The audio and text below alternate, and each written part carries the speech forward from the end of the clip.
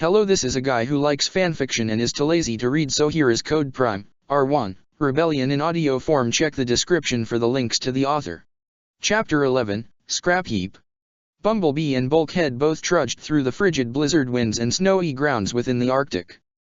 This seemed the last place these two Autobots would be, considering they've been focusing on organizing a rebellion in Japan, but the ARC's scanners had picked up an odd reading some time ago.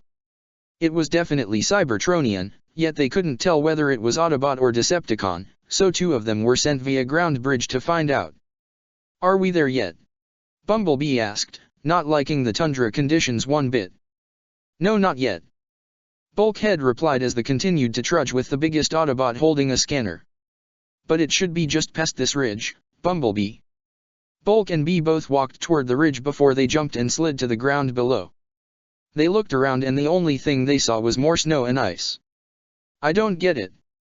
Bulkhead looked at his scanner again. "These readings are off the meter." Bumblebee looked around for a bit when he spotted something. "Hey, I think I found it." He caught Bulkhead's attention as they looked downward to a frozen patch of water where a large, round, and dark metal canister was completely insulated in the ice underneath. The two Autobots were able to haul the frozen canister out of the ice and back to the Ark via ground bridge. Now they were in the infirmary getting checked by the team's medic and his mini-con assistant. "I told you, Doc, we're fine," Bulkhead insisted as he tried to pull two cables off his chest connecting to a machine looking like a human's IV, with Bumblebee hooked up to the same machine, and attempted to stand up, until Ratchet stopped him. "The only way to be certain you're fine, Bulkhead, is to endure standard defrosting procedure," Ratchet told him. "You know prolonged exposure to sub-zero conditions can cause permanent system damage." Fix-It rolled up with a small scanner in his own hands. "While the procedure itself can be taxing, I am pleased to report that neither you nor Bumblebee appear to have sustained any sort of damage. He glitched a bit. Optimus walked into the infirmary. "Ratchet, Fix-It, have you learned anything more about our Arctic find?" "Not yet," Ratchet answered. "The pod can't be opened while it's frozen solid. However, it should be thawed out within 24 hours, by then, we should learn more of its origin," Fix-It added. The massive pod was currently being held in one of the Ark's cargo bays, with a large assortment of massive heat lamps gathered around in an attempt to melt the ice off. Already, about a third of it was thawed out. However, there was some kind of noise coming from the inside. A pounding sound that continued until a tiny crack was seen on the pod's surface. The crack exploded as a tiny metallic claw shot out. The next day, Ratchet opened a portal in the ground bridge bay as Optimus, Cliffjumper, and Arky prepared themselves. "Arky, Cliffjumper, and I will search for any clue which might explain the origin of our Arctic find," the Autobot leader said. "Only until your sensors sound," Ratchet replied as he held a scanner in his hands and aimed the remote settings at his three colleagues. The Autobot logos on all three of them lit with a blue light briefly. "Remember, once your core temperature drops into the blue zone, system failures aren't likely, they're imminent. So, no chance of us getting a tan while we're out, huh?" Cliffjumper joked, resulting in Ratchet groaning in annoyance. Yeah, I know. Don't stay too long or else we'll be botsisles." "Got it."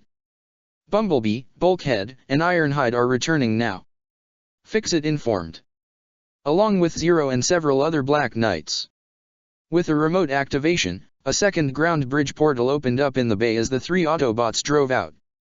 The second portal closed shortly after as several of the Black Knights and their leader, including their newest member Rai, all got out, and the three bots transformed into their natural forms. "Miss us, Doc?"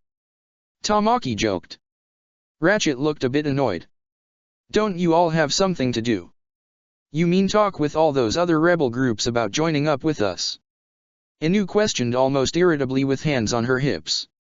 "Already done. The old Yamato Alliance guys are finishing everything up with them. So yeah, we got nothing else to do," Tamaki added. "So where are you guys going?" Colin asked, on the account of the open ground bridge portal. "Tag team, Colin," Arky replied. "Our term for exploration duty." "Exploration, huh?" Tamaki seemed to like the idea. "Beautiful day." Wouldn't mind riding around in a cool-looking motorcycle, picking up a girl or two, rather than just being stuck here in a sunken ship. Arctic exploration duty. Arky said in a tone similar to a mother disciplining a naughty child. In a sunken ship where it's warm. Tamaki quickly said as he and most of the other Black Knights, including Colin, followed Bumblebee out of the ground bridge bay. The Arctic? Why go all the way out there? Ogai asked as he stood along with Zero and Rai. Last night we picked up a Cybertronian pod frozen up there. We brought it back and we're gonna see if we find anything else. Cliffjumper answered. What did you find? Zero asked, with his interest piqued. Weapons? Energon. Don't know. Cliff shrugged. We're still waiting for it to thaw out. The Arctic, huh? Rai walked up. You know. I wouldn't mind seeing some snow. Considering I'm not sure if I ever have once in my life before. He said in a light humor tone, joking about his amnesia. I would invite you to join, Rai. But the conditions are much too extreme, even for we Autobots. Optimus said in a sympathetic tone. Oh. Okay. I get it. Rai nodded. They were about to turn and walk into the porta. But, I will bring you back a snowball. Optimus offered. That'd be cool, thanks. Rai said with a smile. Yeah, that would be cool, wouldn't it? Cliffjumper joked. Arky groaned as she shook her head. Even Zero found that joke to be a bit stale as the Autobot trio turned around to walk into the swirling portal. Rai ran to catch up with Bumblebee and the rest of the Black Knights along with Ogai while Zero stayed with Ironhide, Fixit, Bulkhead, and Ratchet to see the other three Autobots leave just as the portal closed. Transport complete. Fixit reported. However, a second after that, the manual control system for the ground bridge seemed to short-circuit and even slightly explode, catching the attention of the other three Autobots and even Zero himself. By the Allspark! Ratchet exclaimed as the others hurried themselves to Ratchet's position. What was that? Ratchet, what happened? Ironhide exclaimed as Ratchet tried to assess the malfunctioning console, even pulling up and down on the manual lever. Some sort of short-circuit in the ground bridge controls. The Autobot medic answered. Well, what does that mean for Optimus and the others? Bulkhead asked with worry, and even Zero gave a slight gasp at the possibility of something bad happening to them. I have their life signals isolated. Fixit rolled his way down a diagonal ramp down to the ground with the remote in his servos. They appear to have made it through just fine. What about bringing them back? Zero asked. That is the problem, isn't it? Ratchet said. I need some heavy lifting. He pointed to the floor. Remove those floor panels. Chop chop. Bulkhead and Ironhide quickly got to work on the floor. Is there anything I can do? Zero asked. Your human body can't do much in terms of heavily lifting, but see if you can help Fixit find a remote bypass for the ground bridge system. Ratchet told him. Underneath his mask, Lelich narrowed his eyes at the subtle comment about his human features, but he knew Ratchet was right. Not much he can do with manual labor, especially on an Autobot level, so he walked toward Fixit and looked at the remote he was holding. Sorry about him. Fixit apologized for Ratchet.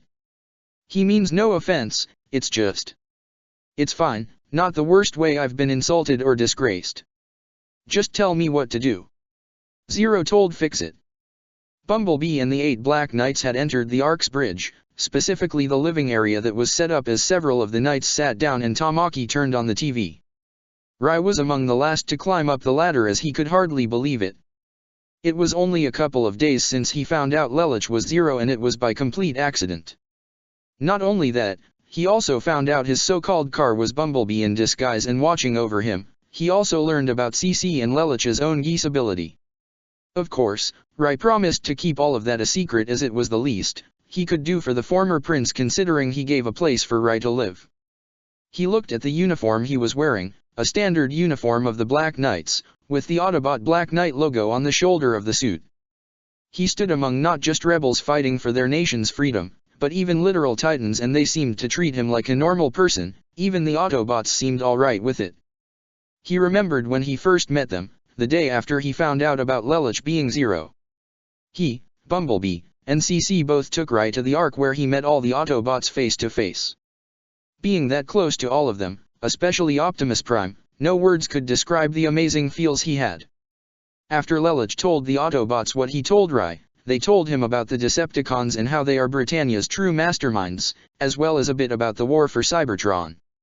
Hearing what the Autobots went through just made him all the more eager to fight with them. They lost just as much as the people in the Black Knights all did, if not more. Now here he stood, a Black Knight himself, and he silently vowed to do whatever it takes to help these people and save this world from Britannia and the Decepticons. Hey kid, what are you doing all standing around like that? Come on, sit down and chill with us. Tamaki urged with a friendly smile. Yeah, okay. Rai was slightly startled out of his thoughts as he sat down on a coach, on a spot in between Ogai and Colin that they saved for him. So, how does it feel to be a Black Knight? Ogai asked. Pretty amazing. Rai answered honestly. If I heard that one of the hostages we saved during the hotel jacking would be so inspired that he'd actually want to join us, I wouldn't believe it. Ogai said. Kinda like how you're fighting with alien robots that transform into cars. Rai jokingly asked. You know, I'm standing right here, right?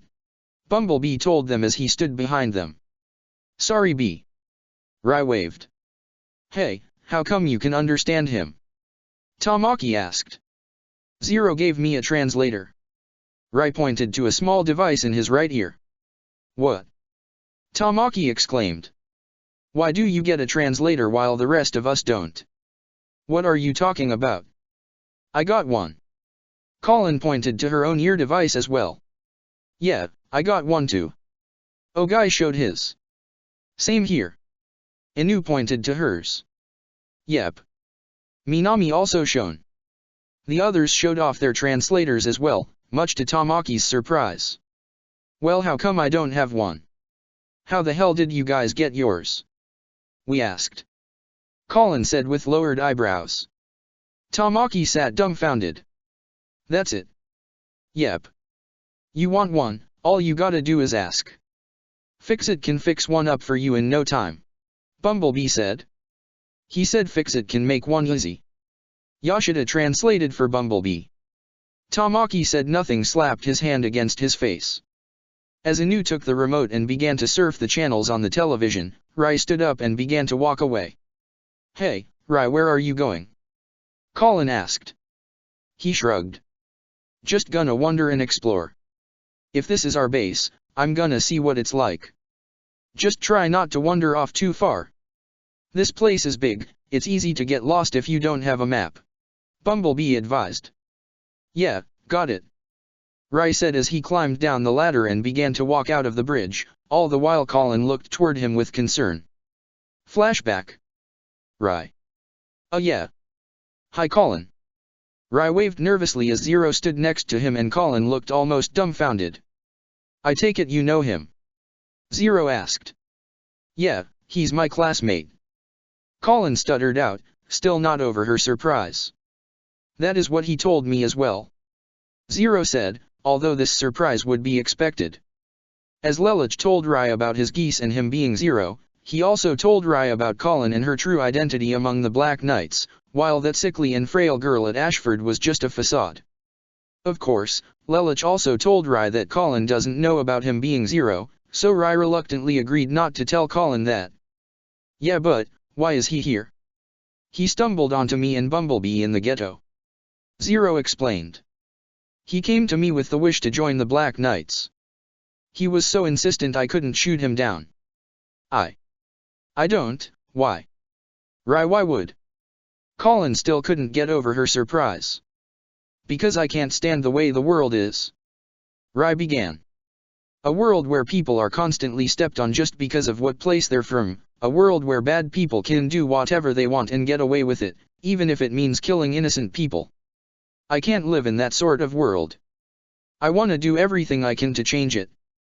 Colin, what you and Zero, and all those Autobots and Black Knights are doing is nothing short of amazing. And I want to be a part of that.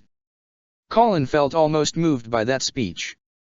She knew how Rai felt about Britannia as she's heard him openly voice his disdain towards the Empire before, but at the same time, if he joins the Black Knights, he'd be putting his life in danger, so she was naturally concerned. Rai, listen. This isn't like joining some kind of club back at school or anything. Colin said. You are joining a rebellion. The choices you make could be matters of life and death, that includes your own life. You might have known me only as that frail and sickly Colin Stotfeld, but I still see you as a friend. And I don't want you to get hurt, or worse, end up getting killed. Rai sighed. Colin, I know the risks. Believe me, Zero made that quite clear. But I made up my mind.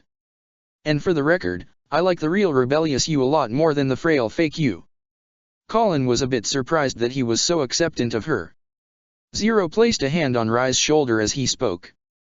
Don't worry Colin, I won't have Rai placed in a position that will put his life in danger. Not until he has proper training. The masked revolutionary spoke. In the meantime, maybe you could help show him the ropes. It would make the process go much more smoothly if he was with a friend, someone he was comfortable with. Yeah. I can do that. Colin smiled as she offered Rai a hand. Welcome to the Black Knights, Rai. He smiled as he firmly grasped her hand. End flashback. So, he's a friend of yours from school? Ogai asked Colin, bringing her thoughts back to reality. Yeah. The one with amnesia I told you about. Amnesia, huh? Poor kid. Gotta be rough when you don't remember who you are. Inu said. You sure it's a good idea to bring him in? Sugiyama asked. We talked about it with Zero. Colin replied. Even some of the bots seem okay with it. He's a good guy. Bumblebee voiced his opinion. With the proper training, I think he'll make a good Black Knight. Hey guys, look. Tamaki got everyone's attention. The news is all over us. The Black Knights and the Yellow Autobot turned their attention to a news report about the recent successes of the Black Knights and the Autobots. Rai wandered around the halls of the Ark, looking around. He remembered how the Autobots told him this once served as the main Exodus ship for leaving Cybertron. So, he naturally expected it to be big, but this seemed very big. He could only wonder what the ship looked like on the outside. However, the white-haired boy's thoughts were caught by the sound of metal hitting metal. He looked to the right to see a large bolt had fallen onto the ground. He curiously walked over to pick up the bolt when he heard some odd noise that sounded like a scurrying kind of sound, only more metallic. It came from the high ceiling above him, but as he looked around, he didn't see anything. Hello? Is someone there? He tried to speak out, but he didn't get a proper response, just more of that odd sound. Rai was about to walk around and keep looking when he tripped and fell over something. He groaned a bit as he got up, only to see a small metal creature staring right at him. He got startled a bit as he jumped back on his backside to get a better look at the creature. It didn't look any bigger than the cat at Ashford, Arthur. It had a large metal head with tiny little metal legs underneath it and big buggy blue eyes. The creature looked at Rai curiously. Where did you come from? Rai stood up a bit. Lelich didn't say anything about the bots having pets. It actually looked kinda cute. He smiled as he took out the bolt he picked up. You play fetch. The creature bounced up and down and ran in a circle almost like an excited puppy dog. Well, go fetch. Rai threw the bolt down the hall as the small creature ran to go get it. But it actually seemed to eat the bolt, much to Rai's shock. Wait. Don't eat that. You're gonna choke. The creature turned towards Rai and seemed alright. Or, not. The creature then scurried back to Rai and actually cuddled against his leg. Rai smiled, taking a liking to the creature. I bet the others would love to meet you. Come on. Rai walked back the way he came with the tiny creature following him. However, Rai didn't seem to notice the hole in the wall behind him with large bite marks all around it, even sparks shooting out from broken circuits. Back at the bridge, the Black Knights and Bumblebee were watching the news that showed a press conference with the Brighton Neon Knight Guilford at the stand receiving questions. Sir Guilford, why is it we still have yet to receive a comment from Princess Cornelia? The Viceroy is currently unavailable at the moment, so I'll be taking the questions. Guilford answered, on the account Cornelia hadn't yet returned from her mission. What do you say about the Black Knights? The Black Knights are a terrorist organization being led by the man who murdered Prince Clovis. As of yet, we have been unable to learn of Zero's identity or of their location. Guilford responded. What about these Autobots? It is rather obvious they aren't Knight Marrays. Can you make any comments about them? I cannot offer any comments with that. Guilford answered. Sir Guilford, you say the Black Knights are terrorists, yet they and the Autobots have been hitting multiple terrorist cells as well as criminal syndicates and even exposed corrupt politics. They even gone so far as to turn in solid evidence to the police. Despite their actions, they do not answer to any law enforcement or governing body. If they aren't terrorists, then they are vigilantes that take the law into their own hands. Tamaki smirked. Look at em, nice to see them being grilled for a change. Kinda nice to know we're getting this much support, even Brightonian civilians are wanting to back us. Ogai said. You say that now, but wait till we actually fight Britannia again. Minami said. That's right, once that happens, they can just turn around and go back to Britannia. Sugiyama agreed. Colin immediately thought of her friends among the student council. They all seemed like very good people. Would they support Britannia despite most of them being saved by the Black Knights? Maybe if Britannia's corruption was exposed, more people could side with them. Not if we show that it's the whole empire that's corrupt, and even a puppet to the Decepticons. Bumblebee voiced with bleeps. We could get plenty of factions in Britannia wanting to join us. Inu looked a bit skeptical. Yeah, that'd be the day. However, their discussion was cut off as the television flickered on and off, along with all the lights in the Ark's bridge, turning on and off quickly and the TV going to static, much to their confusion. What the heck? Tamaki questioned. What's going on? Yoshida also questioned. Some kind of power failure. Ogai asked as they all turned their eyes toward Bumblebee, who shrugged. Don't look at me, I'm not a mechanic. We should probably find the other bots and see what's going on. Colin suggested. Yeah, good idea. Ogai agreed as they all quickly got down onto the ground and followed Bumblebee toward the ground bridge bay where Ratchet probably still was. The panels on the floor have all been lifted as Ratchet pulled out a motherboard only to find it with several blown out holes in it. We most definitely have a problem. Ratchet groaned. But what could have caused this? Right as Bumblebee and the rest of the Black Knights entered the bay, the lights flickered on and off again, causing they, as well as Zero, Bulkhead, Ironhide, and Fix-It to look in concern. Or that? Bulkhead questioned. It's happening here too. Ogai asked. The bridge was going on and off just like over here. Colin said. Even the TV was wiped out. Tamaki grumbled. Just when it was getting good too. Inu gave Tamaki a slight elbow. So, what's going on? Some kind of generator failure? Colin asked. Not sure, but the ground bridge appears to be the worst of it right now. Zero informed. We couldn't even get a remote start. Didn't you guys say this ship crashed-landed? Yoshida questioned. Maybe something broke when we landed.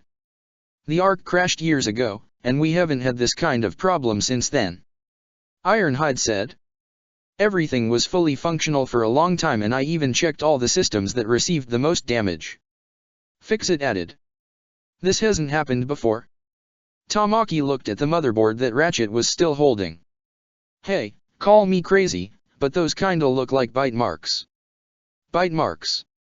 Colin and Ogai questioned at the same time as they all looked toward the motherboard. That does look like it was chewed through. Minami noticed.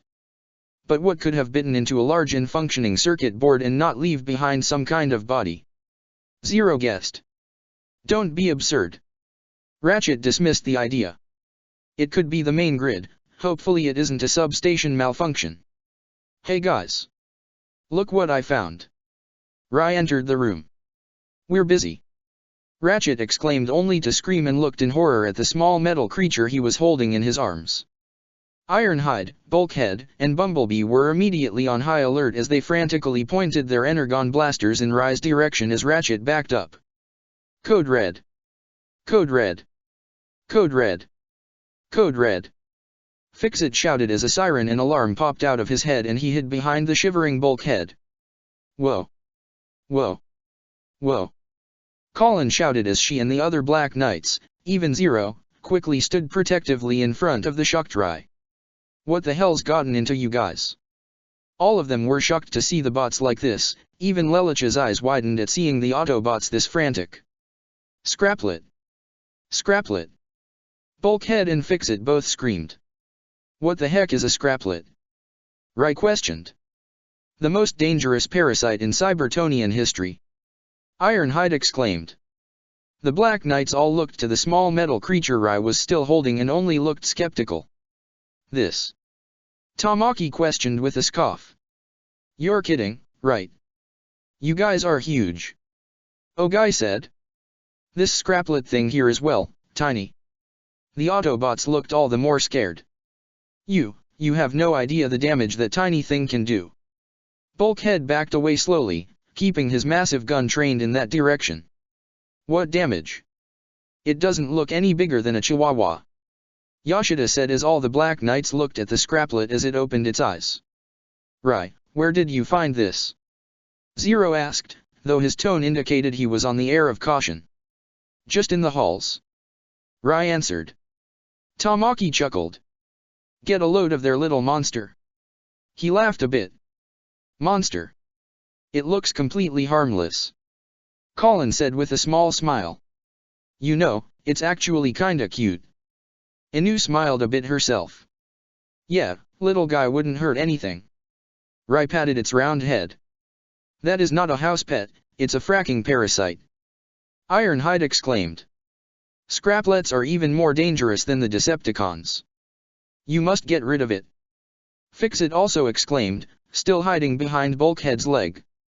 Most of the Black Knights didn't seem to pay attention, but Lelich had a look of uncertainty underneath his mask. If the Autobots are really this afraid of it, but it's so small, why would they be so scared? The Scraplet looked past the humans surrounding it and happened to spot the Autobots. The creature's point of view is almost a mix of metal detection and infrared. It saw the living sentient machines and immediately leapt from Rai's grip, surprising him and the Black Knights. Its mouth opened to reveal multiple serrated teeth and what looked like the inside of a garbage disposal with buzzsaw blades. It quickly made its way toward the Autobots as Bumblebee, Ironhide, and Bulkhead tried to shoot at it with their energon blasters, but it was so small they couldn't hit it. It leapt toward Bumblebee who was closer and began actually chewing on his leg. All the Black Knights were taken aback by this, even Lelich's eyes widened in shock underneath his mask. Bumblebee fell back as he tried to grab the Scraplet, but it chewed on his hand and began to move its way up his arm, only for him to brush it off. The Scraplet was about to jump back towards him, until Rai came in with a crowbar and began to pound it relentlessly. After 2 hits, it was already dead, but he kept pounding and yelling. At the 8th strike, Zero firmly placed a hand on Rai's shoulder. All right. I think you got it, take it easy. The masked leader said calmly, letting Rai calm down before he immediately ran toward Bumblebee. None of the Black Knights had the words for this, the only expressions they currently had were round eyes and circular jaws. Holy crap! That came out of nowhere. Tamaki voiced with wide eyes. Definitely did not see that coming. The shocked Colin uttered. It was so small, and it did that. Ogai stuttered as he gestured toward the injured Bumblebee as Rai and Ratchet were trying to help him. I'm sorry. I had no idea. Rai quickly apologized. Don't worry about. Bumblebee told him. He's gonna be okay, right? Rai asked Ratchet who checked the wound on him. Only a mesh wound, he'll live. Ratchet said. Now do you believe us? Ironhide exclaimed toward the Black Knights. All Scraplets do is dismantle machinery and eat anything metal. Bulkhead exclaimed. Especially moving and living metal. Fix-It added, still behind Bulkhead's leg. Well, bugs squashed, game over. Right. Ogai hopped. No. Ratchet insisted. When it comes to Scraplets there's never just one. You're kidding. There's more of these things. Anu exclaimed. How did they even get in here? Colin questioned. I think I know. Ironhide had a pretty good idea. The Autobots and Black Knights all gathered in the cargo bay as they looked into the giant canister that was brought in from the Arctic the previous night, only to find it completely empty with a gaping hole along the side. All the Black Knights, including Rai and Zero, had rifles in their hands as they and especially the Autobots looked very nervous. "It's a trap. A scraplet trap," Ratchet stated. An empty scraplet trap." Bulkhead shivered with Fix-It still hiding behind him. The pod was, most likely ejected into space, eons ago, maybe even before the war began judging by the pod's carbon grating, matting, dating. Fix-It stuttered. "You stuttering from your glitch? Or out of fear?" Yoshida asked. "Both," Fix-It replied.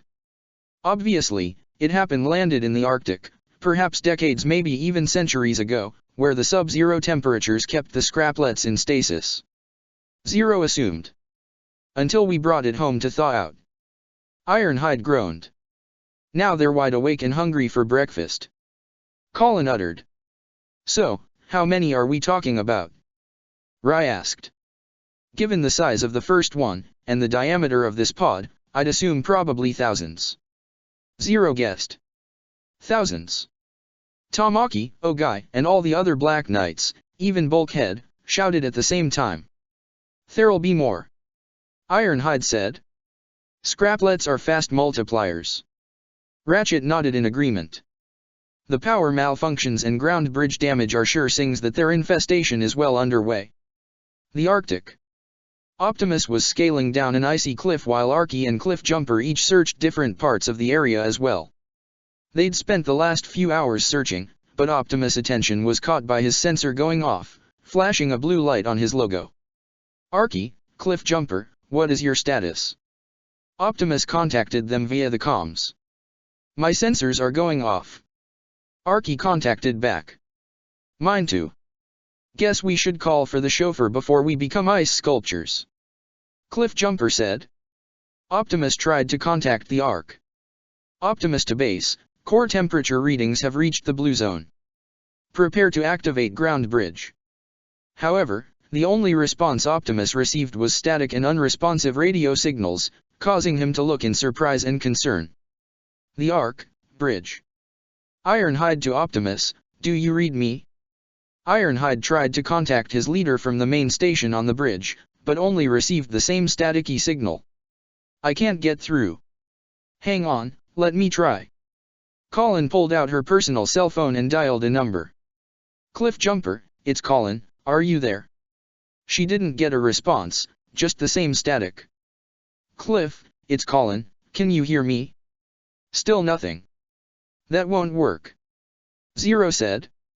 "We adjusted the Ark's communication frequencies so that your own personal cellular devices would be compatible with it, while also hiding the signal from other parties." Fix-It added. "It's how we're able to hide from the Decepticons and Britannia, otherwise it would be impossible to get a signal down here." Zero explained. "Huh? I was wondering how I could get 5 bars here," Sugiyama assumed as he looked at his own cell phone. "I just thought you guys had some kind of fancy alien Wi-Fi or something," Tamaki assumed. "We'll worry about that later," Ogai stated. "Why can't we reach Optimus?" "The scraplets have gotten into the comlink system, how else?" Ratchet stated. "If we don't eradicate these creatures immediately, they'll reduce the entire Ark to a scarp heap." "Well, I saw we bug out of here and let M keep it," Bulkhead exclaimed. "I'm all for that. Let's just leave before we become the special of the day," Bumblebee agreed. "No. Not an option," Ironhide stated firmly. "Besides the intense water pressure outside, if the ground bridge isn't working soon, Optimus, Arky, and Cliffjumper will all die. That took all the Black Knights by surprise." "They will." Rai stuttered with fear. "Seriously, how the hell can a little cold bother you guys? You're freaking made of metal," Tamaki exclaimed. "Haven't you even traveled through space? That's supposed to be so cold you freeze the second you go out there." Inu also exclaimed. "It's not just the cold," Fix-It said. The unique atmospheric elements of your planet combined with sub-zero temperatures can create an effect that is similar to oxidation, which has a drastic effect on Cybertronian biology. Zero looked at the shocked Black Knights. I told you before when we first met. These are not Knight Marrays or even simple machines. The Autobots are sentient machines, they think and feel the same way we do, they even have weaknesses the way we do as well. Robots, that can feel? Colin uttered in surprise. Robots, that can die.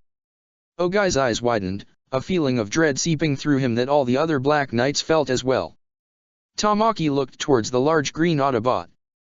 Bulkhead, I've seen you charge Knight Marray's head on and you always keep saying how you lop fenders with those con guys, but you're afraid of a bunch of bugs. Tamaki, you haven't seen a swarm of these things devour a bot. I have. Bulkhead recalled dreadfully. They pick you apart from the inside out. Going for the small, juicy bits first. Fuse by fuse, circuit by circuit, till there's nothing left. And I mean nothing. Not even your optics. And just imagine what they can do to mini-cons.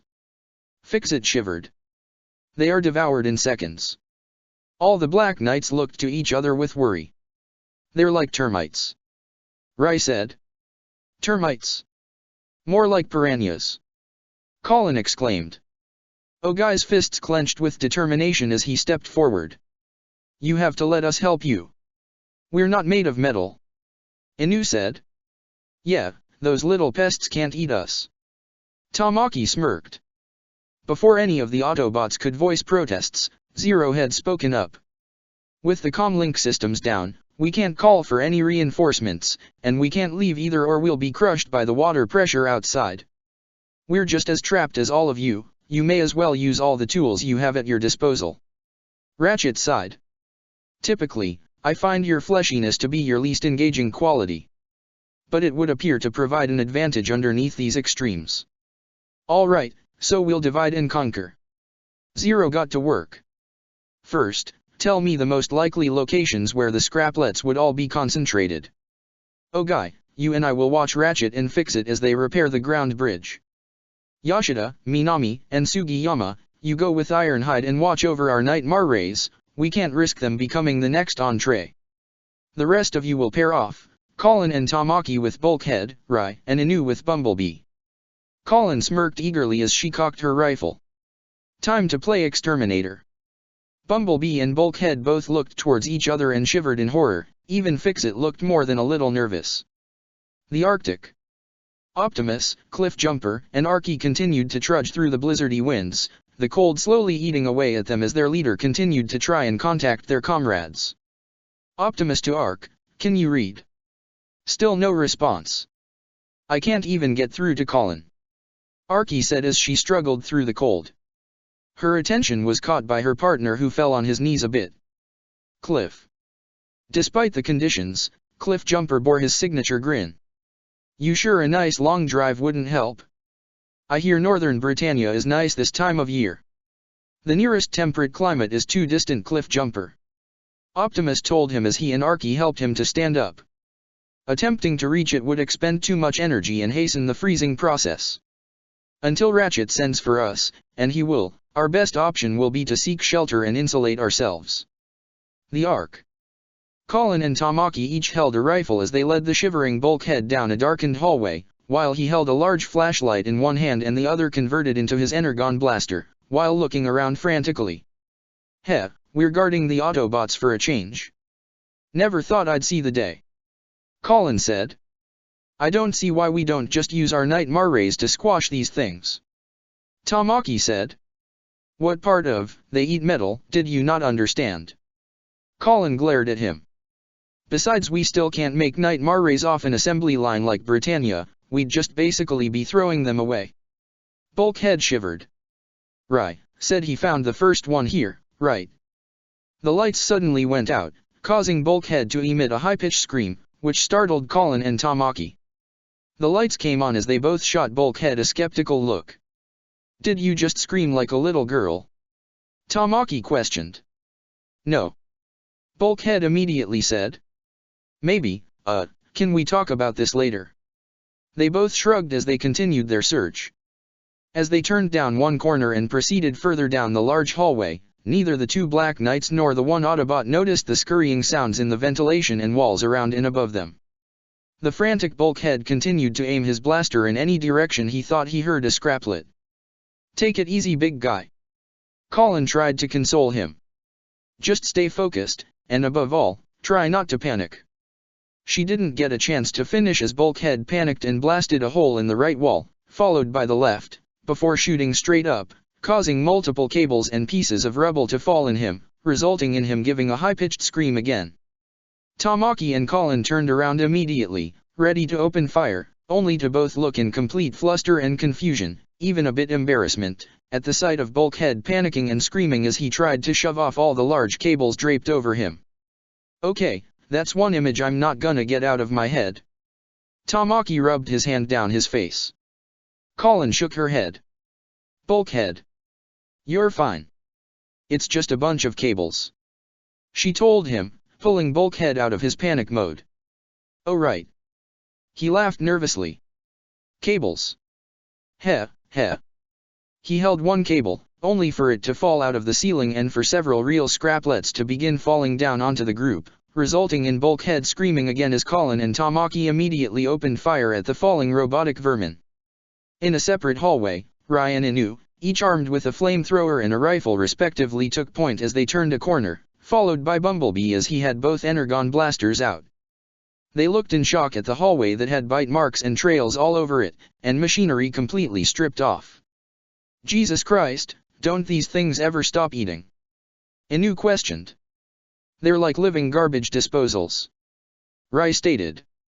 "I'm just glad they don't eat flesh." "Speak for yourself," Bumblebee bleeped, still trying to maintain his composure as they continued down the hall. The trio slowly came towards a ventilation port at the far end of the hallway where they thought they heard some scurrying sounds on the other end of the panel. Bumblebee motioned for the two to find cover around the corner, which they did as Bumblebee slowly began to grip the panel. He quickly pried it off as Ryan and Inu aimed their weapons down the port, with Bumblebee aiming both his right energon blaster, only to find it was simply a rundown fan. However, they heard the real deal coming from a small hole behind them as they turned to hear the noise of metal grinding and running saws coming closer and closer. "Time for the appetizers," Rai uttered in nervousness. A group of scraplets began to pour out of the hole as Inu immediately shot her rifle. The bullets seemed to tear through each scraplet like tissue paper, while Rai used his flamethrower to roast the ones closer. However, it seemed like more were pouring in through that hole as Bumblebee desperately opened fire.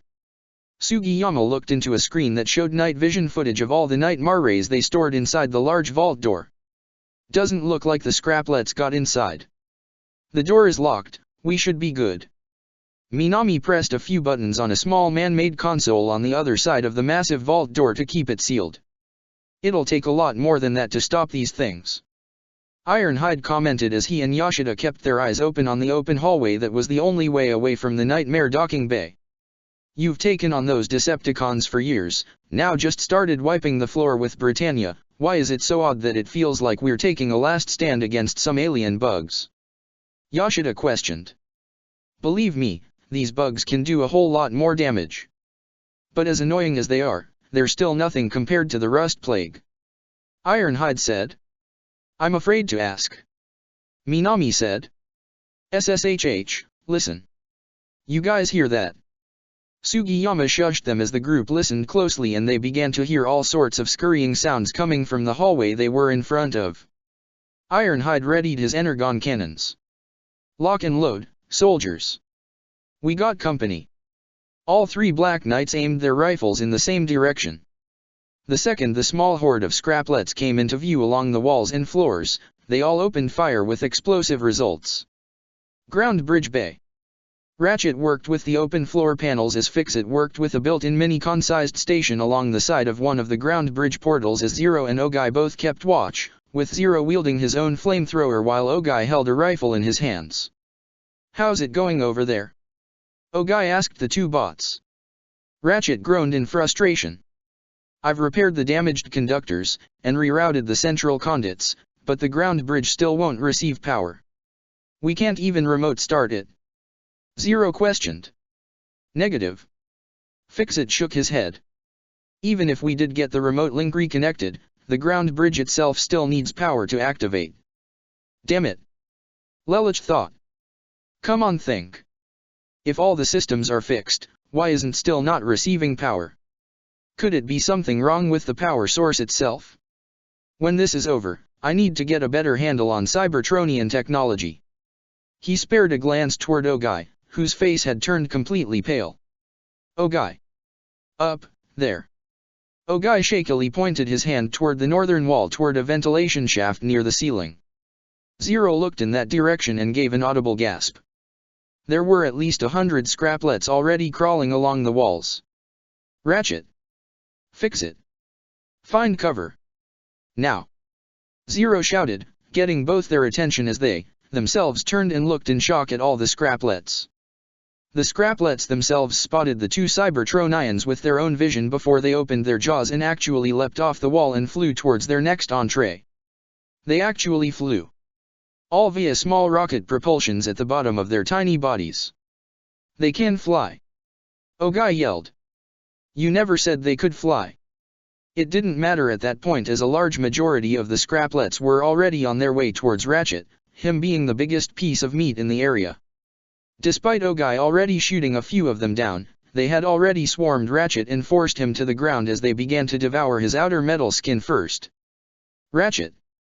Ogai and Zero were already running toward him, when Zero spotted Fixit screaming and trying to wheel away from a smaller group of flying scraplets chasing him. Ogai, help Ratchet. I got Fixit.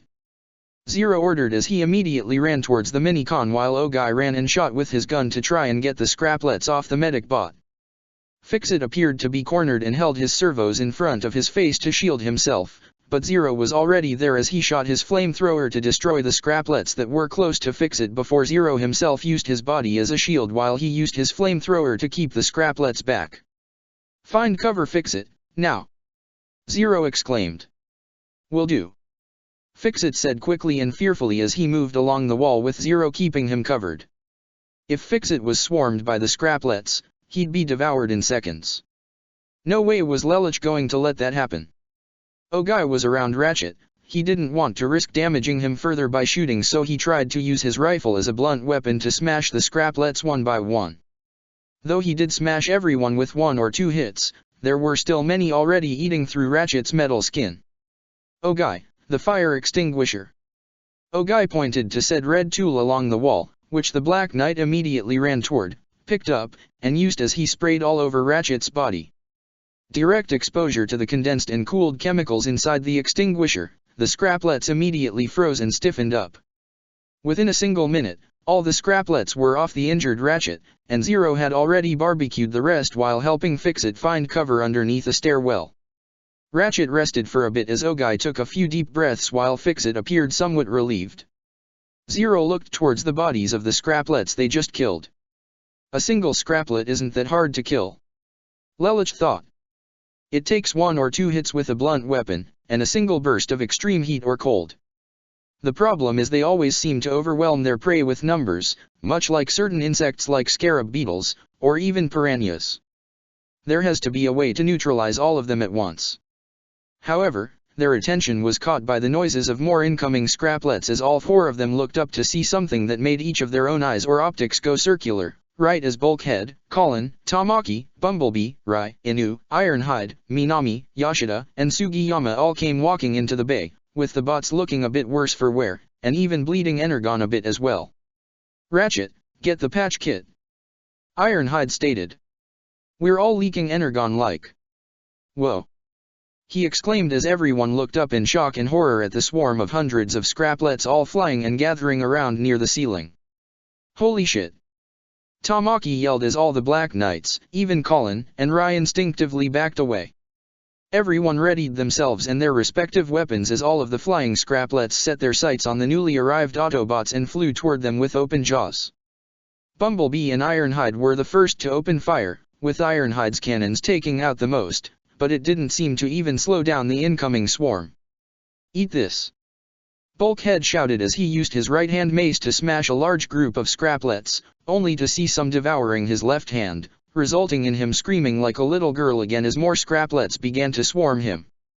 All the Black Knights immediately opened fire as they ran into the fray, shooting up and hitting every single scraplet they could, reducing them to scrap metal, while Rai and Zero both used their flamethrowers to destroy all the scraplets that had already begun to swarm Bumblebee and Bulkhead, who already fell to the ground and began to scrape off the parasites biting into their bodies. Tamaki even went to butt several of them off Bulkhead with his rifle as Ogai continued to spray the fire extinguisher over Ratchet, who was still being swarmed himself. Ironhide seemed to be still going at it with his cannons as he yelled like a warrior and continued to fire up at the swarm's main cluster before they all began to overpower him, and he fell down as well. The Arctic. Optimus, Arky, and Cliffjumper had found something of a small cave to keep themselves covered from the freezing temperatures and snowy winds that continued to blow over them, but it didn't provide too much cover, only enough to barely hold themselves. Optimus kept his eyes open while Cliffjumper struggled with his own, only closing them for a brief second before suddenly opening them up. "I'm awake. I'm awake." He lowered his head. "This is so not cool." "Yeah, that was not a good joke." Optimus paid it no mind as he directed his attention to the other Autobot in their group. "Arky, wake up." The blue female Autobot woke up a bit as she rubbed her optics. "Just resting my eyes. The longer we remain alert, the longer we remain alive," Optimus said. "So, what do you think happened back at the Ark? We can't get a ground bridge or call for any pickup." Cliffjumper said kinda weakly. "I couldn't even reach Colin's cell number. Our predicament could be the cause of a simple malfunction," Optimus assumed. "With 3 brainiacs like Ratchet, Fix-It, and Lelich all gathered there?" Cliffjumper asked. "Nah, I don't think it was a simple malfunction. Something big must have happened." "Speaking of big, you know something I didn't expect?" Arky asked, trying to maintain a conversation to keep themselves alive as long as possible. "What Lelich did for Colin. He used his geese to provide her and her mother a new place to stay," Optimus said. "Yeah, she really hated that mansion she lived in," Cliffjumper said. "That glitch of a stepmom pretty much made her and her mom miserable there." He chuckled a bit. "You know, when I helped Colin pack up her and her mom's things, and we were about to head out, her stepmom tried to stop her, and you know what Colin did? She called her stepmom a royal bitch before delivering a right hook to the face." He laughed. "Kid's got a real fire in her." Arky smirked. "I like her, she's a real fighter." Her smile faded slightly. "But it's not just what Lelich did for, but he brought that kid in from his school." "Right," Cliffjumper said. "Yeah, apparently he found out about Lelich being Zero by complete accident. We're not exactly running a school program right here," Arky said. "Not sure what good the kid can do right now. Rai may be inexperienced at the moment, Colin's temper and stubbornness can be troublesome, and Lelich himself has issues of his own." Optimus began. "However, each of their own inner strength is without bounds. Their desires on creating a better world are very real, as is their passion for justice. One should not be measured by size or origin alone." The Ark. The burnt, frozen, and broken bodies of countless scraplets laid scattered across the floor of the ground bridge bay, while Zero, Ogai, and Rai used their respective flamethrowers and fire extinguishers to finish off the remains of the scraplets on the floors, while some of the remaining Black Knights, including Tamaki, used their guns as blunt weapons to make sure they stayed down.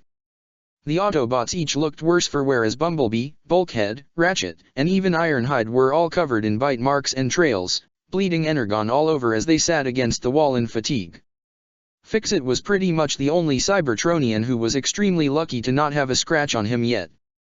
"Please tell me we got them all," Colin said. In direct response to that, they all heard a very faint but very familiar sound coming from down the halls. The sounds of scraplets feasting and moving throughout the rest of the Ark. "Hardly," Ratchet said. "These were just scouts."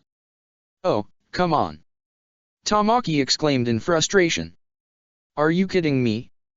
Primus, help us!" Bumblebee sunk further into the floor. "So, the rest of them know we're in here?" Fix-It stuttered as he stuck particularly close to Zero. "Most likely," Zero responded. "They sent scouts to isolate and corner their prey." "That's actually rather clever." Great, so how about you guys use those big brains to find a way to get those things out of here? Tamaki exclaimed. What do you think we've been doing? Ironhide stated. Well, playing exterminator obviously didn't work, we barely made a dent in them. Bulkhead groaned. If we allow ourselves to become their next meal, Optimus, Arky, and Cliffjumper will never make it home. Ratchet said. We must get the ground bridge operational. We do that, we can use it send the scraplets anywhere on Earth. Ogai said with realization. Hey, I got an idea. Tamaki stated. Let's drop these things off right at Britannia's doorstep. Let those guys deal with all this. That is a bad idea. Zero contradicted immediately. Yes, the scraplets may be able to do some damage to Britannia, but with the Decepticons allied with them and the advanced technology they have at their disposal, they could find a way to trap the scraplets and potentially weaponize them. That thought made Bumblebee, Bulkhead, Fix-It, and even a few Black Knights shake with fear. Weaponized scraplets. Bulkhead shivered. If they possessed something like that, they could destroy all enemies who stand in their way, including us. Ratchet stated. Sending to Britannia is out of the question. Damn it. Tamaki grumbled while Anu smacked him upside the head for coming up with that idea. Well, why don't we just send them back to the Arctic? Rai suggested. I mean, we already know they don't like the cold. Just using a fire extinguisher gives them frostbite. That is actually a really good idea. Colin voiced. Given the body mass each individual scraplet, direct exposure to sub-zero temperatures should freeze them within seconds. Zero said. Well then, it looks like we have a plan. Ironhide stated. But all the good that's going to do if we can't get the ground bridge up. But I don't understand why it isn't working. Fix-It said. I checked over all its manual systems, everything in here should be working properly. Ratchet began to think. The ground bridge itself should be working properly, so if it still isn't receiving power. His eyes widened. There must be a breach in the Energon fuel line. Great. But not very helpful. Bumblebee stumbled as he couldn't even stand up properly. Bulkhead groaned. If we weren't all breaching, one of us could get back over there and fix it. Tell us where to find it. Ogai stepped forward. And how we can fix it. Colin added. Ogai, Colin, and Rai watched their steps as they tiptoed through a hallway, following a tube that served as the Energon fuel line connecting to the ground bridge bay with dozens of scraplets walking along the floor. However, the scraplets themselves paid the humans no mind as they were organic and didn't serve as any kind of meal for them. Ogai held a toolbox as he looked back to see how both Rai and even Colin were a little nervous around the scraplets and chose to console them. It's okay. He told them. Remember, we're good. We're not made of metal. Colin's eyes spotted what they were looking for. There's the breach. She pointed towards an area of the tube where liquid energon was leaking out of its underside. The trio quickly ran towards the spot as Ogai set the toolbox down. Come on, we need to work fast. Ground Bridge Bay. Zero and the remaining Black Knights, Tamaki, Inu, Yoshida, Minami, and Sugiyama all stood guard around the injured Autobots and Fix-It, waiting for the go to activate the ground bridge and the inevitable swarm to come. So, if we get the ground bridge up. Inu said. When we get the ground bridge up. Ironhide instead. Right, when we get it up, do we send our infestation problem out, or bring our bots in? Inu asked. Optimus, Arky, and Cliffjumper would all be fresh meat. Ratchet said. We bring them in first and the scraplets would have no reason to leave. You've dealt with scraplets before, how did you handle them? Zero asked the Autobots. Ironhide sighed. Those things may be killing machines, but they're not all that bright. We could always lure them into special traps. It's like how we get rid of rats and things. Minami said. And we always use some kind of bait. Where are we going to get bait? Bulkhead exclaimed. The scraplets already helped themselves to everything in here. Unless you guys got a large chunk of metal hanging around, I don't see anything we can use as bait. Tamaki stated. An idea soon popped into Lelich's head. Bait. With nothing said, he immediately turned around and ran towards the exit, much to everyone's surprise. Hey. Where the hell are you going? Tamaki questioned. I have an idea. Protect the Autobots. I'll be back. Zero called to them as he already left the bay. Did he just ditch us? Tamaki exclaimed. No. He has a plan. Zero always has a plan. Fix-It glitched. How could he even ditch us anyway? Inu questioned. We're thousands of feet underwater. He's got nowhere to go. Bumblebee looked in the direction Lelich ran. There is no way Lelich would just ditch us all like this. He says he has a plan and I believe him, I just hope he knows what he's doing because we're almost out of time. Ryan Colin held a large piece of metal over the breached area of the Energon fuel line as Ogai finished using the blowtorch to weld it shut. All right, that should hold. Ogai said with a sigh of relief. However, right as he said that, all the scraplets became much more active as they flew into the air and into a ventilation shaft into the ceiling. Oh. Guess it's lunch time. Rai gulped as he, Ogai, and Colin looked in worry. Pretty much every scraplet had burst out of all the ventilation shafts in the ground bridge bay and began to circle around in the ceiling as Bulkhead and Bumblebee sunk themselves lower into the ground, with Fix-It taking cover underneath a stairwell while all the Black Knights armed themselves with what little ammunition they had left. Even Ironhide and Ratchet looked more than a little worried. Using a special mini-con path that Fix-It showed him, Zero was able to quickly get where he needed to go. This path served as a means for mini-cons to get to certain areas in the Ark as quickly as possible without running the risk of getting crushed underneath larger bot feet in the event of an emergency. Zero quickly came towards a large vault door before running toward a control pad at the side. No. This won't end here. He said to himself. There is no way I'm losing to some oversized metal termites. After putting in the necessary code, Zero stepped back as he took off his mask to reveal his own face as the vault door began to open. Lelich smirked once he saw all the untouched Nightmare rays inside. You want bait, I'll give you bait. The Arctic. This seemed like the end. Their core temperatures had reached an all-time low as Cliffjumper, Arky, and even the mighty Optimus looked like they were ready to accept their fate as they laid down in the piling snow.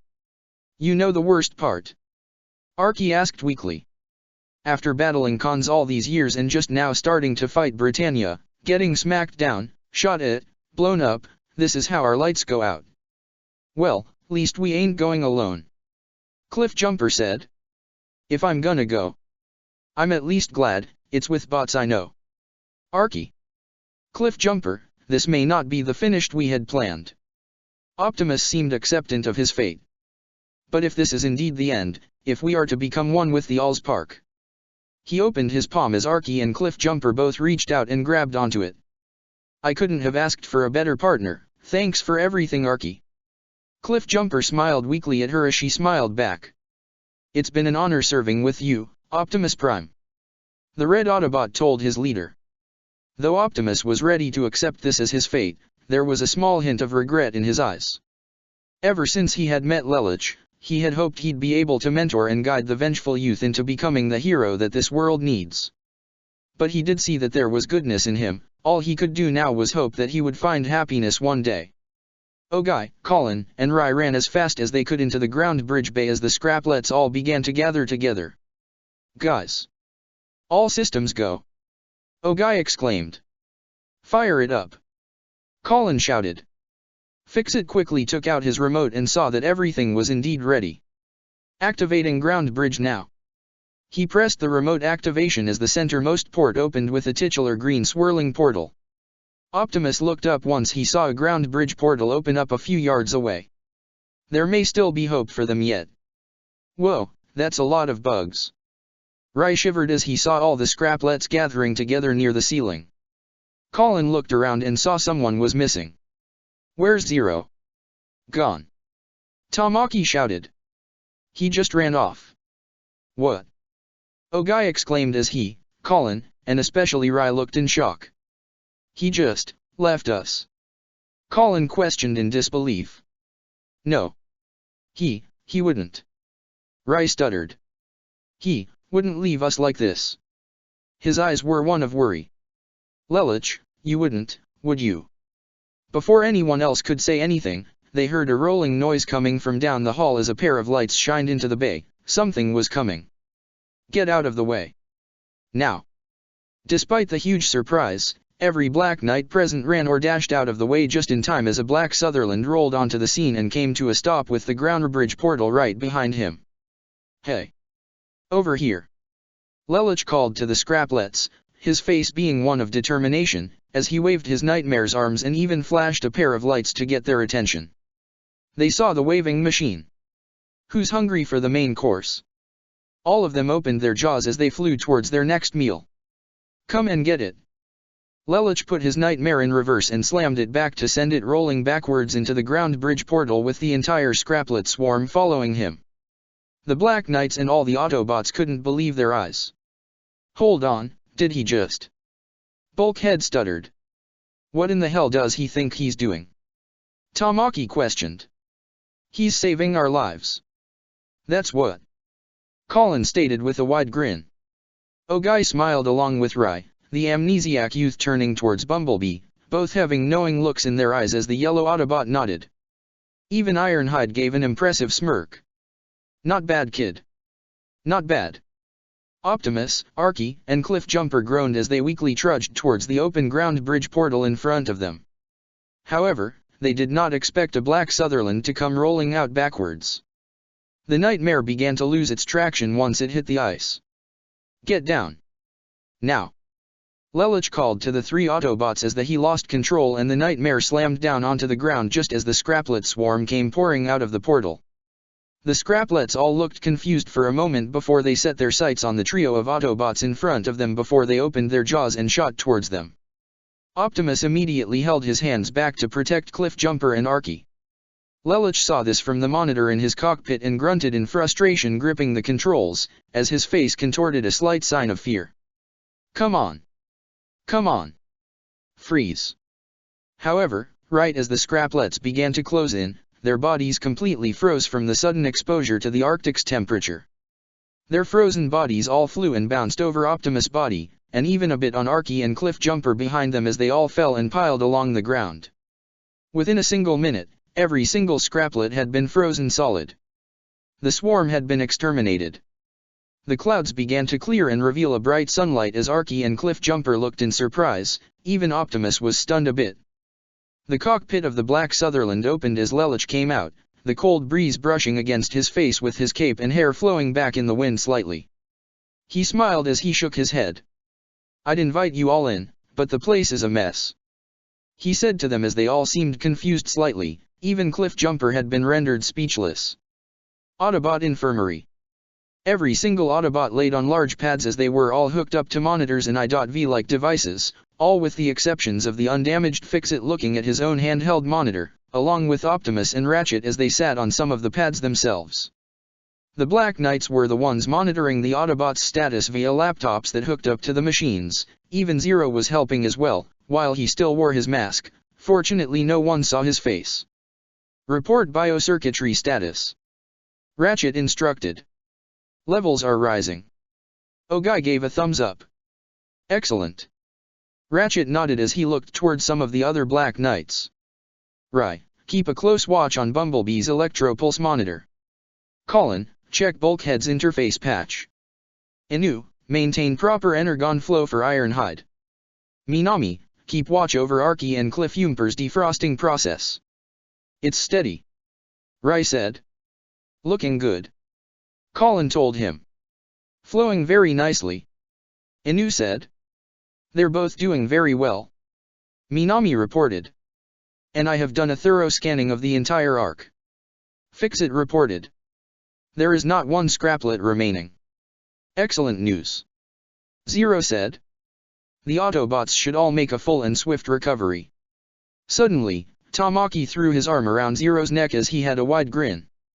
Dude. What you just did was awesome. Tamaki praised. I gotta admit, I really didn't trust you all that much, but with that badass stunt you just pulled. I'm gonna tell ya right now, I don't care who's underneath that mask. Heck, I don't care if you're a couple of midgets in a bodysuit, I'll follow you all the way, buddy. Yeah, that was pretty amazing what you did, Zero. Ogai said with a smile as the other Black Knights began to praise their leader. Why didn't you just tell us what you were doing? Sugiyama asked. I apologize, there wasn't enough time. Zero said. Yeah well, still really awesome. Colin nudged his arm with a smirk. But I don't expect any less from you. As the other Black Knights complimented their leader, Zero spared a glance towards Rai as he smiled and nodded to his friend underneath the mask, while Lelouch smiled back.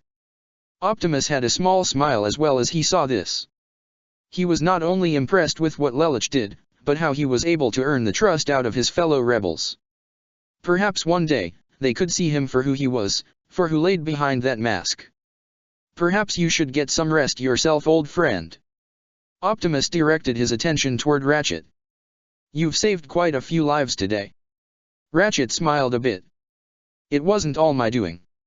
He spared a glance to the humans who finished praising Zero as their masked leader helped them get back to monitoring the Autobots' status. We're just fortunate this infestation happened after we formed the Black Knights. Our human friends may be small, but they are strong. Optimus stated. Suddenly, Tamaki gave a high-pitched scream as all the Black Knights were put on high alert. Scraplet! Colin exclaimed as they readied themselves for anything. Spider! Tamaki exclaimed as everyone looked toward him in disbelief. Is it on me? Get it off me! He tried to brush it off as he ran out of the room while all the Black Knights and recovering Autobots honestly looked either dumbfounded or disappointed. Even Optimus and Ratchet looked towards each other in confusion as Colin smacked her palm into her forehead. Did he just scream like a little girl? Bulkhead questioned. Chapter 12, Predatory. From the vast regions of space, a single ship flew through the void. It had flown for quite some time before coming towards a single planet, Earth. The ship had entered the Earth's atmosphere and flown toward the land formerly known as Japan, now Area 11. It flew above the region and crashed somewhere within the massive ecological forested area known as the Taiheiyo Evergreen Forests, leaving a trail of destruction as it landed and skidded to a halt. It was the afternoon of the following day as a ground bridge portal opened up in the same forest. Arky was the first to walk out, followed by a red Glasgow piloted by a certain red-haired girl. Don't you think that's a bit excessive for recon? Arky asked her partner for this mission. Hey, you never know if we run into Britannia out here. Colin stated from inside her nightmare. That happens, we call for backup. Arky commented. This is only a recon mission, we're not looking for a fight. Yeah I know. Investigate this meteor thing and see if it's anything dangerous before the bad guys get it. Colin brushed off. So, I don't think you'll be needing that. Arky remarked to her red nightmare. Colin sighed as she knew Arky had a point. So, she spotted an area where trees had fallen over and piled on top of a set of large rocks. She drove her nightmare to that spot and kneeled it down so that it could fit before she stepped out. Once Colin was on her feet, she was immediately pelted with mosquitoes. You know, Naoto used to take me and Ogai out to places like this before the occupation. Never could stand these oversized vampire bats. She tried to brush the bugs away. Least you got metal skin. Arky smirked. Maybe, but nothing's worse than scraplets. Okay, got me there. Colin remarked. The scanner that Arky was holding began to go off. That's odd. Ratchet's satellite scans were accurate, but simple meteors don't give off this kind of surge. What do you think it is? Colin asked. Let's find out. Arky answered as the two walked deeper into the forest. As they walked, they came into a clearing to look in surprise as they saw a large pathway made from a crash. What happened here? Colin asked. Crash landing. Arky got serious. Stay behind me, low and close. They moved along the tree line, following the trail of the crash. Still think I shouldn't have brought my nightmare? Colin questioned, keeping her hand trained on her pistol. Too much noise. Arky responded as they followed along the trees, staying out of sight of any possible hostile eyes. Both of them crouched down as they spotted what they were looking for, a large Cybertronian vessel. It was much smaller than ships like the Ark or the Nemesis, but still pretty large to house a whole squadron. Bot or con? Colin questioned. Can't tell. Wait here. Archie ordered as she readied an energon blaster in her hand and moved in slowly and quietly towards the downed craft. Colin watched her partner move closer until she was at the ship. She didn't like the idea of being left behind like this, but Archie had more experience dealing with Decepticons, while Colin had none. Honestly, the only real Cybertronian threat she ever directly faced were the Scraplets, but that's it. So, with reluctance, she stayed hidden behind a downed tree and watched as Archie entered the vessel from the front. Archie had her blaster at the ready as she slowly entered the open craft. She entered what appeared to be a hall and gave an audible gasp at what she saw. Severed alien heads, all preserved in cases, almost like what a human hunter would do with pelts and stuffed heads, only this felt much more sadistic. Colin looked in surprise to see Archie actually stumble out of the ship. Archie. She ran towards her partner. Once she was close, she didn't see that Archie had any injuries and she didn't seem to hear any fights going on, so why did Archie look so frightened? Archie's mind went blank for a second as an unpleasant memory came to her. She remembered the image of a spider-like being, one made out of metal, and razor-sharp claws and teeth. Archie. Colin's call brought her back to reality. Archie, are you okay? What's going on? I know who this ship belongs to. Archie grimaced before accessing her comms. Archie to Ark, I need a ground bridge stat. What? Why? Whose ship is this? Colin questioned, but Archie seemed to ignore the question as she couldn't get a response from her comlink. Ratchet. Fix it. Anybody. Do you read me? Still no response. Scrap. Comlink's dead. Ship's gotta be transmitting a high-frequency scrambler pulse. Colin did not like how Archie was acting, it was starting to worry her a bit. Hey Archie, you're really starting to freak me out here. What is going on? Wait here. Archie told her before glaring into the forest. Archie walked into the forests, it would appear that she was following some sort of trail, she even noticed some scratches along the trees, too big for any earth animal to cut. As she tried to find any trail on the ground, her mind suddenly flashed back again. She remembered herself being captured and held in a darkened chamber, being strung up by electric restraints, with a finger trailing along her face, one with some kind of acidic substance burning into her metal skin. Archie. She was brought out of the memory by Colin again, who was starting to look more impatient than usual. But Archie didn't give any response as she transformed into her vehicle mode. Climb on. With that order, Colin climbed onto the blue motorcycle before Archie drove off at high speeds. Colin yelped in surprise but gripped the handles of the motorcycle to keep steady. Colin was beyond surprised just how fast Archie was going and gave a loud scream as Archie even leapt over a small cliff and continued to drive off. She was driving like a bat out of hell. Colin could tell that Archie was scared, and that surprised her. What could be so bad to make someone like Archie scared? She skidded to a halt. Colin tried to take a few breaths to calm herself from the sudden rush. Okay, what the hell was all that about? Archie to Ark. Still no response. Use your phone, call for a ground bridge now, . But why? What is? Just do it. Archie shouted. Colin grumbled as she took out her phone and tried to call for help. Oh guy, you there? All she got was static, so she tried another number. Right. Still nothing. Cliff jumper? Anyone?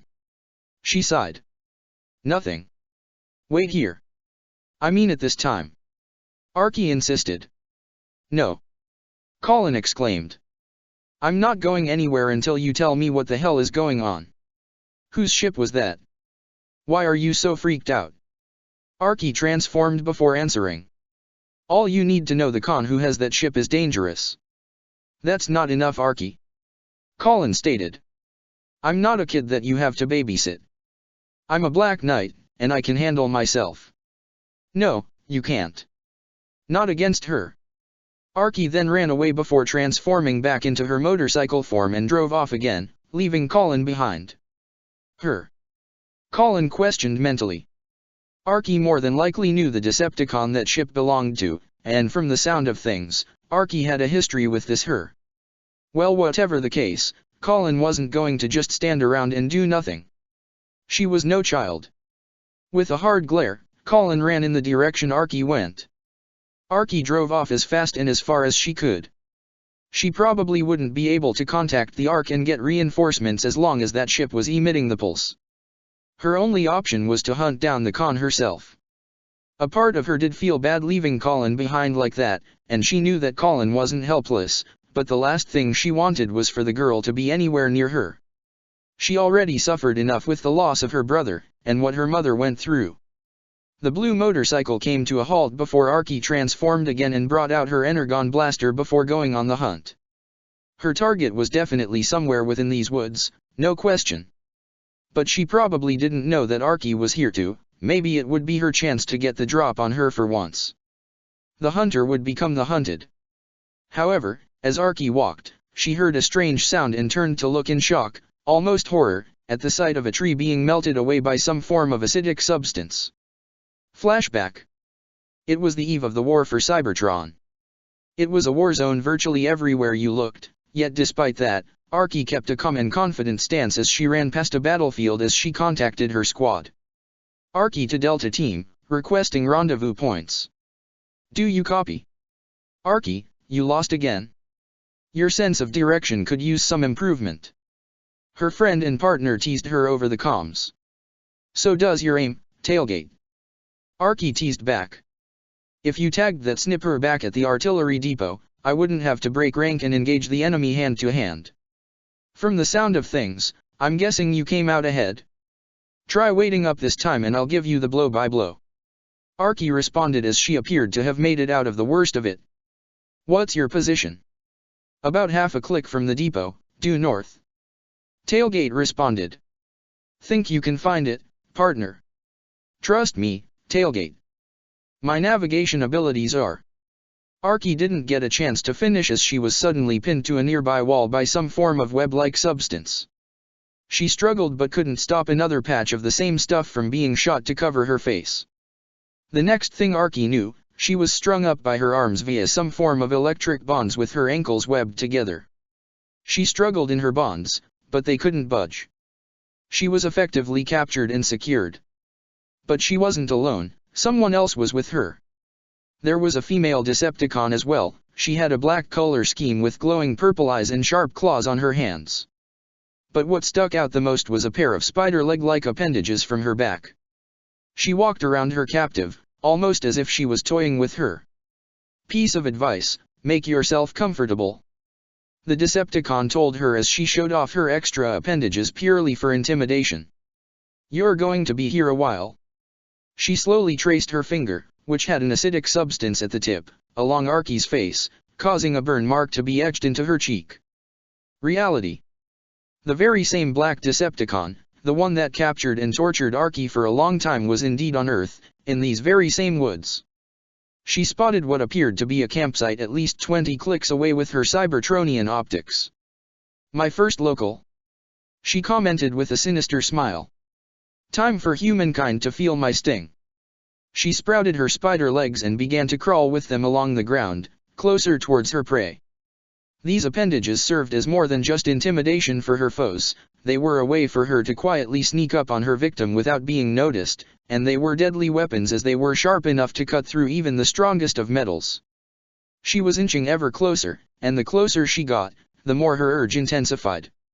She could already feel it, the sensation of organic fluids spilling over the ground as she gutted her prey, the feeling of the skin being removed from the body, the soothing sounds of the agonizing screams of terror, the look of hopelessness in their eyes before their life is snuffed out.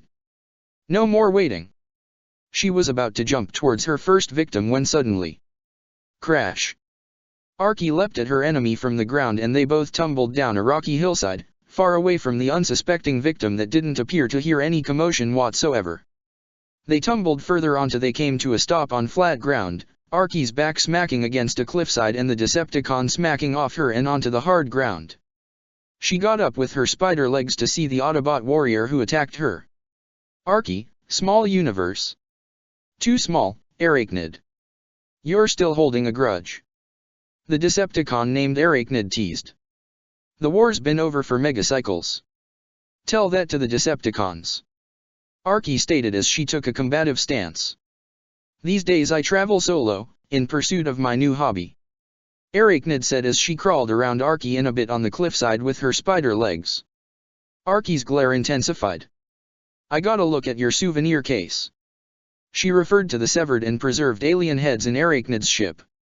You mean my trophies? Arachnid replied. I collect endangered species. Of course, they aren't really endangered until they meet me. And I have a slot reserved for human. Not gonna happen. Archie attacked. She ran and tackled Arachnid to the ground and was about to punch her, but Arachnid was able to push Archie off with her spider legs. Archie activated her Energon blasters and opened fire at her hated enemy, but Arachnid avoided all the blasts and leapt in between a pair of trees, her spider legs keeping her in the air. She shot some form of webbing from her hands to bind Archie's hands together and keep her from using her long-ranged weapons.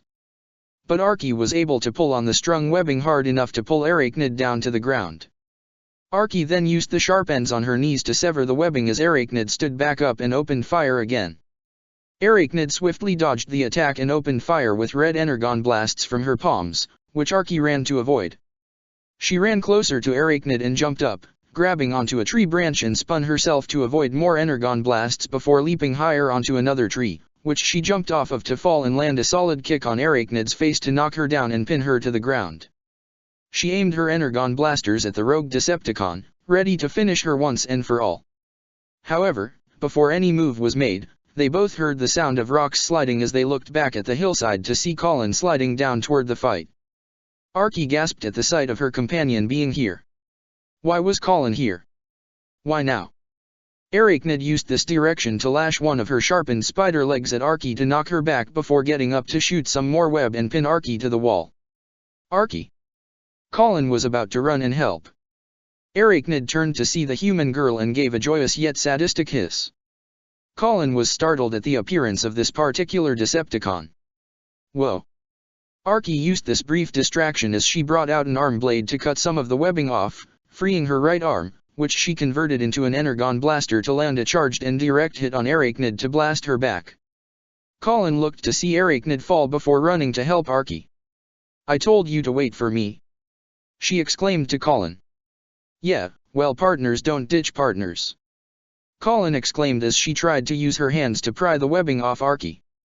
Get this through your thick skull, Colin. You're not my partner, you're a liability, Archie stated. No, I don't believe you and you know it's not true, Colin stated. I can see it in your eyes, Archie, you're afraid. Archie's look softened as Colin continued. You've charged head-on into Warzonies, taken on Nightmare Rays and cons alike without even blinking. I don't know what this She-Con did to make you so scared, but I'm not gonna sit back and watch you fight this thing alone. That's not what friends do. At that particular comment, a horrible memory, perhaps Archie's worst memory, came back to her. Flashback. How long had Archie been here, being tortured by the sadistic and cruel captor known as Arachnid? Hours? Days? Hard to tell, but it was going nowhere. She had endured so much physical trauma, yet Archie didn't say a single word, other than the occasional curse or voice of defiance.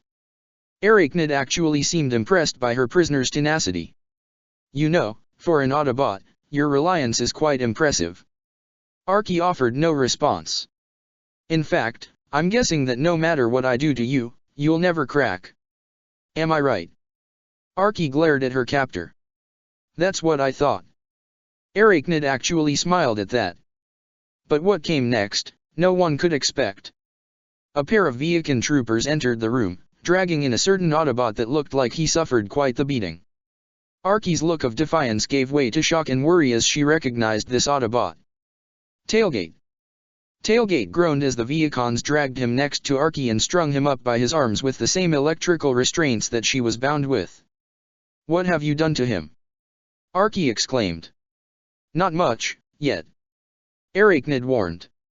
Just tell me what I want to know, or, well, you're a smart bot. I think you can imagine what happens to Tailgate, next. I don't know the attack coordinates, Archie stated, causing Arachnid to frown and walk away. I swear upon the Allspark, it's the truth. We shall see. Arachnid said as she walked closer to Tailgate, her spider legs reeling back. No. Please. Archie begged. But it all fell on deaf ears as Arachnid gave a hiss before slashing with one of her legs, butchering her partner right in front of her eyes. Tailgate. Reality. Archie's expression was one of absolute fear, not just from that horrible memory she'd never be able to forget, but the strong possibility of it repeating here and now. You're right, Colin. I am afraid of losing you. That caught the red-haired girl by surprise as she looked at her partner with a shocked expression. You sure have trouble hanging on to partners, don't you? Arachnid taunted Archie as she got back up. We both know what happened to Tailgate, but I can't imagine how many more partners or teammates you lost when Cybertron went dark. At some point you really have to ask yourself, Archie, is it them? Or is it me? Do you get it now, Colin? Archie told her human partner.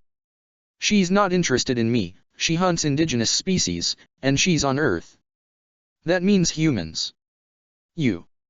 Run. Colin was shocked beyond belief but looked in even further surprise to see Arachnid web Archie deeper onto the wall. So, with great reluctance, Colin took off and ran as fast as she could. Arachnid chuckled as she walked ever so close to Archie. And that's why I now prefer to work alone. She jammed one of her spider legs into the wall close to Archie's face as she slowly danced around her. It's so sad when bad things happen to those closest to you. She trailed her finger under Archie's chin and crawled around Archie, hanging upside down as she continued to taunt her. But don't get me wrong, I fully intend to snuff out your spark. And believe me, I will make it hurt.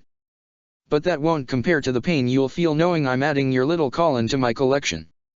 Colin had back run up the hillside. She looked back toward Archie. There was no way she could help her like this. But maybe she could lure this Arachnid away and give Archie time to escape, and they'd find a way to take her down. She glared at the Decepticon before running into the woods. Archie could only look in terror as she saw Arachnid beginning her hunt. Colin. Night had now fallen over the forest as Colin continued to run. She took out her phone again only to see there was still no signal. Great. Just great. She muttered to herself before turning back as she ran to see Arachnid slowly giving chase with her spider legs. That's the spirit, Colin. Play hard to get. Arachnid teased as Colin glared at her, wanting nothing more to wipe that smug look off her face. Colin slid underneath a fallen tree and down a hillside. Once she was at the bottom, she quickly hid underneath a large set of rocks and fallen trees. She took a second to catch her breath. Okay, stay calm. Colin tried to calm herself down. What would Zero do? Or Optimus? She knew that either of them look at what tools they had first before making any sort of move. So, what did Colin have right now? All she had was a pistol, a handheld knife, and the key to her Glasgow. No way her gun or knife could take down a Decepticon. She had her nightmare, but in all the craziness, she forgot where she hid it. Damn it! She uttered to herself and held her head back, only for the back of her head to bang against something hard and made of metal. Ow! She turned around only to look in surprise to see her Glasgow, right there. This was the same spot where she hid it. Huh, I'll be damned. She looked with a wide-eyed and blank expression before a smirk formed on her face. Arachnid continued to stalk and follow the trail. While she did lose sight of Colin, her trail was relatively easy to follow, so she had a good idea where to find her. Honestly though, this was turning out to be a disappointing hunt. You're making this too easy, Colin, and I do not enjoy being bored. Arachnid called out to her prey. Suddenly though, a flash of light shined brightly onto Arachnid's face, forcing her to cover her eyes, leaving her open for a powerful to come in and smash her across her face and send her skidding hard along the ground. Well then, let me make it more exciting for you. Colin shouted from inside her Glasgow as she drove it straight at Arachnid, trying to land another punch, but Arachnid was able to jump back with an extra boost provided by her spider legs. However, the red Glasgow pulled out its rifle and opened fire on Arachnid, forcing her to leap into the trees and jump further back as Colin gave chase, a confident smirk forming on the girl's face. Looks like the hunter has become the hunted. Arachnid however smirked as well, maybe this hunt might be more interesting after all. Back with Arky, she struggled as much as she could to escape the webbing, but no matter how hard she struggled, it wouldn't budge. She had to get out of here quick. Colin was a capable fighter, sure, but she had no idea what Arachnid was capable of. It was only a matter of time before that butcher cornered her and, just like with Tailgate, Arky screamed in emotional agony as another memory resurfaced. Flashback. Arky's face had given way from horror to despair as she had just witnessed Arachnid tear her partner, Tailgate, to literal pieces. His parts and energon were all skewered over the ground, not even scraplets were this brutal, and Arachnid smiled the entire time. Now it looked like it was Arky's turn as Arachnid inched one of her clawed legs close to Arky's face. There was no way to avoid this. However, just as she seemed to accept her imminent demise, the door was blown off its hinges. Arachnid growled in frustration before making her escape. Bumblebee quickly slid into the chamber and opened fire with his energon blasters, quickly killing the two Viacons before they could even react. Cliffjumper ran in as well as he quickly came towards Arky. He was able to free her from her restraints as she fell to her knees, her despair and fear still deep inside her. Bumblebee came over to help as they picked up Arky and began to carry her out. I couldn't save him. I couldn't save my partner. Reality. Colin. I'm sorry. I should have never looked back. Arky sobbed. I should have. Her eyes winded in realization, kept driving. Arky used what physical strength she had to push forward, pushing on the webbing, before transforming and putting her vehicle mode into high gear. Now was not the time to get upset about the past. She had to get out and help Colin as soon as possible. She already lost one partner to that monster, she was not about to lose another. Arachnid jumped from tree to tree, avoiding the gunfire from Colin's Glasgow as she rolled after her. Arachnid stopped at the fourth tree and tried to shoot back with her palm lasers, but Colin turned her Glasgow so it rolled sideways, using the trees for cover that got shot down from Arachnid's blasts. Colin then shot her Glasgow's right/Harkin at the tree Arachnid was on, causing it to tip over, but Arachnid had jumped off and used her spider legs to stabilize her landing.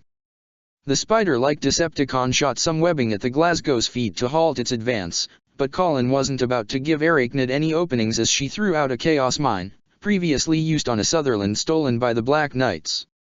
Colin braced herself as the mine opened in the air to blast shrapnel in every direction. Arachnid got hit by several pieces, but nothing too damaging as she jumped back and onto a tree, crawling her way up towards the top just as the Chaos Mine stopped its attack. The shrapnel from the mine was able to shred the webbing around the Glasgow's feet. Though there was some damage to its hull, it was still functional. Colin looked around to see Arachnid had vanished. Sneaky bitch. She uttered to herself as she slowly rolled her nightmare through the woods, keeping her eyes out for the Khan who was still somewhere nearby. Arachnid had found cover within the leaves as she assessed her bleeding cuts. It wasn't anything too serious, but it still hurt.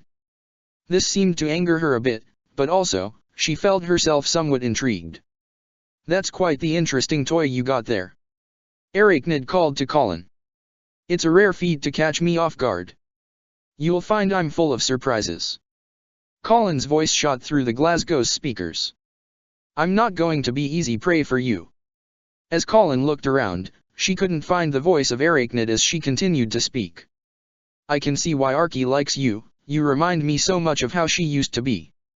Such confidence, so much fire in your eyes. Seeing how you two seem so close, did she ever tell you about me? You're a Decepticon, that's all I need to know. Colin replied as she continued to search, her Glasgow's weapons at the ready. She heard an echo of Arachnid's chuckle high in the trees. Haven't you heard what Arky said? These days I travel alone. The whole reason I even signed on with Megatron's little crusade was because he gave me the opportunity to do things I couldn't do before. I was his chief torturer. Whenever prisoners had valuable information, they were brought to me, and I made sure to squeeze every last drop of intel out of them. Colin's teeth gnashed a bit, having a good idea what that meant. She was really starting to hate Arachnid now. Did she ever tell you about Tailgate? Arachnid asked, still hiding in the trees. Arky was brought to me for my usual round of interrogation. But unlike most other bots I had the pleasure of dismembering, she kept her mouth shut, no matter what I did to her. I really have to admire that kind of resolve. But then I realized her true weakness, the same weakness most other Autobots have, they care about their friends. Colin stopped moving for a second as Arachnid continued to speak. Arky's partner Tailgate was brought to me. She continued. That's when her resolve began to break. She even begged me to stop, but I didn't. And I tore poor Tailgate apart, piece by piece. Instinctively, Colin fired her Glasgow's rifle into the treetops, trying to shoot down Arachnid wherever she was hiding. But she couldn't find her. Arachnid however smirked from her vantage point, knowing she got to her prey. But you know what I found most interesting? Arachnid continued. On my way here, I've actually picked up some interesting Decepticon radio chatter about a small group of Autobots recruiting some humans to their side. What was it they were called again? Oh, that's right, the Black Knights. Colin was practically seething at this constant chatter. Can I assume you're one yourself? Damn right I am. Colin shouted. No, come out and fight me. Colin shot her Harkins at several trees to knock them down, but she still couldn't find Arachnid. My, quite the temper you have. Arachnid continued to taunt. So, tell me, much like Arky, can I assume there's someone in your little group you're particularly close to? Colin's eyes widened as she instinctively thought of Ogai, Naoto's best friend, and something of a second older brother to her. She also thought of Rai, a close friend in both school and the Black Knights, who knew her true self and accepted her with open arms. She even thought of Zero, though she didn't know his true identity. He went to such lengths to not only help her and everyone else, but even helped her mother when she needed it. You're not trying to deny anything, which must mean I'm right. Arachnid said as she slowly lowered herself toward the ground, quietly climbing down a tree behind the Glasgow before silently landing on the ground. So, good news for you. I won't kill you, I'll keep you alive, so that you can tell me everything you know about those closest to you. Only for you to watch. Arachnid was directly behind the Glasgow, ready to rip it to pieces. As I slowly slice them to pieces. She lulled. Colin's eyes widened as her pupils seared with anger. She put her nightmare in full reverse and slammed the acceleration, causing it slam back into Arachnid, catching the Decepticon off guard. While still moving, Colin turned the front half of her Glasgow and grabbed Arachnid by her throat, driving into and slamming Arachnid into multiple trees as she yelled and pushed forward. You won't touch any of them. Colin yelled at the top of her lungs. Do you hear me? After the 10th shattered tree, Colin's Glasgow tossed Arachnid onto a rock, and the girl slammed her nightmare onto the con to pin her to it. She glared hatefully at the Decepticon. There was no way she'd let this monster hurt any of her friends, both in the Black Knights and even those from Ashford, or even her mother. I won't let you hurt anyone else. Slash. Slash. Colin had been so focused on Arachnid, that she failed to notice her spider-like legs that quickly shot from her and sliced off both the Glasgow's arms. Colin's eyes widened in shock as she instinctively backed her nightmare up and watched as Arachnid managed to pull herself up. Another thing you and Arky seem to have in common. Arachnid said with a triumphant and evil smirk. You let your emotions get the better of you. She shot some web forward to pin the Glasgow's feet to the ground once more. Getting desperate, Colin fired off her nightmare's only weapons, the Harkins, but they both missed as Arachnid jumped with her spider legs and landed onto the Glasgow, while simultaneously using two of her spider legs to sever the feet off the nightmare, where the Decepticon butcher pinned what was left of the nightmare to the ground. Colin gasped in audible fear as Arachnid slowly began to tear the Glasgow apart. She even began to tear the cockpit open and saw Colin's frightened face. So, tell me Colin, where's that fire now? Arachnid taunted. Instinctively, Colin took out a flare gun on the cockpit's side, thinking it was a real gun and shot it in Arachnid's face. The light flashed as the flare exploded, temporarily blinding Arachnid as Colin pulled on the ejector and what was left of the cockpit shot out from the remains of the Glasgow. The front end had been torn off and Colin watched as her pod had flown far away from Arachnid, but it was damaged and quickly fell before skidding hard on the ground. Colin gasped but kept a firm grip on her seat to keep herself from flying out before the cockpit finally came to a halt. Colin took a few deep breaths to collect herself before she undid her seat belt and climbed out of the cockpit and tried to get even further distance away, still holding onto the flare gun as she ran. Arachnid groaned and rubbed her face before her vision began to clear. She looked in the direction where the cockpit had shot before resuming her hunt. Archie pushed her vehicle mode as fast as it could possibly go, trying to tear through the persistent webbing. It didn't seem like she was making any sort of progress, but some of the strands were already beginning to snap. She had to keep pushing, for Colin. With one final push, Archie was able to finally break free. She drove off as fast as she could, hoping beyond hope that she wasn't too late. Colin ran as fast as she could. She was sure she made some considerable distance with her ejection, but she didn't want to turn back and see if Arachnid was still waiting. It was no wonder the Autobots told her and the other Black Knights to be cautious against the Decepticons. Just one of them tore her Glasgow apart like a cheap toy. She continued to run, honestly having no idea where she was going. Right now, all the weapons she had were still a simple pistol, a knife, and a flare gun. Why did she even bring that with her? Maybe to signal Archie? But that would give away her location to Arachnid too. Colin had to stop and hide behind a tree to catch her breath. She honestly never felt more scared in her life. She let Arachnid get to her with those words, and she destroyed her most valuable weapon against her. She could tell that Arachnid was enjoying this. While she will say that she was scared right now, she was also eager to get rid of Arachnid. If she found out about her personal life, she shuddered to think what Arachnid would do to her friends on the student council at Ashford, or even her own mom. Oh Colin! She heard Arachnid sign in the distance. Come out, wherever you are. Damn it! Colin thought to herself. What could she do? As Colin looked at the symbol on her uniform's shoulder, the emblem that symbolized the union of the Autobots and the Black Knights, her fists clenched as determination soon began to fill in her. I don't have time to be scared right now. I'm a Black Knight, aren't I? That means fighting to protect those who can't protect themselves. I didn't give in to Britannia, and I'm not about to give up now. I need to find a way to take this bitch out once and for all. As Colin looked around, she spotted on her left the sight of Arachnid's crashed ship. Maybe that had something she could use. So, she made a break for the ship as fast as she could. After sliding down a small slope, she made it down to the front of the ship where she saw Archie enter before. Arachnid was still some distance away, but Colin had to move fast as she ran inside.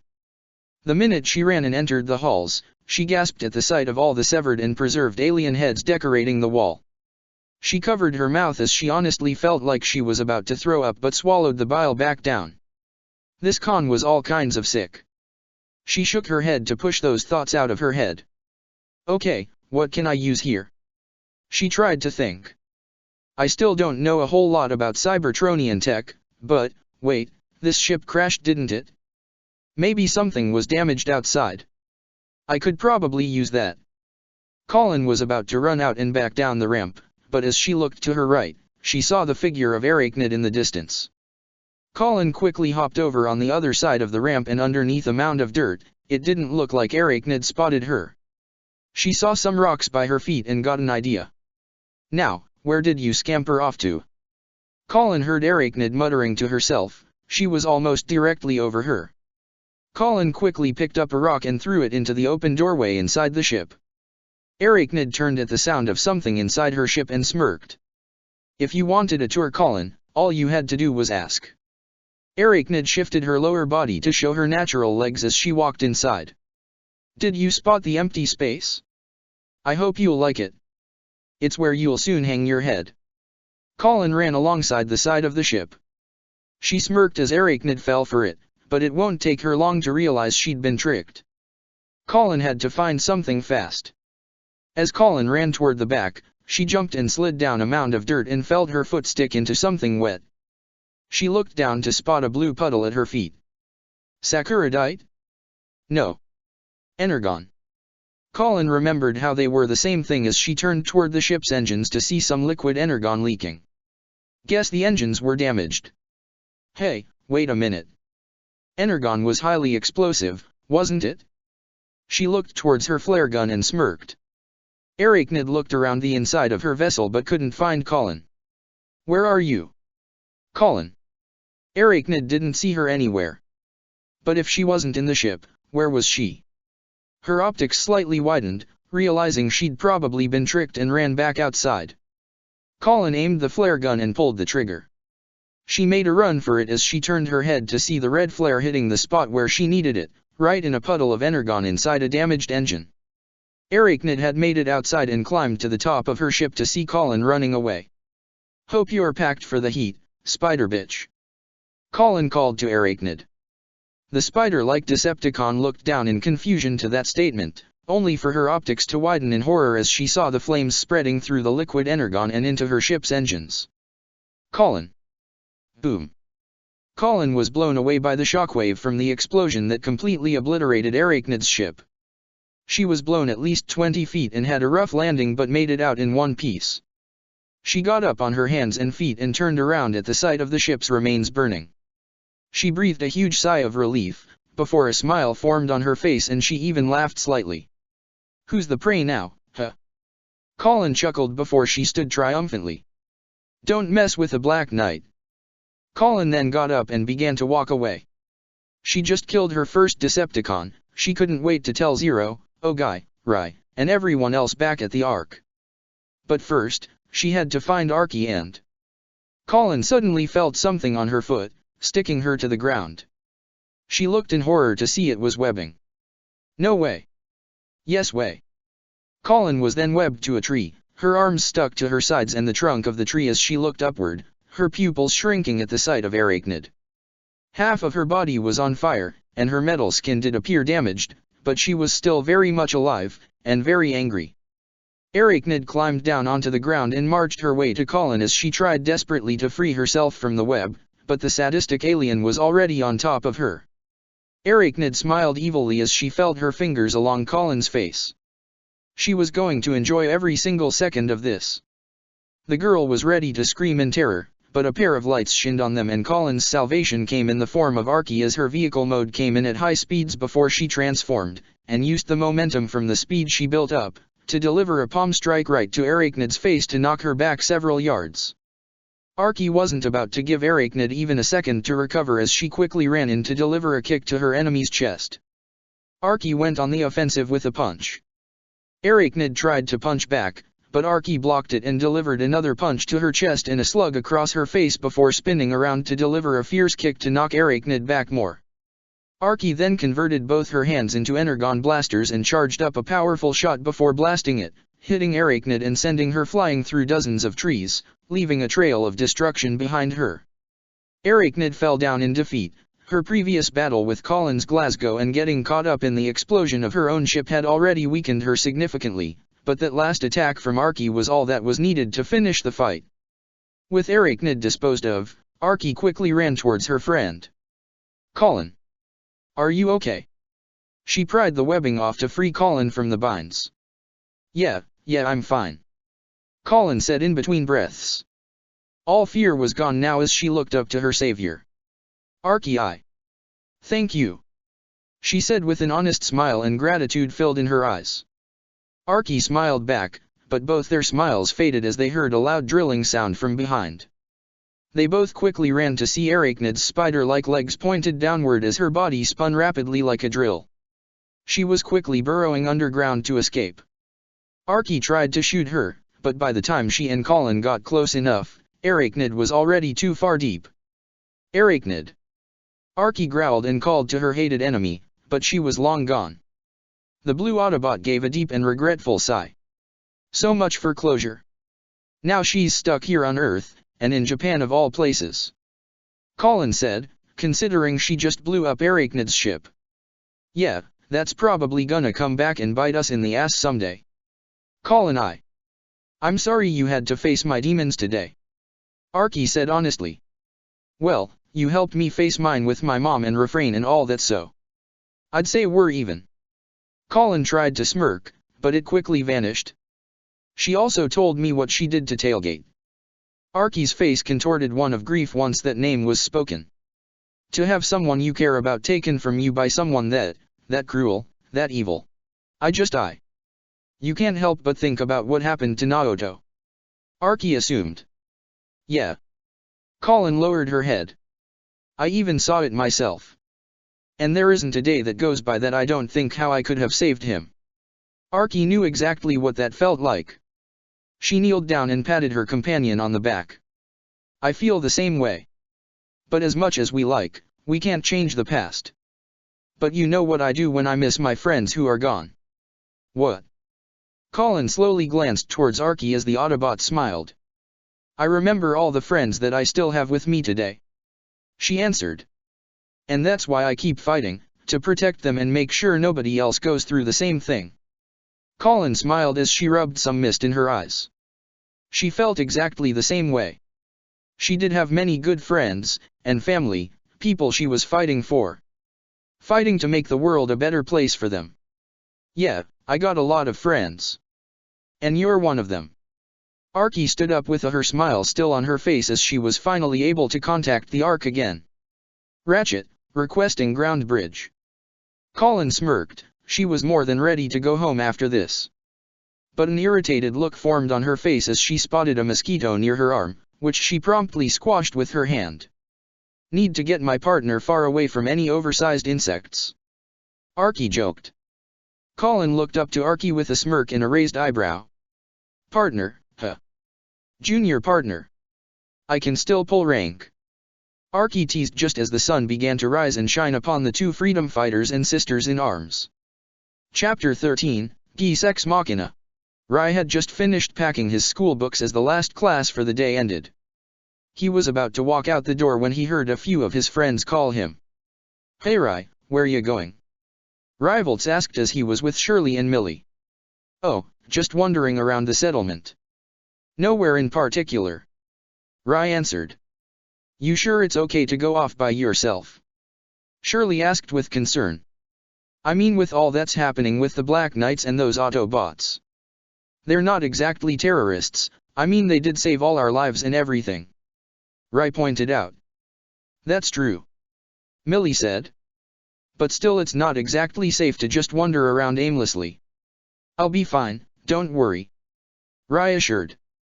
Does this have something to do with your memories? Shirley asked.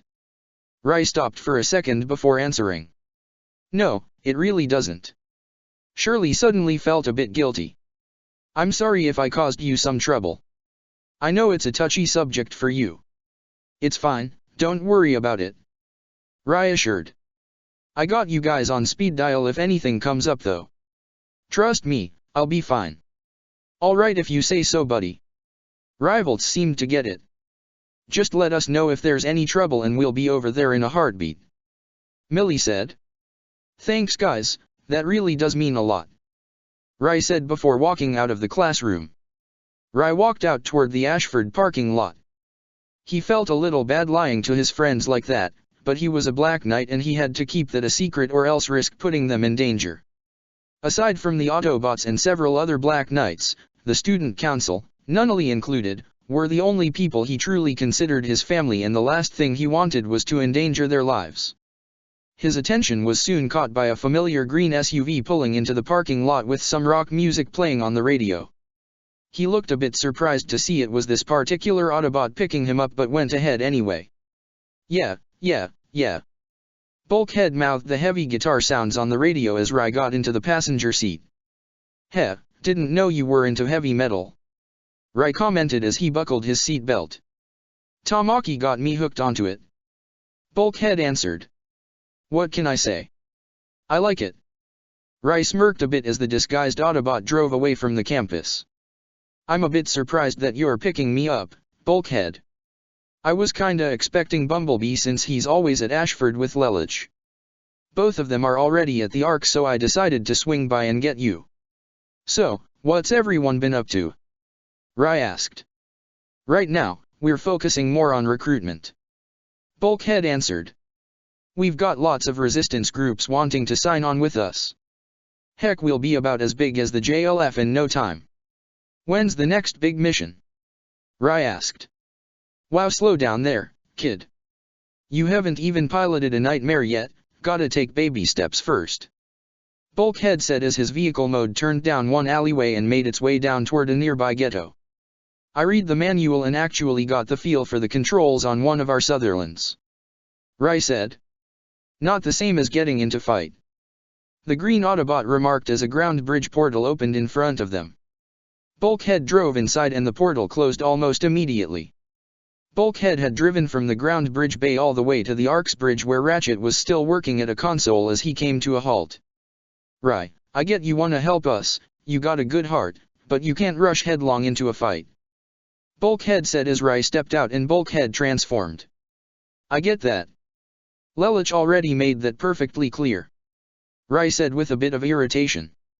Though he was glad his friends were looking out him, it was getting a bit annoying with how protective they all were. I just don't wanna sit around here doing nothing when I can actually help you guys. Bulkhead kneeled down. And you'll get your chance, but you can't rush this. First you gotta know what you're capable of. Before I was a warrior, I was a laborer, construction. I can build stuff, I can break stuff, and that's it. Both those things are good though. Rai stated. Breaking the bad guys is kinda obvious, but you can also build shelters and stuff for people who need it. Yeah, it's simple, but that can help a lot of people. Yes, it can, Bulkhead acknowledged. But it also means there are things I can't do. We don't even know what you can do either. You can be a soldier if you want, but there are other things you could do. You could be a medic, like Ratchet. Rai shrugged. I don't really see myself as a doctor. No offense. He said to the medic bot still at the console. None taken. Ratchet waved his hand. His attention was caught by some sensors going off as he looked up to a screen with a dot blinking on and off on a map. I'm detecting a fresh energon pulse from the nation called Greece. An ancient city, quite historic I believe. Greece isn't a part of Britannia, is it?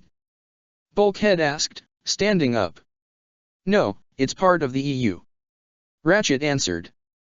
That being said, we wouldn't be going into danger if we sent a team there. However, I would also urge not to create too much of a commotion. Then let's get going. Rai said. Rai. Bulkhead said. What? It's just an energon scouting mission, no fighting. Plus, I don't see anyone else around. Rai put in. It's true. Ratchet pointed. Everyone else is either on patrol or speaking with other resistance cells about recruitment efforts. Bulkhead didn't really see anything wrong with this, like Rai said, it was just a scouting mission, and they weren't going into Britannian territory so, why not? Alright kid, time to get your feet wet. Starscream stood impatiently outside the main base of the Camelot division in the settlement.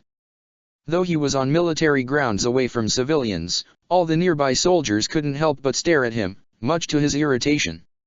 What are you all looking at? Get back to work.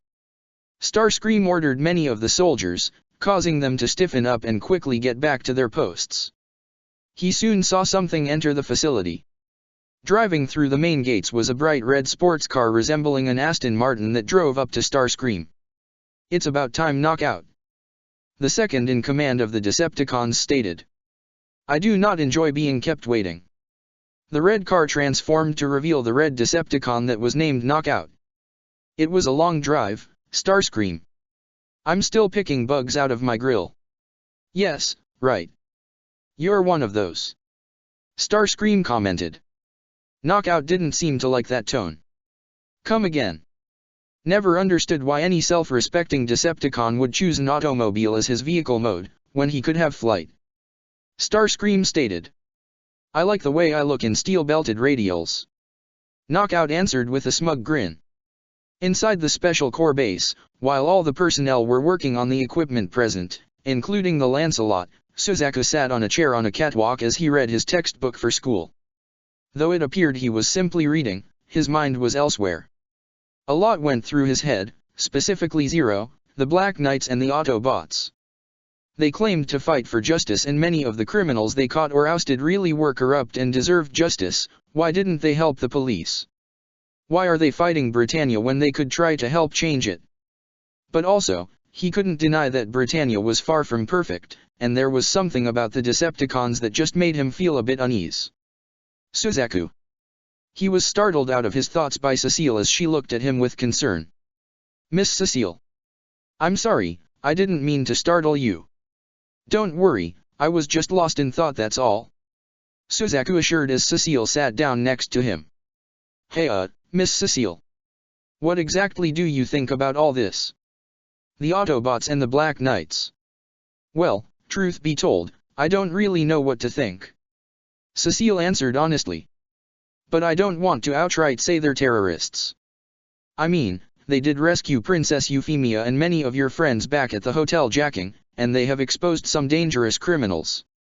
And, if I'm speaking honestly, it's actually kind of exciting. Alien robots that transform into vehicles. It's almost like something out of a comic book." Suzaku couldn't help but chuckle at that. "But, what about the Decepticons? I mean, I will say that I trust Dreadwing, he did help during the hotel jacking, but they just don't feel right," Cecile finished as Suzaku looked at her with surprise. "I feel the exact same way. I mean, Dreadwing himself seems to be sincere, so I'm at least comfortable around him, but the others, they just make me feel a bit uneasy. Especially their leader." Suzaku wouldn't admit it out loud, but he shared that feeling. He only met Megatron once, but something about him just makes him shudder. "Aha, what's gotten you two so worked up about?" Lloyd asked casually as he walked up. "Talking about our big scary new partners." "Lloyd, can you honestly say that you don't find any of them to be the least bit intimidating?" Cecile asked. "Not really." He shrugged. "Nothing really scares me. Except the thought of my Lancelot being destroyed, so you better take care of it, Suzaku." I'll try," Suzaku said, surprised by how carefree Lloyd was acting. "You had also best try to respect your superiors." All three of them, and the rest of the Camelot personnel, looked in surprise to see Starscream and Knockout walking into the bay. The room was large enough to house several Nightmare Rays, so it was relatively easy for the two Decepticons to walk into. "St. Starscream," Cecile stuttered, surprised by sudden appearance. Though he wasn't nearly as imposing as Megatron, being around such a large being this close did not make her comfortable in the least. "That's Commander Starscream," he corrected. Suzaku however glared slightly at him. Starscream was the one responsible for that mess with the purebloods in Shinjuku, and it appeared that he also led the attack on the hotel that would have likely killed his friends and Princess Euphemia. He was honestly surprised that he still held any sort of rank. Starscream himself noticed Suzaku's hardened expression. "What are you looking at, boy?" "Nothing. Nothing at all." Suzaku returned his eyes to his book, not even sparing Starscream a glance. Lloyd noticed the other Decepticon with him. "Aha, and who might this new Transformer be?" he asked with a causal smile. "Knockout, the Nemesis Chief Scientist, also known as the Med Doctor, at your service." The red Decepticon gave a bow. "I do bear that title with pride." As he looked around, his optics happened to spot the Lancelot. "Whoa! What do we have here?" Greece. A ground bridge portal opened up as Bulkhead's vehicle mode drove out onto a large set of ruins within an ancient Greek city. As the portal closed, Rai, now dressed in his Black Knight uniform, got out and looked around with awe as Bulkhead transformed into his natural Cybertronian form. "Wow, look at this place." Rai looked at his surroundings. He and Bulkhead appeared to be at the bottom of an amphitheater-like area with curved steps around one end, and another set of stone steps on the other side, leading down to more ruins. "Looks amazing." "Yeah, kinda nice, isn't it?" Bulkhead looked around, taking a liking to the Greek architecture. "Also, kinda nice not to get shot at the second you pop out of a ground bridge," he commented as he took out his Energon scanner. Rai took out his personal cell phone and began to take pictures around the area. No way he wanted to forget any of this. Of course, he couldn't really show it to any of his friends without the possibility of reveal his status as a Black Knight, but he couldn't help himself. However, upon seeing Bulkhead look at his scanner, Rai got serious and put his phone away as he walked close to the green Autobot. "So, what are we looking at here?" Bulkhead saw the readings on his scanner. "Signals strong." He looked towards the ground on the lower field to a sight of bulldozers around a man-made pit. An excavation site. You did construction work. You did say you built stuff. Rai commented. Yep, but I was mostly demolitions. Bulkhead answered. According to my scanner, humans hit energon veins, and they don't even know it. Let's be glad this isn't Brighton-Neon territory. They'd probably rip this place up without even giving it a second thought. Rai said with contempt evident in his voice. Yeah, probably. Bulkhead seemed to agree as he looked around. As he looked, his eyes spotted an ancient fresco that depicted several Greek soldiers surrounding an image of Zeus that held a golden orb in his hand. But it wasn't just any ordinary orb. Whoa! The Autobot's eyes widened in surprise. That's Cybertronian. Area 11, Camelot Division. Knockout walked around the station Lancelot as he observed the White Nightmare with a smirk. Nice design. Sleek body, nothing too bulky, allowing more maneuverability. Probably stronger than any other human-made nightmare made thus far as well. Lloyd walked up to Knockout on the ground. Looks like someone's taken an interest in my personal achievement. It's a 7th-generation nightmare frame, the first of its kind, not counting the prototype known as the Lancelot Club, yet I can promise this baby will deliver better results than those run-of-the-mill Sutherlands. I can see that. Nice paint job too. Knockout complimented. All those Sutherlands and Gloucesters are like something off an assembly line, there's no variety to them. Lloyd rolled his eyes. Tell me about it. But you know soldiers and their pride, they hate to be showed off by someone else. I couldn't possibly agree more. Knockout commented. As the two talked, Suzaku and Cecile looked towards the conversation with surprise. They seemed to get along pretty well. Suzaku said. I can't tell if that's a good thing or a bad thing though. Cecile voiced. Starscream rolled his eyes as he stepped up to get both their attention. Yes, the Lancelot certainly stands out among other human-made weapons, not just for its appearance but also the fact it is the only nightmare to face an Autobot directly and still be in one piece. Really? Knockout said with an intrigued smile and a raised eyebrow. This went up against an Autobot. Yes, the yellow and black one. Lloyd confirmed. Gotta hand it to Suzaku up there, he's the perfect devicer to such an incredible machine if I do say so myself. Knockout glanced to Suzaku. Quite the accomplishment, not bad fleshy. Thanks. The honorary Brighton-Neon didn't know what to think. That being said, Starscream got back to the point. While this was able to hold its own, the Lancelot was put on the defensive, as expected from a human-made device. However, Lord Megatron sees potential in its use, as well as its pilot, so he decided to have an expert provide some modifications so that it can better match the Autobots when we do battle again. Lloyd seemed quite intrigued. Oh, so the big bad Megatron's taking a liking to the Lancelot, has he? Well, as its creator, I believe I should also have final say as to what specific modifications to give it. Suzaku was quite surprised. Megatron saw potential in him and the Lancelot? So, why did that make him feel very uncomfortable?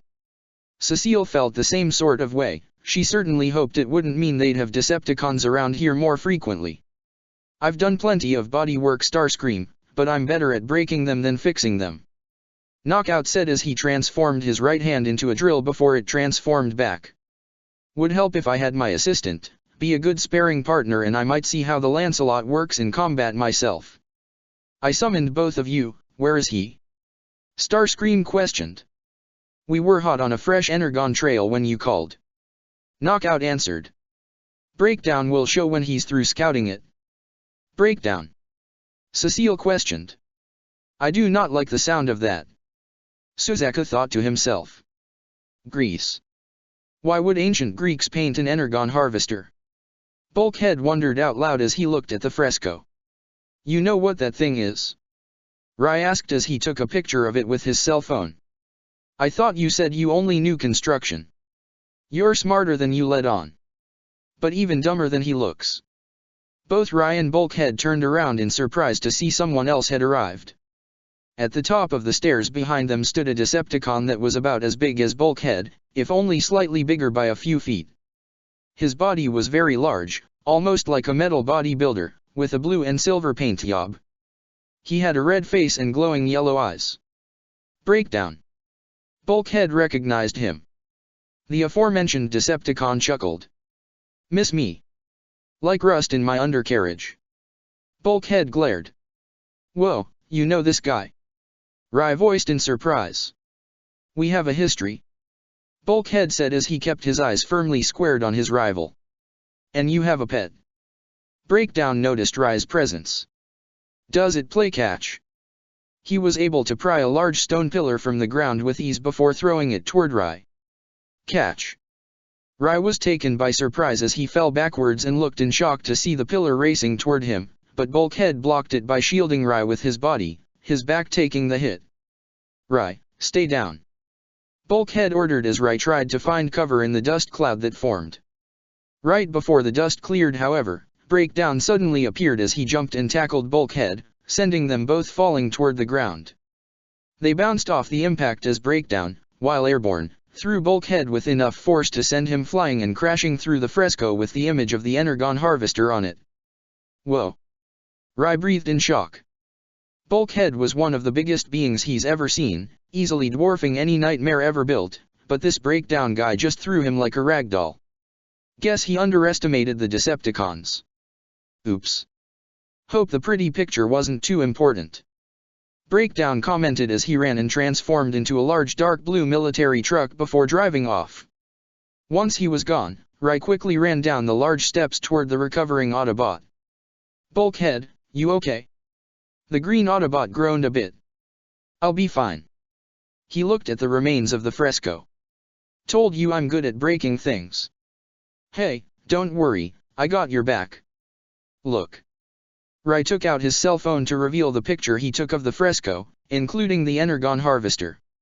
The Ark. Once Bulkhead and Rai returned to the ship, they contacted everyone else about what they found. The rest of the Autobots had arrived, along with a few Black Knights. Ogai, Colin, Tamaki, even Zero himself were all present.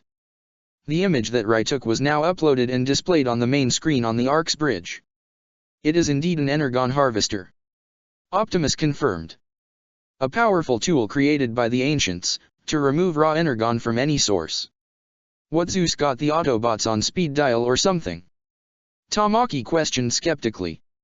No. The Ancients often used the art of a given era to conceal messages. Optimus explained. This fresco was likely a signpost indicating a harvester's location, hidden somewhere on this planet. However, something like this would imply that Cybertronians and humans have interacted with each other before. Zero said. Ancient Greece stems back long before even Britannia existed, on par with ancient Egypt. But I thought the bots and cons were at war for centuries. How could they have been here on Earth before? Colin asked. The Ark's databanks don't have any data on Cybertronians visiting Earth at any point before. Fixit voiced. Maybe that was point. Ironhide guessed. This was probably to keep the cons from getting their hands on the thing. Ogai's eyes widened at the possibility of something like that. Optimus, if this harvester thing removes Energon and you guys all have Energon flowing inside you like blood. Optimus saw what Ogai was going for. In the hands of the Decepticons or Britannia, the harvester would be a devastating weapon. Rai chuckled a bit. Guess it was a good thing Breakdown totaled that painting, right Bulkhead? He asked the large Autobot. Rai's not wrong. Cliffjumper agreed. How are the cons gonna find the thing without the fresco? With the internet. Zero answered as he accessed Google with the Ark's database. He typed in Golden Orb and Greek god and got his result. He clicked on the link and the image of a white statue of Zeus holding the Energon Harvester popped up on the bridge's main screen. Right here. It's located in a small museum in the EU city of Lyon. Everyone looked at the image. That the real deal? Arky asked Optimus. It is. The Autobot leader confirmed. We must confiscate the harvester immediately. Bumblebee seemed ready, as did the other Autobots. Sounds like a plan. Cliffjumper commented. Wait, hold on a second. Ogai voiced. Confiscate? As in, steal it. What's the problem? We've stolen things before. Tamaki stated. Yeah, from Britannia. Ogai clarified. But this isn't Britannia, we're not trying to pick a fight with the EU. I can understand your concerns, Ogai. Optimus said. But once the Decepticons learn of the Harvester's location, they will not hesitate to obtain it by any means necessary. But if the cons are with Britannia, wouldn't that count as an international incident, risking an all-out war? Colin asked. Not everything they do is flashy, they got special covert units for this sort of thing. Cliff Jumper voiced. They could slip in and out without anyone noticing. All the more reason for us to obtain it as soon as possible. Zero pointed out. But if we're not actively fighting the EU, why don't we simply ask for their aid? Fixit asked. Too much politics. Zero quickly said. We're vigilantes, not aligned with any specific country or superpower. I don't know if the EU would openly trust us, not to mention the possibility of other Cybertronian relics hidden on Earth. We could stir up a hornet's nest if we're not careful. Yeah, that's a good point. Rai noted. Indeed, we must act covertly. Optimus said. The more we debate, the more time we give the Decepticons. Area 11, Camelot Division.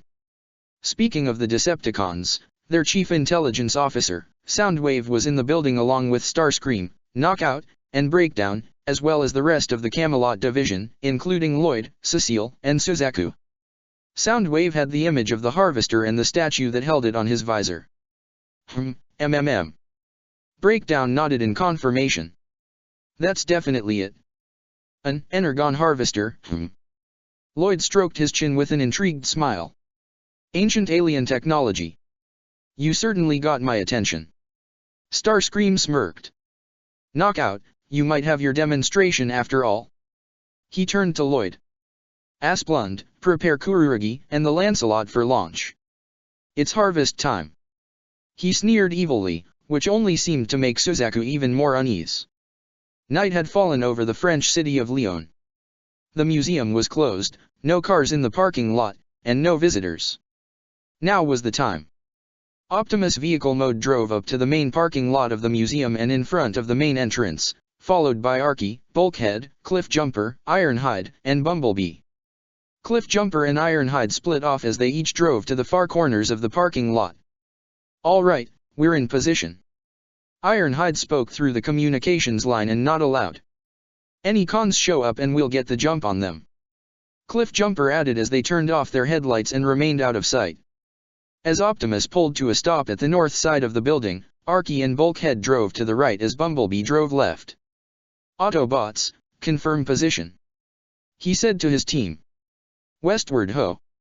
Arky came to a stop on the west side of the building. Clear on the east, Bumblebee reported. South side covered. Bulkhead confirmed from the back of the museum. 0, report status. Optimus said over the radio. Everything's all set here.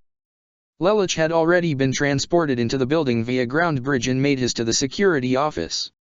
He had his Zero mask off, but the face mask still covered the lower half of his face as he looked at the security guard that stood in front of him, the red sigil of geese active in Lelich's left eye. Now, remember to play last night's security footage on a loop over tonight. No one can know what has transpired this night, and no matter what you hear, you cannot leave this room. Lelich ordered. Yes, I understand. The guard confirmed in a monotone voice, red rings appearing in his eyes.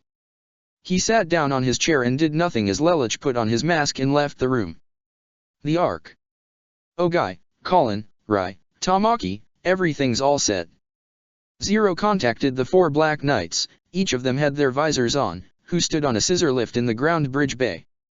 Optimus will have a clear view of you. Once you have the Harvester, Ratchet will bridge you back to base. However, if the Decepticons arrive or something else goes wrong, I'll meet you in the museum's loading dock. Roger that. Ogai responded. Ratchet pulled down a lever and manually activated a ground bridge portal. Now since you'll bypass any points of normal entry, you won't need to worry about setting off the alarm. Zero has also made sure the security footage is deactivated and won't record what happens. Fixit informed. But please try not to make too much of a press, dress, mess. Yeah, we got it. Tamaki waved off. Museum. The ground bridge portal opened as Ogai drove the scissor lift into the hallway close to the main entrance, the portal closing right after. The four black knights remained quiet and looked around. They spotted the statue of Zeus holding the Energon harvester. Bingo! Rai whispered. They saw Optimus' vehicle form from the window entrance as he flashed his headlights 3 times to give the signal. Ogai nodded as he drove the scissor lift towards the statue and began to ascend the platform close to the harvester. Optimus kept a close watch on the 4 humans as they quietly did what they were assigned to do. So far, so good. However, heads up Optimus, you got company. Cliffjumper told him via the comms. His warning came on time as he spotted through his mirror a certain red car pulling into the parking lot and coming close to his vehicle mode. Knockout gave a whistle as he admired Optimus' vehicle form. Sweet rims. 24 gauge. You're real heavy duty, just like my friend here. Optimus. Incoming. Ironhide warned as Breakdown's vehicle mode came charging in before it fired a missile from a large cannon on the roof. Optimus quickly transformed and caught the missile. However, its propulsion pushed Optimus back as he tried to grind his feet into the ground to halt its advance. He pushed back with all he had, just as the missile's top made contact with the glass, causing a large crack to form. Ogai, Colin, Rai, and Tamaki looked in shock at the sound. Optimus briefly glanced back to make sure his human companions were alright, but this left him vulnerable for Knockout to drive his Energon prod into Optimus' neck, electrocuting him and knocking him down, where Knockout pinned him further by zapping his neck with the prod again. Optimus, hang on. Cliffjumper and Ironhide drove up to try and help, but Breakdown already transformed, his right hand taking the form of a hammer as he slammed it at Cliffjumper to send him flying all the way across the large parking lot, but Ironhide had already transformed and punched Breakdown across his face to knock him back a bit. Ironhide then punched him again, but as he came in for the third, Breakdown caught Ironhide's fist in his other hand before smirking and delivering an uppercut with his hammer to send him flying high into the air and crashing hard onto the ground. Cons. Colin shouted as she looked in shock with everyone else. They got Optimus, and knocked down Cliff and Ironhide. Ogai exclaimed. However, hope was not lost as Archie and Bumblebee both drove from the sides of the building. Archie drove at high speeds and transformed while jumping to land a flying kick at Breakdown's face to knock the large Decepticon back. Bumblebee was planning on jumping in as well, but his vehicle mode was cut off by a large energy blast that sent him flying, and transforming back to normal, before rolling and grinding on the parking lot. He looked to see where the blast came from. Scrap. He bleeped as he saw the Lancelot rolling in with the Varus rifle in hand and reading to fire again, but the rifle was blasted out of the White Nightmare's hands by a recovered Cliffjumper as he and Archie both charged in and opened fire, forcing the White Nightmare to retreat on its land spinner wheels and activate its blaze luminous shields on its arms to block the Energon blasts. Knockout saw the Nightmare work with interest. Not bad. However, this left him vulnerable as Optimus had recovered and swiped his arm back to knock the red Decepticon off him. Breakdown had gotten up and was about to charge in on Optimus, but Bulkhead had jumped down from the roof of the building with a mace in his hand and smacked Breakdown back and sent him crashing through 2 lamp posts and on the other side of the parking lot. Breakdown however was quick to get back up as he smirked at the glaring Bulkhead. Hammer time. Colin and Rai had rolled the harvester onto the scissor lift as Ogai looked with surprise at the fight unfolding outside. Well, so much for covert. Tamaki commented. Zero, do you read me? We got cons. Ogai reported to their leader, who remained by the entrance to the cargo hold. And that same White Nightmare from before too. Lelich's eyes widened underneath his mask. A part of him expected the cons to be here, but he didn't anticipate that Nightmare to show up. Get the harvester to the cargo hold now. Zero ordered. Don't worry about the enemy, let the Autobots handle them. Our first priority is to secure the harvester. Roger, we're on our way. Ogai responded. Lelich clenched his fists. Damn it Suzaku, why are you here of all places? Suzaku gritted his teeth as he maintained his defense, rolling back to avoid the constant laser fire from both Archie and Cliffjumper. However, this appeared to have left him open for Bumblebee to come in from the back and deliver a roundhouse kick to knock the nightmare down on the ground. The Lancelot, however, was able to pull itself up as Suzaku wiped some of the blood coming from his mouth. I had trouble with just one Autobot, but 3 of them might be too much for even the Lancelot. Still, I'm not about to give up. The White Nightmare drew both its MVS blades before it shot right to Bumblebee, who limboed underneath one horizontal swing, but the Lancelot was able to kick him in his side to knock Bumblebee down. He then swung at Arky, who blocked it with both her arm blades. The MVS scratched but didn't cut through. Suzaku grunted. Looks like even the MVS can't cut through Cybertronian metal. Arky jumped over the Lancelot and swiped her feet to knock it down, but it shot a slash Harken from its right arm to catch her by surprise before swinging the blade at Arky. Though it didn't cut, it sent her flying back a few feet and landing hard on the ground. The Lancelot then sped to the incoming cliff jumper and tried to swing both blades down on him, but he was able to catch the Nightmare by its arms as he smirked right at its face. "I'll give you credit, you really know what you're doing, don't ya?" Cliff chatted casually. "Sucks you're with the cons though, otherwise I wouldn't have to beat you up." He quickly grabbed the Lancelot's right arm with both his hands and flipped him over his shoulder, slamming the Lancelot onto the pavement. Knockout tried to get in close with his Energon prod to avoid getting blasted by one of Ironhide's cannons, but as he did, the older Autobot tried to punch him, only for the smaller Decepticon to swerve out of the way before striking his prod into Ironhide's neck to electrocute him. But Ironhide stood his ground as he shot a random blast on the ground from his cannon to blast back Knockout, while consequently blasting himself back as well. Bulkhead swung his club at Breakdown, only for him to strain and catch it with his hand right as Breakdown swung his hammer at Bulkhead, who caught it with his other hand. The two wrestled each other and glared. "So, where's that human pet of yours, Bulk?" Breakdown taunted. "Rai was it? How about once I'm done here, I pay him a visit?" This only seemed to anger Bulkhead as he tried to press forward with a roar, but his anger made him sloppy, letting Breakdown slide and slam his hammer at Bulkhead's side to knock him down. He raised his hammer to strike down on him, but before he swung, someone else caught it. He looked in surprise to see Optimus glaring down at him. Breakdown laughed nervously before he was punched right into the face and sent flying. Meanwhile, inside the museum, Zero waited by the entrance to the cargo hold as he saw the Black Knights in the scissor lift with the Energon harvester. He immediately pressed the button on the side to open the gate to the cargo bay in the back of the museum.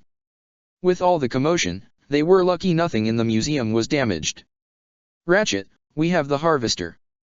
Prepare for an immediate ground bridge to our coordinates," Zero ordered through his comms just as he ran into the cargo bay, with his fellow Black Knights right behind him with their precious cargo. They looked ahead to a partially open gate that led outside to the back of the building, where they saw some large metal legs walking toward them. Though they couldn't see the face, it looked similar to a bot they knew. "Arky!" Colin called, thinking it was her partner. "Colin, wait." Ogai tried to stop her, but it was too late.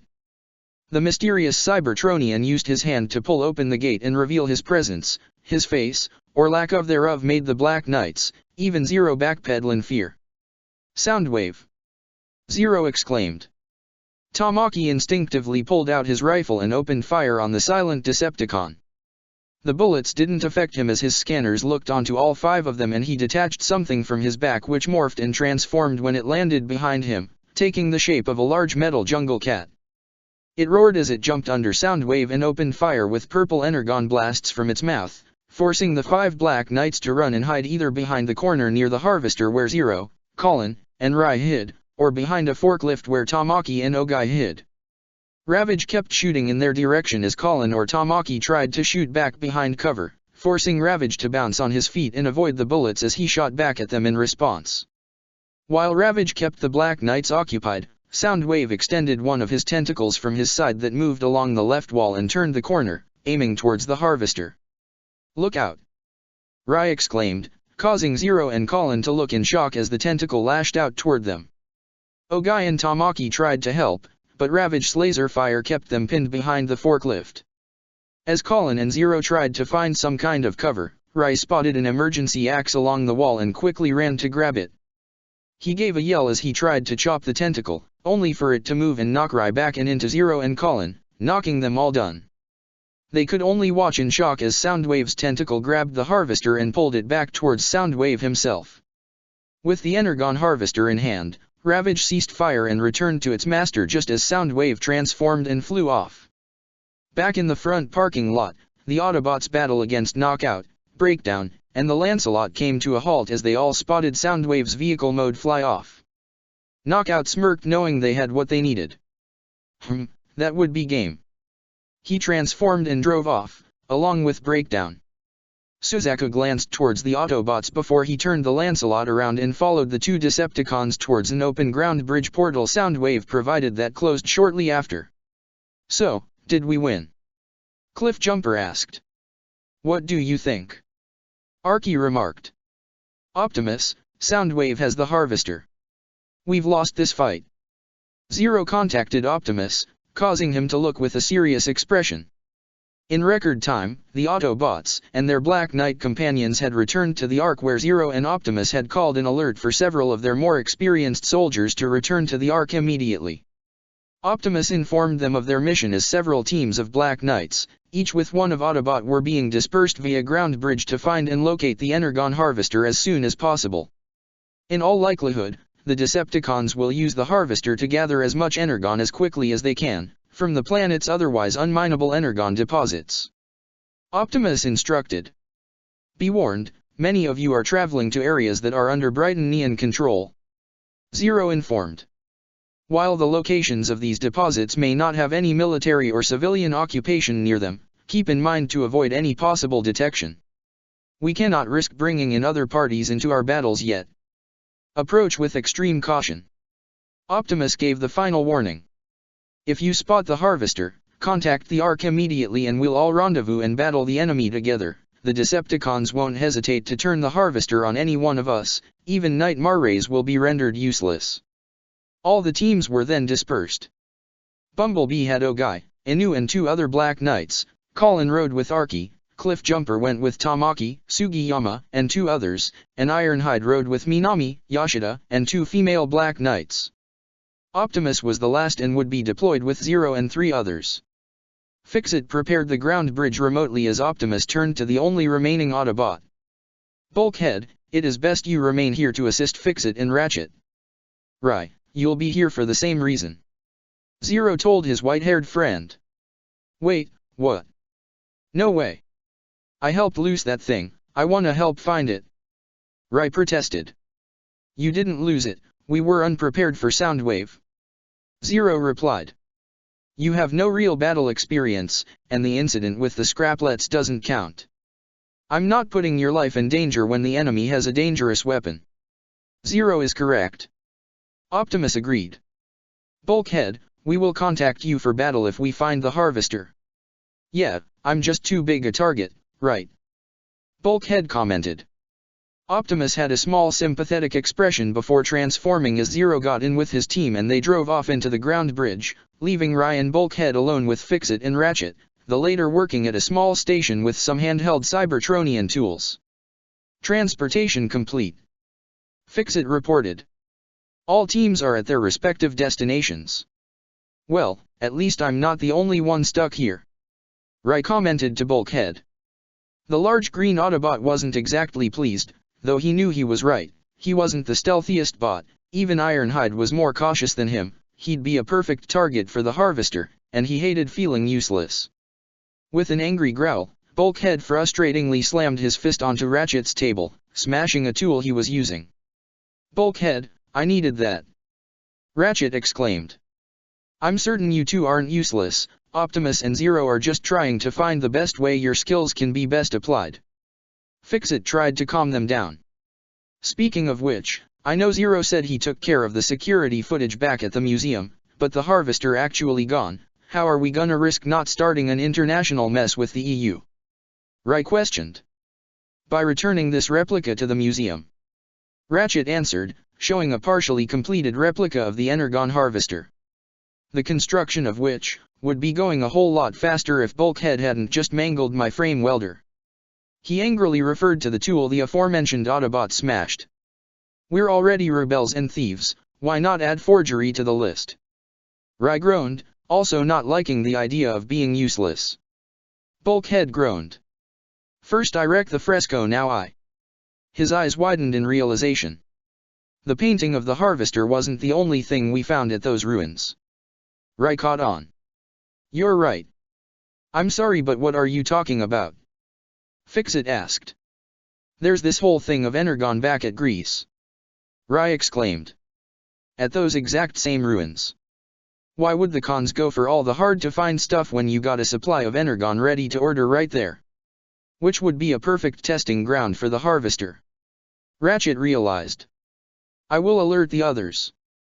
Wait, we don't know for sure if the enemy is there. Fix-It reported. So, we'll go and scout it out to make sure. Rai said.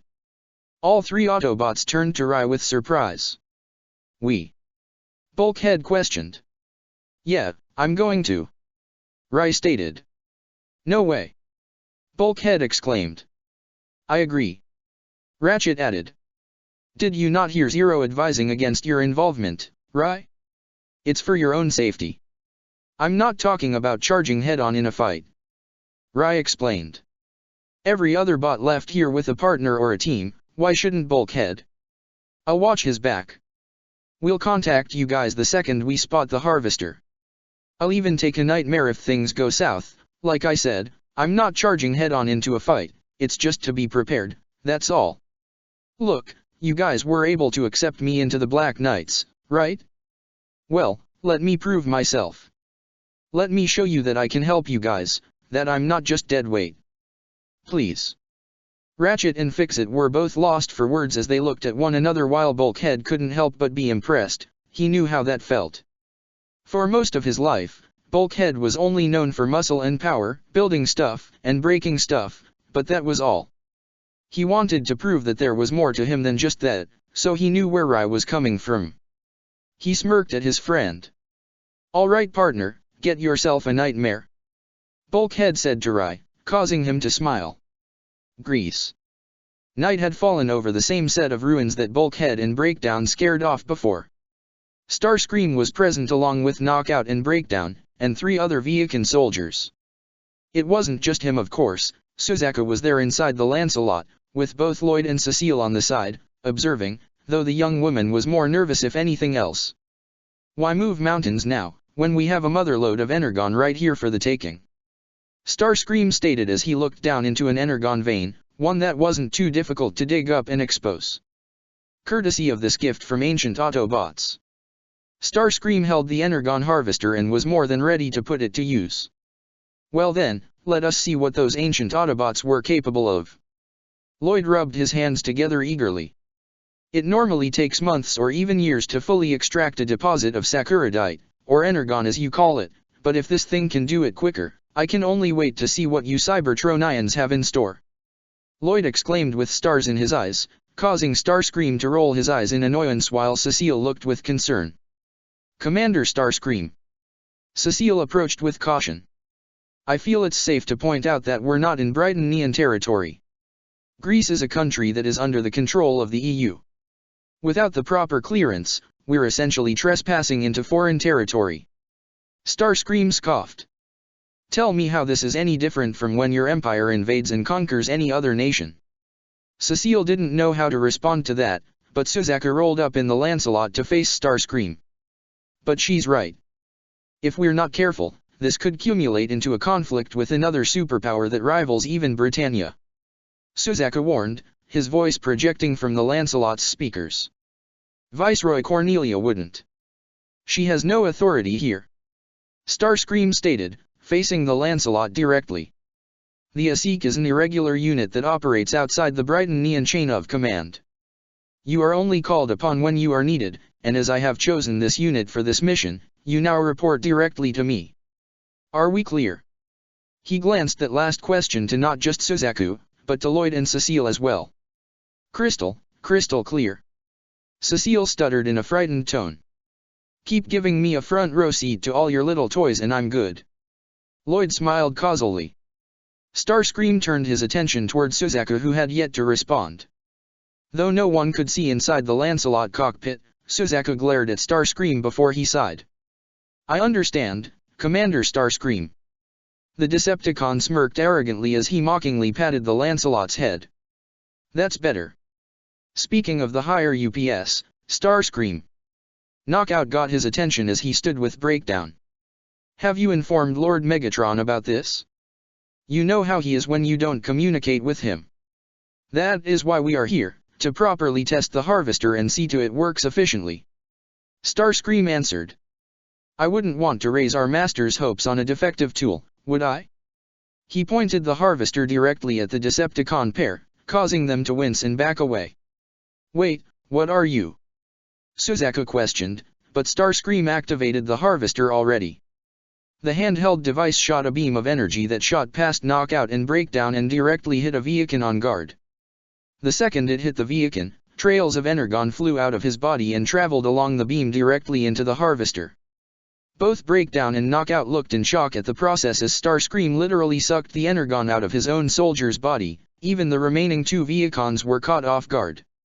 Suzaku gave an audible gasp as he saw it as well, his own eyes wavering. Cecile covered her mouth with both her hands as she looked in horror. Even Lloyd was partially frightened.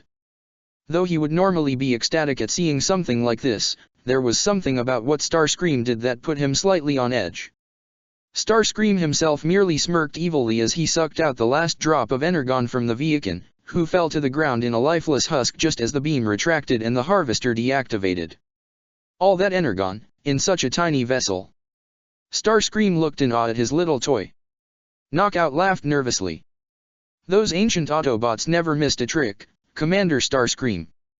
That was certainly quite the show. Lloyd gave an uneasy chuckle himself as Cecile still looked on in fright. How could you do that to him? Suzaku exclaimed to Starscream. He was your own soldier. How could you just kill him like that? Starscream glared at the Lancelot. Viakin troopers are expendable, even they know that. They're prepared to die for their cause, just as that one sacrificed himself to see to it the harvester works. There is no greater honor than to die for your own cause, wouldn't you agree, Kururugi? He mockingly said to Suzaku, who could only glare back through the Lancelot. Starscream then turned his attention back to an exposed energon crystal. He immediately pointed the harvester at it and began to extract the energon. The crystal was connected to all the others in the energon vein and he would have the entire supply of energy soon. Knockout, Breakdown, Suzaku from the Lancelot, Lloyd, and Cecile continued to watch along with the other two Viacons. As they did, they were completely unaware of both Bulkhead and Rye, piloting a Black Sutherland, on a cliffside watching the whole thing as well. Whoa, so that's how it works. Rye voiced in awe and surprise. Yeah, looks like you were right. Bulkhead commented. Contact Ratchet and let him know we found them. I'll see if I can slow them down a bit. Wah. Bulkhead. Rye tried to protest, but Bulkhead had already leapt down, but also accidentally stepped onto a pot, creating a loud breaking noise that drew all the Britannians and Decepticons' attention to him, and the Black Sutherland. Scrap. Rye and Bulkhead cursed at the same time. Well, look who's back for seconds. Breakdown brought out his hammer as Knockout took out his energon prod, while the two Viacons also opened fire. Without thinking, Rye shot his Black Sutherland forward, rolling down the hill and shooting past Bulkhead. He tried to protest but was hit by a few energon blasts from the Viacons, forcing him to retaliate with his own energon cannons. Lloyd and Cecile both took cover behind some ruins as the fighting started. Talk about a clash of titans. And I totally mean that considering we're in ancient Greece and all. Lloyd joked. Really, Lloyd? Now. Cecile complained. Rye shot his Black Sutherland straight for the Decepticon pair who only looked in amusement. Well, someone's got guts. Knockout complimented. Yeah, let's see him. Breakdown ran forward with his partner, both Decepticons running around the young Black Knight. Knockout spun his energon prod like an expert as Breakdown readied his massive hammer. For a brief second, all time stopped for Rye. Suddenly, he knew exactly what to do. Despite this being the first time he would use a nightmare for combat, everything about fighting just suddenly felt natural to him, like he'd been doing this entire life. He wouldn't know it, but in his left eye, a familiar sigil resembling a red bird in mid-flight formed, the sigil of a geese. Right as the two Decepticons closed in with their weapons, Rai pulled the levers on his Nightmare's controls, causing it to limbo and swerve just as Breakdown swung his hammer and accidentally slammed Knockout in the face, and sent him flying. Breakdown was completely caught off guard by that. Using this distraction, Rai used his Sutherland to reach out and grab the Energon prod that was still midair and jammed it into Breakdown's neck. He left the prod jammed into his neck as the large Decepticon fell flat on the ground, still being electrocuted. Rai could only look in shock at what he just did, his geese still active in his eye. Did I just? He was brought back to reality as he suddenly and instinctively shot his Sutherland backwards to avoid the Harkins shot at him by the Lancelot. Suzaku shot his more advanced Nightmare forward after the retreating Sutherland. Neither of the pilots realized their enemy was actually their own friend from school. Instinct alone would only get Rai so far as he backed his Sutherland into a literal corner between a cliffside and a wall of ruins, giving the Lancelot an opening to jump and deliver a spinning kick to knock the Sutherland through the wall and crashing on the ground. Suzaku was ready to deliver a hand chop with his White Nightmare to disable the enemy Sutherland and not harm the pilot, but his hand was caught by Bulkhead, having already dealt with the remaining Vehicons. Pick on someone your own size. Bulkhead challenged before he delivered a punch to knock the Sutherland back. He readied his Energon cannon and fired a charged shot that scored a direct hit on the Lancelot. Despite the Blaze Luminous shields activating, the force of the blast was powerful enough to send the Lancelot flying and crashing through several ruins, causing Lloyd to shriek as he held his hands to his head dramatically. Bulkhead's victory was short-lived however as Starscream had turned the Harvester on him and began to suck out the Energon from his body.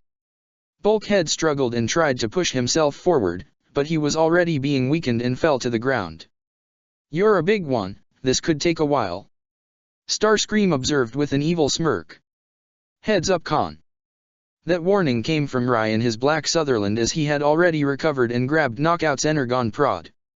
Before Starscream could even react, Rai, with a shout and his geese flaring in his eye, used his Sutherland to jam the prod into the Harvester. Boom! The Energon harvested exploded in a massive and glorious flash of blue light that sent Rai's black Sutherland and Starscream flying in separate directions. Lloyd and Cecile both took cover and covered their heads and faces as the explosion shook the whole area. When it was over, the two dared to look up to see a massive scorch mark on the ground with small blue fires everywhere. Starscream groaned as he got up but gasped as he looked in shock to find his right arm having been blown off completely. He directed his attention towards the downed black Sutherland that looked damaged beyond repair. Its legs and right arm were gone, all that was left was the central cockpit in the chest and the head unit with the left arm. Rai himself was still alive, but barely conscious as he felt some blood trickle down his face. "You, insolent, worthless, human!" Starscream roared as he got up.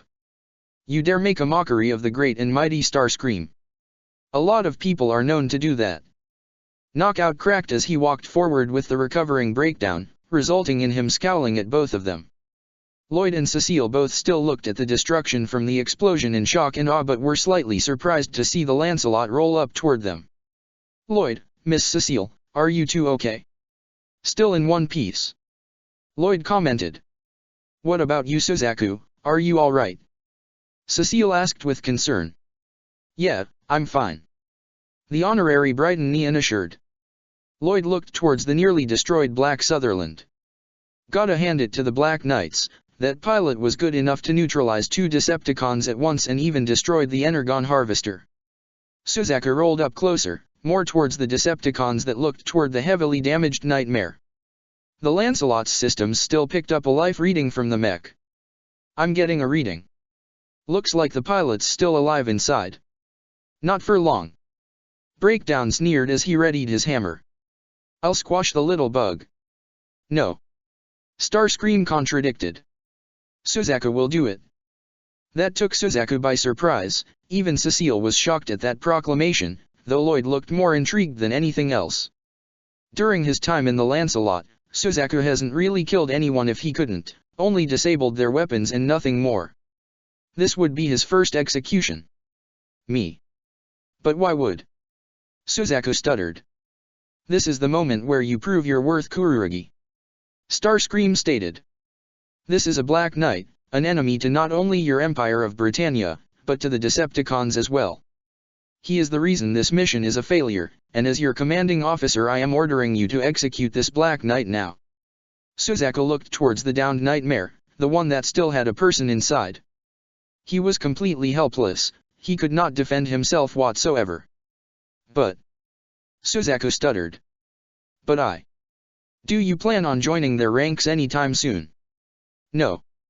Then be done with it already. Starscream exclaimed. Suzaku was a complete loss for words. He didn't have any intention to join the Black Knights, and he didn't agree with the approach they and the Autobots had, but to kill them when they are completely defenseless like this. Could he really do it? I don't think so. Before Suzaku could even react, Bulkhead quickly showed up and slammed his club right into the Lancelot's chest, rocking Suzaku in his seat, as he sent the Lancelot flying straight up into the air and back down several feet away from the scene. Knockout and Starscream may have been caught off guard, but Breakdown was it. He tried to swing his hammer at him, but Bulkhead was able to move out of the way and slam his club into Breakdown's back to knock him down.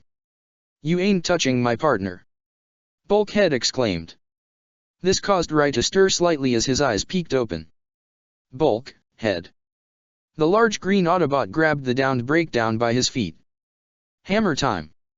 He shouted as he spun his rival's body around and let him go to send him flying into Starscream and Knockout, causing all three to crash near the downed Lancelot. Bulkhead stood protectively in front of Rai's downed nightmare. Come on! I'll scrap all of you! He formed his cannon in his right hand and a club in his left, ready for anything. Breakdown and Knockout were the first to get up, followed by Starscream as they glared and were ready to fight back when a ground bridge portal opened up from the hilltop right above them. Optimus, Archie, Cliffjumper, Bumblebee, and Ironhide drove out immediately before transforming and opening fire with their Energon blasters. Realizing the fight was lost, Starscream ordered a retreat. Soundwave. I need a ground bridge to my coordinates now. A second ground bridge portal opened up close to him as Starscream was the first to run in. Knockout transformed into his vehicle mode and drove up to Lloyd and Cecile with an open door. Come on. But what about Suzaku? Cecile questioned. Breakdown's got him. Knockout stated as he saw his partner carry the Lancelot over his shoulder, and consequently Suzaku inside, and run into the portal. Now unless you wanna be scrapped, get in. Nothing else needing to be said, Lloyd and Cecile both got into Knockout and he drove into the ground bridge portal before it closed off. The Autobots lowered their weapons as they regrouped with Bulkhead. You okay, soldier? Ironhide asked him. Forget about me, we gotta help Rai. Bulkhead exclaimed as he turned around, only to see the cockpit open just barely as Rai climbed out. The only real injuries he had besides the bleeding cut on his head was a sprained arm and a possible minor concussion. Hey guys. Rai groaned with a strained smile as he felt his side. Rai? But how did you? Archie stuttered. I'm telling ya, this kid knows what he's doing. Bulkhead complimented. Took down Breakdown and Knockout. Plus, he destroyed the Harvester. Seriously? Ironhide questioned in shock as he, Archie, Bumblebee, and even Optimus were quite surprised. Yep, I'd say he's about as good as Colin. Bulkhead complimented as he glanced at Rai with a smile, who gave a strained smile back. Cliffjumper actually looked quite impressed. Didn't know he had it in him. Optimus walked forward. Bulkhead, Rai, engaging the enemy on your own was a foolish decision. The two looked down slightly. However, your actions have prevented the Energon Harvester from falling into Megatron's hands. This is a clear victory and you two are responsible for it. Bulkhead chuckled. Guess I'm not the only one good at breaking things. Guess not. Rai chuckled slightly. Let's get you guys back to the Ark. Bumblebee said. You need to tell Lelich about this and I promise he's not gonna like that. Both Rai and Bulkhead looked towards each other with nervous expressions. The Ark, the bridge. Ratchet and Fix-It were able to finish the replica of the Energon Harvester. Currently Ogai led a team of Black Knights to place it in the museum before it opened to the public. If everything went well, no one would notice the difference, and there would be no evidence of the Black Knights or the Autobots being there. However, that did not deter Lelich as he less than pleased with Rai and Bulkhead's actions. Stupid. Stupid. Stupid! Lelich exclaimed, still in his Zero suit, just without his mask. The other Autobots were present but said nothing as the leader of the Black Knights shouted towards Bulkhead and Rai, the human boy having his arm in a cast with some bandages on his head. I told you that you weren't ready for real combat. Lelich continued. Okay, going to those ruins was a good idea, but you weren't supposed to fight. You even said it wasn't meant to be a fight. You should have reported it to us immediately. To be fair, I'm not exactly the stealthiest bot, so I was the one who gave us away. Bulkhead pointed out. It wasn't all his fault. No, but it still was your fault for bringing him in the first place. Lelich pointed out. That one's on me. Rai stated. I asked him to take me along, it wasn't just Bulkhead. Lelich, look, I know you're angry and you have every right to be, but please just hear me out. I know I've got some work to do before I'm really ready, but I want to do everything I can to help. I may not know who I was before, but one thing I know is certain, Britannia is wrong, the Decepticons are wrong, I can't let them get away with all they've done. I don't want to be a burden for all of you, I want to help. This world is my home too. When I fight, I think about you, Nunnally, Suzaku, Colin, Shirley, and everyone else at school. I also think about Ogai and the others in the Black Knights. You guys are not only my friends, but the only thing that I actually know. I have no idea what my family was like or if I even had a family. You're all I got, so please, let me fight with you. I know I can do more for all of you, please. Lelich, please. Lelich honestly had no idea what to say. Instinctively, he glanced towards both Bumblebee and Optimus, wondering what they had to say. Bumblebee's optics lowered slightly as he gave a nod, Optimus did as well. Lelich sighed before he spoke. All right, you got your wish. He said, causing Rai to look in surprise. Bulkhead, you say he took down 2 Decepticons and destroyed the Harvester? Yep. Bulkhead nodded. Then I'll let you be a pilot. Lelich told Rai, causing him to look with a smile. Seriously. On 2 conditions, Lelich wanted to make this as clear as he could. First, you get proper training. I'll have Colin help you out with hand-to-hand combat, and I'll leave it to Ironhide for nightmare training. Can I trust you with that? He glanced the veteran Autobot. Trust me, training rookies is what I do best. Ironhide assured with a nod. When I'm done with the kid, he'll be a force to be reckoned with. What's the second condition? Rai asked. You don't do anything too reckless. Lelich answered. You have a lot of potential, and I promise you'll be placed on real missions, but I don't want you to do anything stupid or too dangerous. If something happened to you, Nunnally would be heartbroken. And I wouldn't be too happy about it either. Rai looked a bit concerned but gave an assuring smile. All right, I promise I won't jump the gun. Don't worry, Lelich, I got his back. It's what partners do, right? Bulkhead assured as he looked toward Rai. Right. Rai nodded and gave a thumbs up. All right, I'm trusting both of you, just don't make me regret it. Lelich had a bit of a joking smile. Cliffjumper snickered. Did you just make a joke? The big bad Zero's got a sense of humor, who knew? I certainly didn't. Arky remarked, causing some of the Autobots to chuckle along with Rai, while Lelich smiled but shook his head. However, he still spared Optimus a glance as they both were thinking the same thing. According to what Rai said, he knew exactly what to do in that fight, almost on instinct. They both doubted it wasn't a natural talent or anything like that. They remembered when Lelich and Colin found him at Ashford, he had a straight jacket just like the one CC had.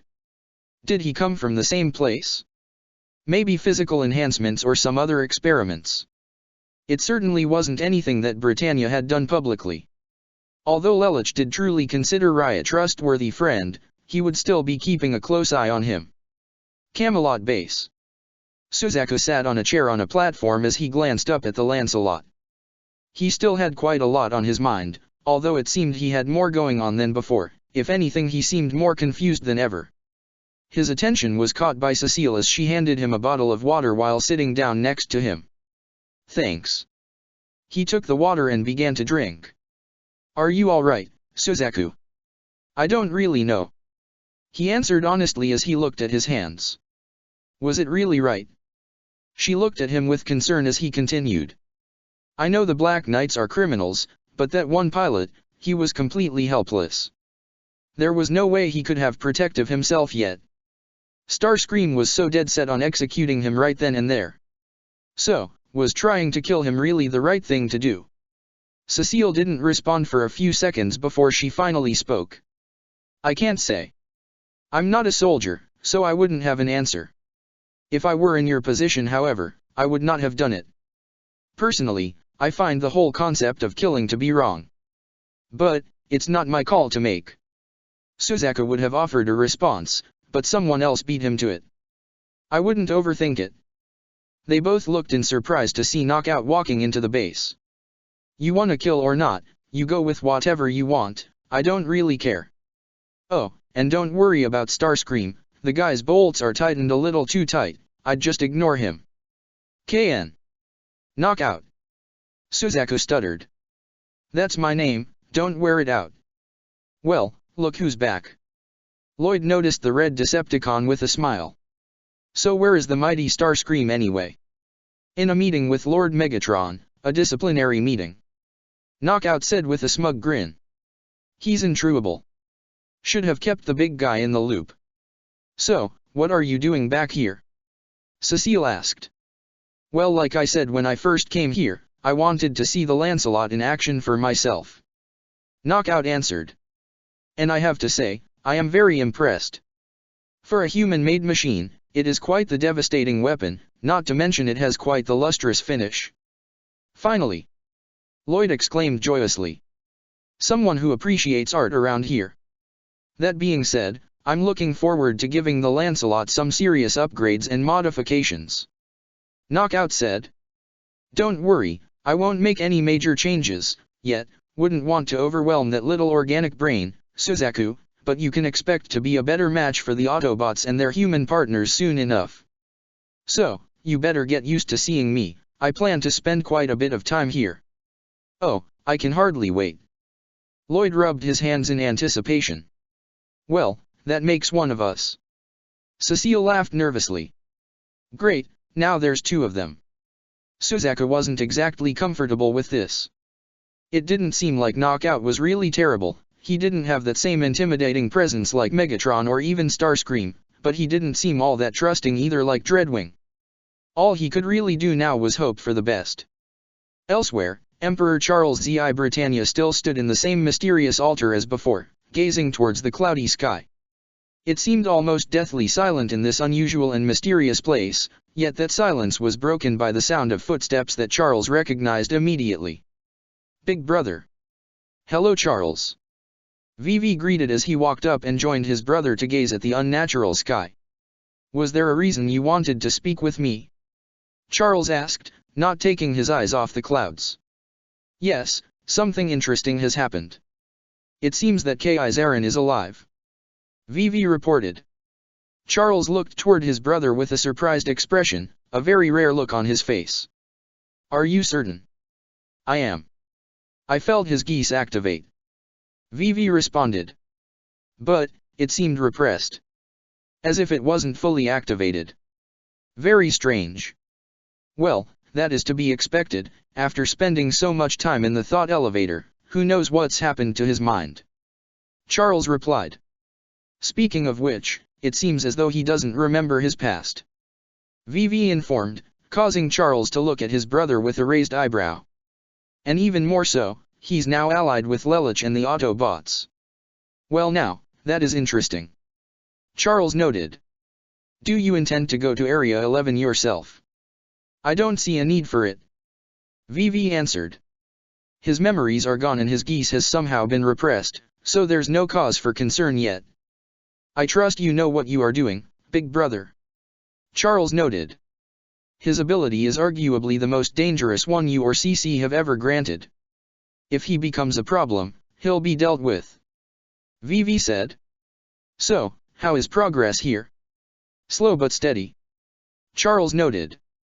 Between running an empire, and the complications of our project, not to mention making sure Megatron doesn't find us, We can't afford any missteps. Understandable. Vivi nodded. I'll leave you to it. He turned around and was about to walk away. Charles, you remember our promise. Our contract.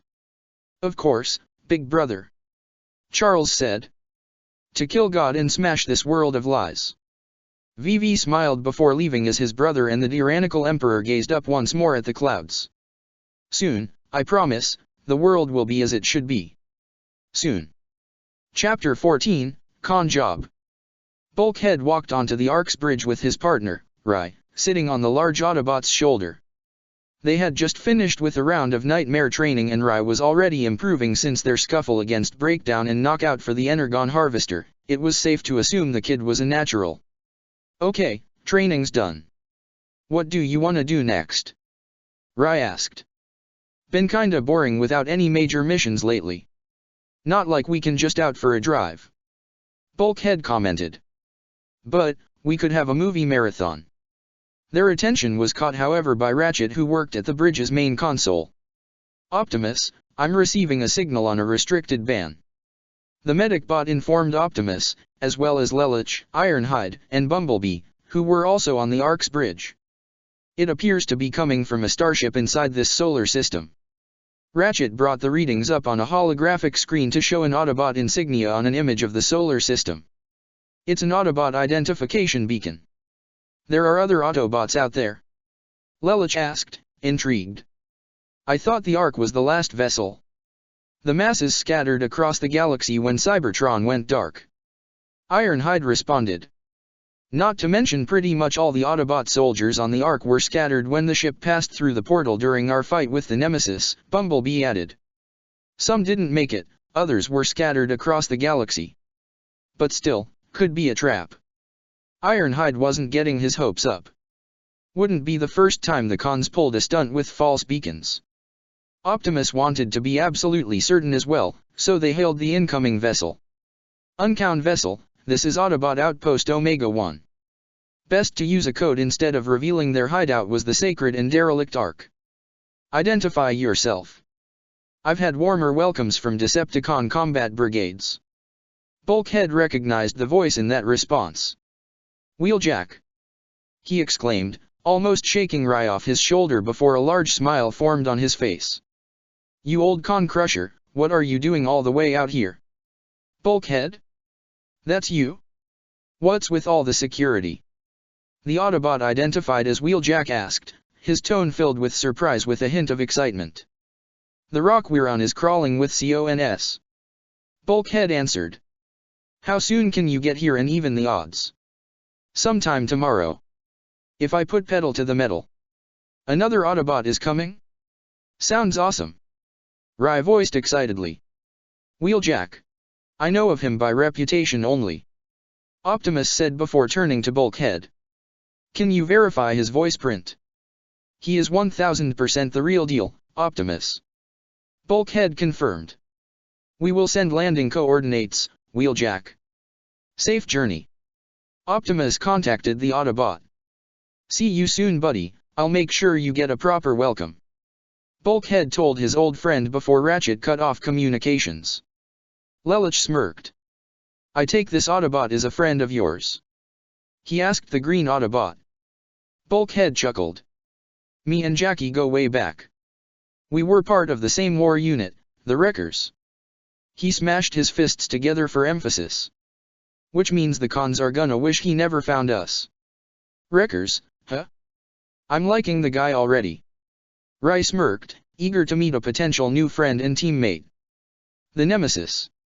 The Ark wasn't the only vessel to get a reading on the incoming Autobot vessel. The Decepticon warship, still stationed on Earth's moon, also picked up the transmission courtesy of Soundwave on the bridge of the ship.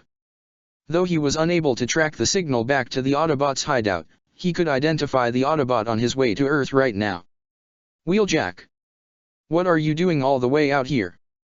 Bulkhead? That's you? What's with all the security? Soundwave was able to find a match to Wheeljack's voice print as a three-dimensional image of his physical form appeared on the screen of Soundwave's visor, something that pleased his lord and master. Wheeljack, the Autobot who has a proclivity for explosive devices.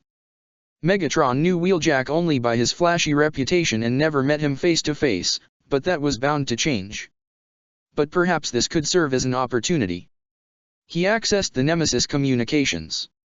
Makeshift, report to the bridge immediately. Within just 2 minutes, a new Decepticon had walked onto the bridge. He was a darkish purple sort of color, somewhat bland with the titular red eyes of most other Decepticons, spiky armor along his back and shoulders, and of course, the insignia of the Decepticon cause on his chest plate. I am at your command, Lord Megatron. He bowed to his master bravely before rising. I have use for your particular talent, Makeshift. And if you are able to successfully pull it off, you may have the honor of dealing the final defeat to Optimus Prime. Megatron sneered. Makeshift smirked evilly. I'm the best at what I do, so consider it done. Megatron nodded to Soundwave as he continued to play the intercepted communications between the Autobots and Wheeljack before extending one of his tentacles towards Makeshift. Once it made contact, and Wheeljack's appearance began to download, Makeshift's whole body began to shift and change. Sometime tomorrow. If I put pedal to the metal. See you soon, buddy, I'll make sure you get a proper welcome. Megatron gave a small chuckle. I too know how to prepare a proper welcome. The next day, the bridge of the Ark. All the Autobots and many Black Knights, including Ogai, Colin, Rai, Tamaki, and even the Masked Zero, were all gathered to prepare the welcome for a potential new member of the team. Wheeljack's ship is approaching the landing zone. Arky reported as she worked at a console. Excellent. Zero said. Got that right. Tamaki pumped his fist. New Autobot means more trouble for Brits and the cons. Ratchet held a handheld device. Ground bridge is cycling up. However, he got an alarming beep from the device he was holding. That's odd, some sort of error in the remote control. Oh. Fix-It realized. I just remembered. I forgot to mention that the subsystems have been coming on and off. Some sort of glitch with the grid. That's not the only thing glitching. Colin muttered. Ratchet looked less than pleases. Again. Blasted scraplets. Equipment hasn't been the same since the infestation. May have to open manually from the ground bridge bay. But I thought everything was fixed already. Ogai said. I mean, during that whole mess with the harvester, everything worked fine. Yeah, but there's still a few glitches in the cracks. Cliffjumper said. We've been trying to patch it up as best we can. Can't have our most reliable tool go malfunctioning on us. Ogai looked at the screen that highlighted Wheeljack's current position. Why is this Wheeljack guy landing in Africa though? Why not just come straight here? We cannot risk revealing the Ark's location. Optimus explained. Just in case Britannia or the Decepticons are tracking his ship. Rai looked off to the side to notice Bulkhead pacing back and forth, but it wasn't out of nervousness, but rather eagerness and excitement. Well, someone looks eager. He said with a smirk. Oh, you are gonna love Wheeljack. We're like brothers. And tonight, we are gonna party. Bulkhead exclaimed excitedly. You said he was part of this group called the Wreckers, right? Colin asked. Yes, a combat unit that operated outside the normal chain of command. Optimus informed. They accepted missions no one else would. I tagged along on a couple of those missions myself. Ironhide added. I was never an official wrecker, just had to make sure they didn't make too much of a mess. Many of them were real loose cannons, but they get the job done, often in the form of large explosions. It would also seem Wheeljack takes this method to spark. Fix-It informed as he looked up his dossier via his own handheld device. With his own personal craft, the jackhammer, along with a personal talent for marksmanship, close-quarters combat, and expertise for demolition tactics, he was widely considered one of the most explosive wreckers ever to be online. Awesome! Tamaki exclaimed with a wide grin. I'm liking this guy already. Lelich said nothing but smiled underneath his mask. From what he heard, this Wheeljack was a real warrior and a good one at that. With how outnumbered the Black Knights and Autobots all were, they could really use some additional firepower. However, all smiles faded when alarms sounded throughout the Ark's bridge. What's going on? Ogai asked in alarm. Boogies. Arky stated as she looked towards the screen where multiple Decepticon signals appeared close to Wheeljack's signal. Closing fast on Wheeljack's position. Con scum. Bulkhead snarled. Wheeljack was prepared to land his vessel, the Jackhammer, in the Sahara Desert far away from any Brighton settlements when the craft was suddenly ambushed by 6 Viacan troopers, each taking the form of alien jets as they shot multiple energon blasts at the ship. Wheeljack was able to avoid most of the blasts as he tried to shake them, but one lucky shot hit his right engine, forcing the Autobot inside to make a crash landing on the desert sand. All 6 Viacons flew down toward the trail the Jackhammer left when it crashed before transforming and reading their energon blasters as they approached the downed ship. However, the frontmost Viacan was suddenly killed by an energon blast that shot out of the smoke. Wheeljack revealed himself. A primarily white Autobot with minor red and green decals on his arms and feet and a gray helmet built onto his head, as well as the titular Autobot logo on his chest plate.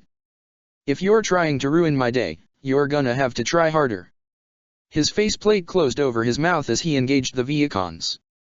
They tried to shoot him, but he quickly ran out of the way before jumping and landing hard on the Viacan in the center of the group.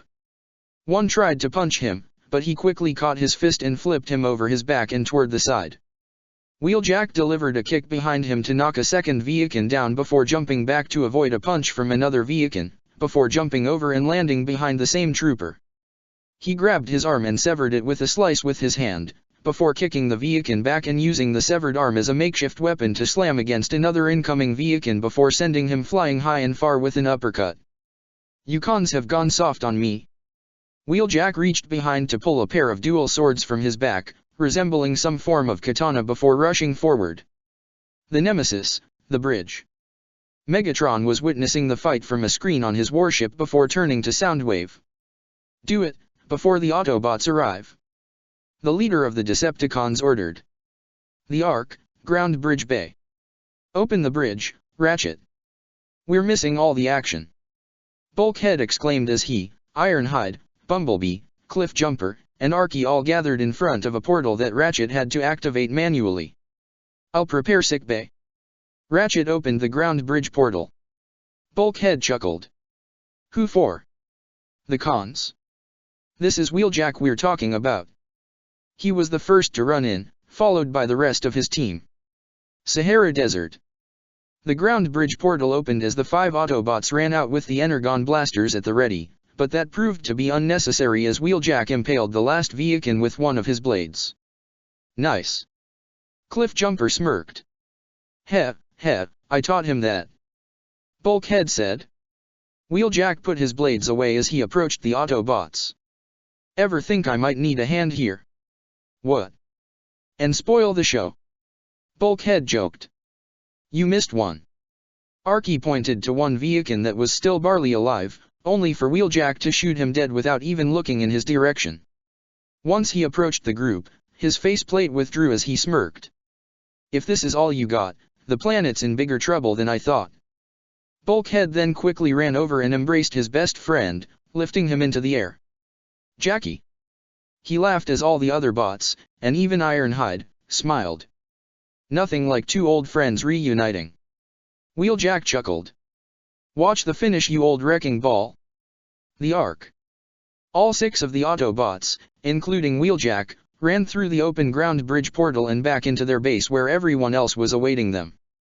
However, the ground bridge circuited out, as well as the console that Ratchet was working on, causing him to groan in frustration. Despite the malfunction, however, it did not deter the good mood everyone else was feeling. Jackie, come here. Meet my other best buddies, Rai and Tamaki. These 2 can wreck with the best, Rai especially. Hi there. Rai gave a friendly wave. What's up? Tamaki gave a finger salute. You 2 keeping Bulkhead out of trouble? Wheeljack gave a greeting joke. Well, I try, but trouble finds us anyway. Rai replied. Which he get out of by blowing stuff up. Tamaki added. Wheeljack smirked to his friend. We're gonna get along just fine. He turned around to the approaching leader of the Autobots. Optimus Prime, it's a privilege. Likewise, soldier. Optimus replied. What have you to report from your long journey? Been bouncing from rock to rock. Wheeljack replied.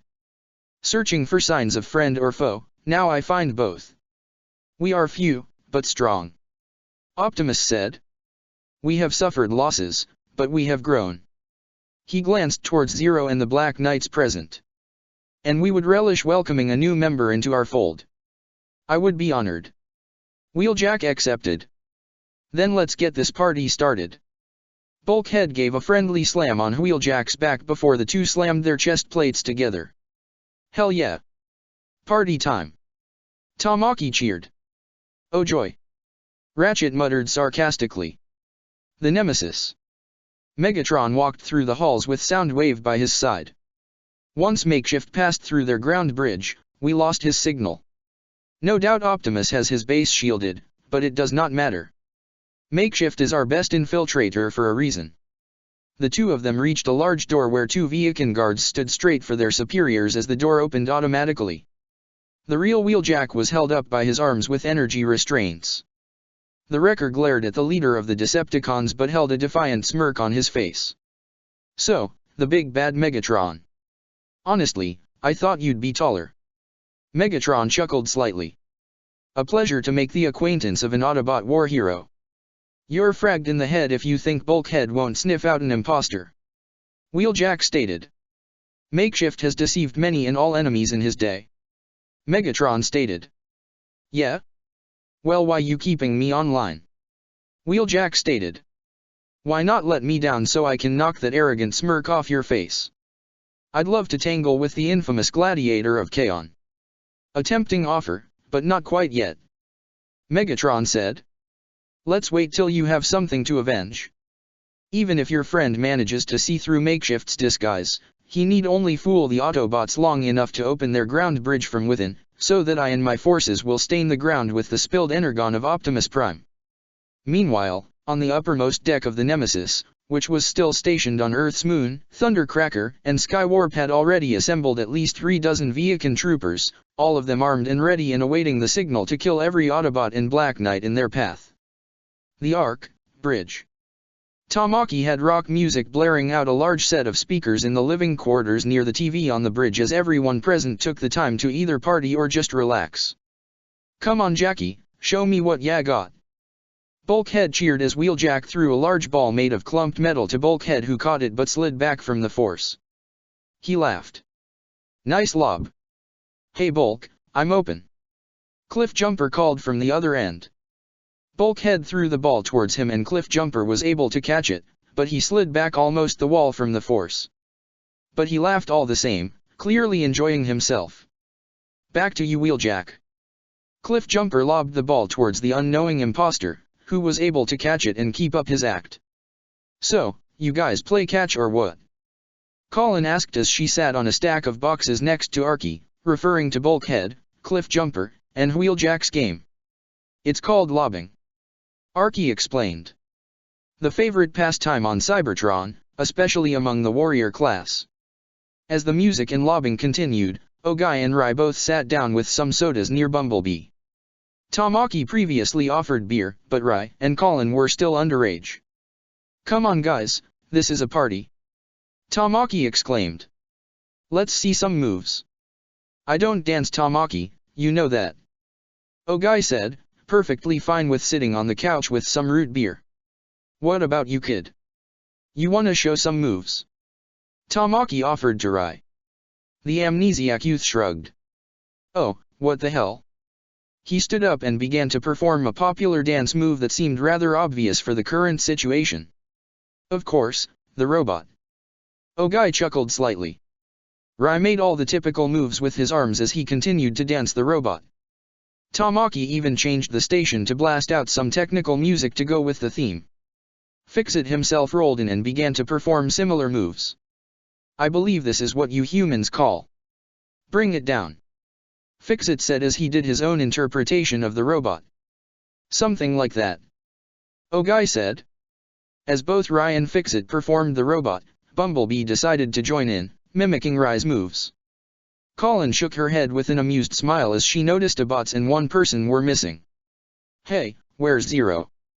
Or Optimus or Ironhide. Zero's in his room right now. Archie answered. Optimus and Ironhide went to speak with some new recruits. They're not much party people. They went to Japan. Colin asked. But I thought the ground bridge was down while Ratchet's fixing it. They both drove outside. Archie responded, causing Colin to look in surprise. We can handle being underwater, we don't need to breathe. Bulkhead caught a lob from Cliffjumper. Coming at ya. He threw the ball at Wheeljack, but he failed to catch it as it slipped from his fingers and smashed hard into the wall, causing all music and dancing to stop as everyone looked in surprise. Do you mind? Ratchet exclaimed over the Ark's communications via the Teletram 1 link. I am attempting to perform sensitive calibrations here. I can hear you all the way from the ground bridge bay, so please keep it down. Sorry document. Cliffjumper contacted back. We'll keep it down. He looked towards Wheeljack. He's a good bot, a bit tightly wound. I can see that. Wheeljack responded before picking up the lob and passed by Fixit, who wheeled his way closer towards him. If I may, Wheeljack, it's an absolute privilege to have you here. Fixit stated. Having two wreckers is going to be instrumental in our future kettles. Chattels. Battles.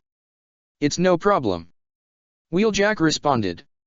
So, you and Ratchet built that ground bridge from scratch? Not exactly. Fixit answered. It's actually our space bridge system, but the Ark's systems were damaged in the crash, so we had to downgrade to conserve power. So, would the space bridge still be working?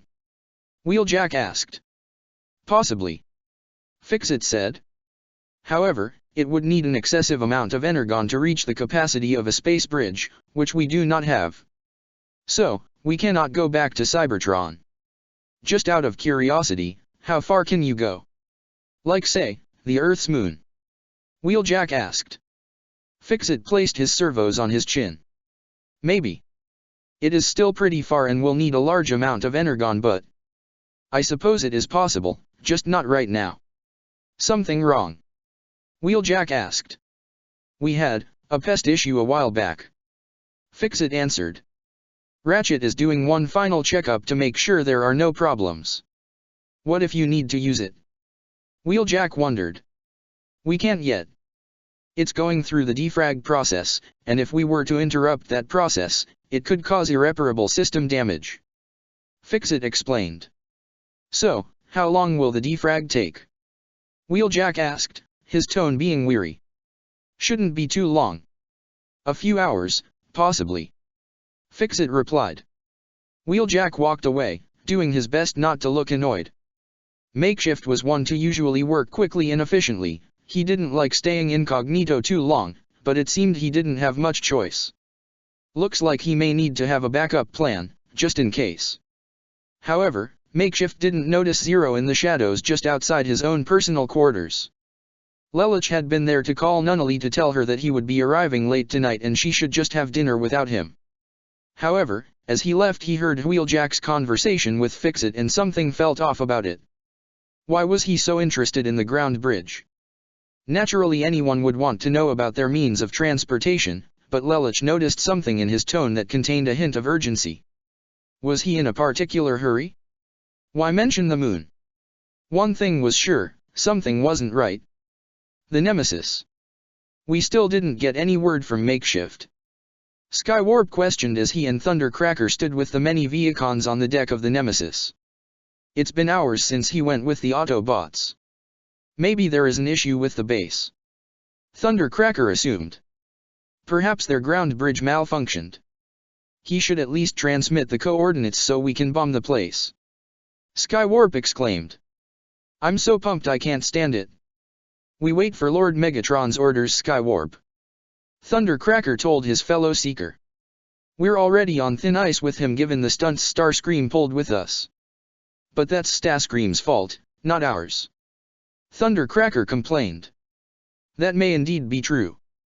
The two turned around in surprise to see Megatron himself walking onto the deck with Soundwave by his side. Both the Seekers and all the Viacons stood at attention for their master. Starscream may indeed bear more responsibility for his blunders, but you two didn't even seek to inform me. There is no command but mine, is that clear? Yes, Lord Megatron. Thundercracker and Skywarp both said simultaneously as they bowed. Though you are right in worrying for Makeshift. Megatron acknowledged. His disguise may be flawless, but he won't fool the Autobots forever. The Ark, the bridge. So, there we were. Bulkhead told the story to Ogai, Colin, Tamaki, Rai, and Fix-It. Even Cliffjumper, Arky, and Bumblebee were listening from the side. No communication, low on Energon, surrounded by cons, so what does Wheeljack do? He excitedly asks the Black Knights as they looked in excitement as well. Tell Jackie. Wheeljack chuckled. What I do best. He gave a thumbs up. He chucks his only grenade smack into the primary heat exchanger. Bulkhead exclaimed in excitement. Yeah, seemed like a good idea at the time. Wheeljack acknowledged. The joint went supernova. Bulkhead shot his arms in the air for emphasis. Holy crap. Sounds awesome. Tamaki shouted. I wish I could have seen that myself. Rai stated. I can see why you guys are called the Wreckers. Ogai smiled in amassment. Damn, talk about going out with a bang. Colin commented with a smirk.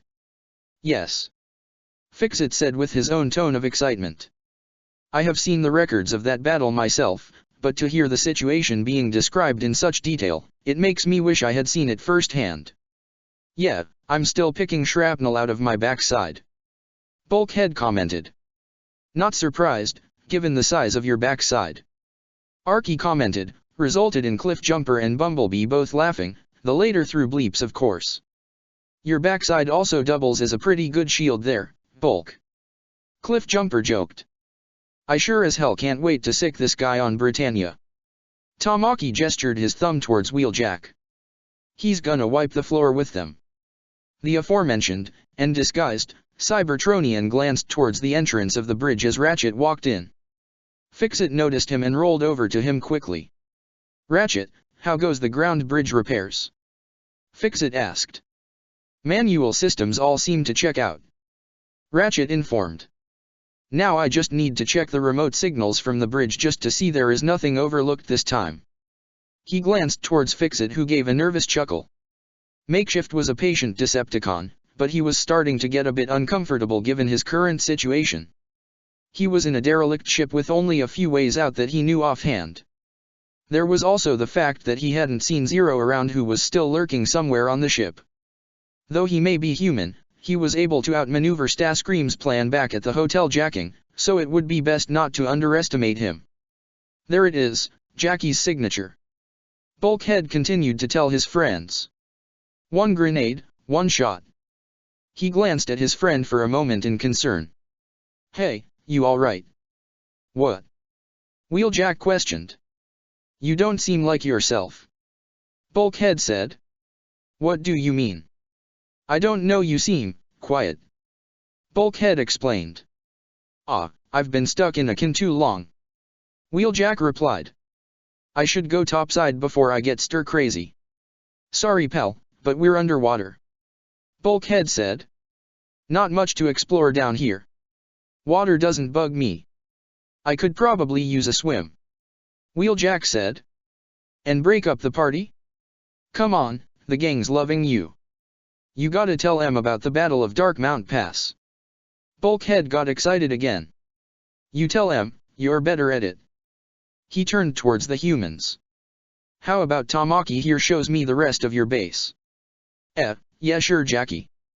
Go right ahead. Bulkhead was starting to get this weird vibe. What the hell? Tamaki shrugged. Follow me, I'll give you the grand tour.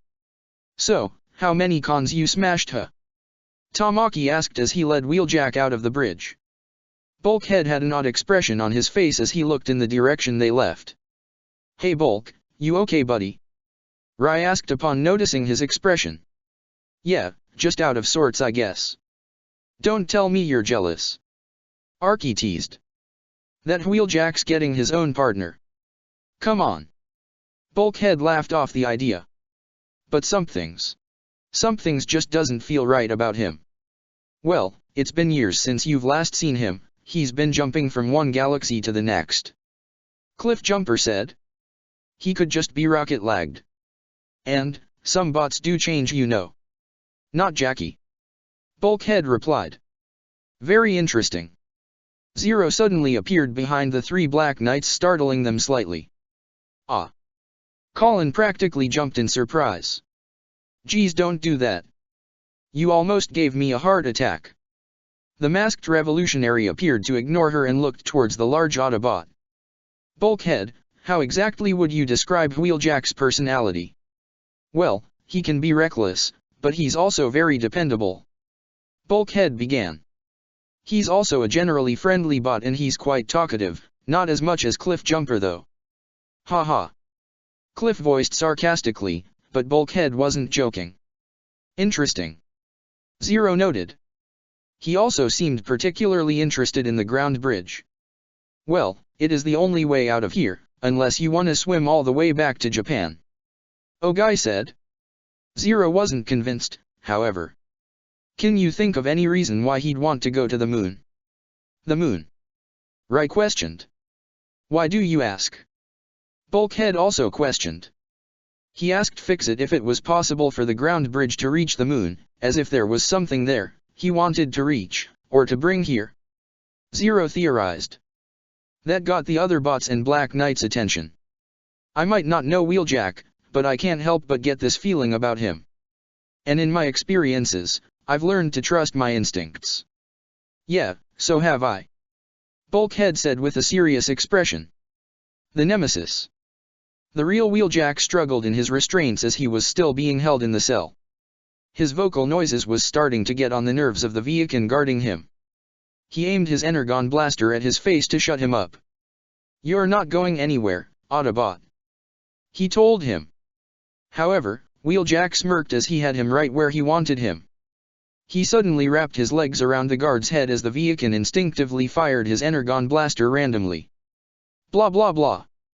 Wheeljack said as he motioned for the Viakin's blaster to shoot the console at the end of the room, shutting off his restraints just as Wheeljack used his legs to snap the neck of the Viakin, killing him and setting himself free simultaneously. The newly freed wrecker ran out of his cell. He had to work fast to save his friend, and get some payback while he was at it. The Ark. Meanwhile, Tamaki continued to give the tour to the Decepticon infiltrator that fooled him. Yep, that's pretty much it. A med bay, Energon storage room, nightmare vault, power chamber. Kinda boring, but it's all we got since most of this dang ship is flooded. So, where exactly is this ship located anyway? Wheeljack asked. If I told you, I'd have to rip out your spark chamber. Tamaki said to him, causing Wheeljack to look with a serious expression before Tamaki laughed. Ha! I'm kidding.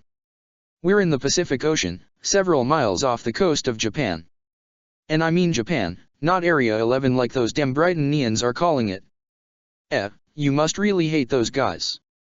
Can't think of any reason not to hate them. Tamaki said as he continued to lead Wheeljack. But I think I might end up hating those con guys even more since they're pulling the strings. What I wouldn't give to beat the metal crap out of those guys. I'm sure you know what I mean, being a wrecker and all. Yeah, I know what you're talking about. Wheeljack said as something of a sneer formed on his face. The bridge. Ratchet continued to work along with Fixit on the remote control for the ground bridge as they made their final checkup. Everything seems to be working nicely. Fixit reported as he looked at his handheld device.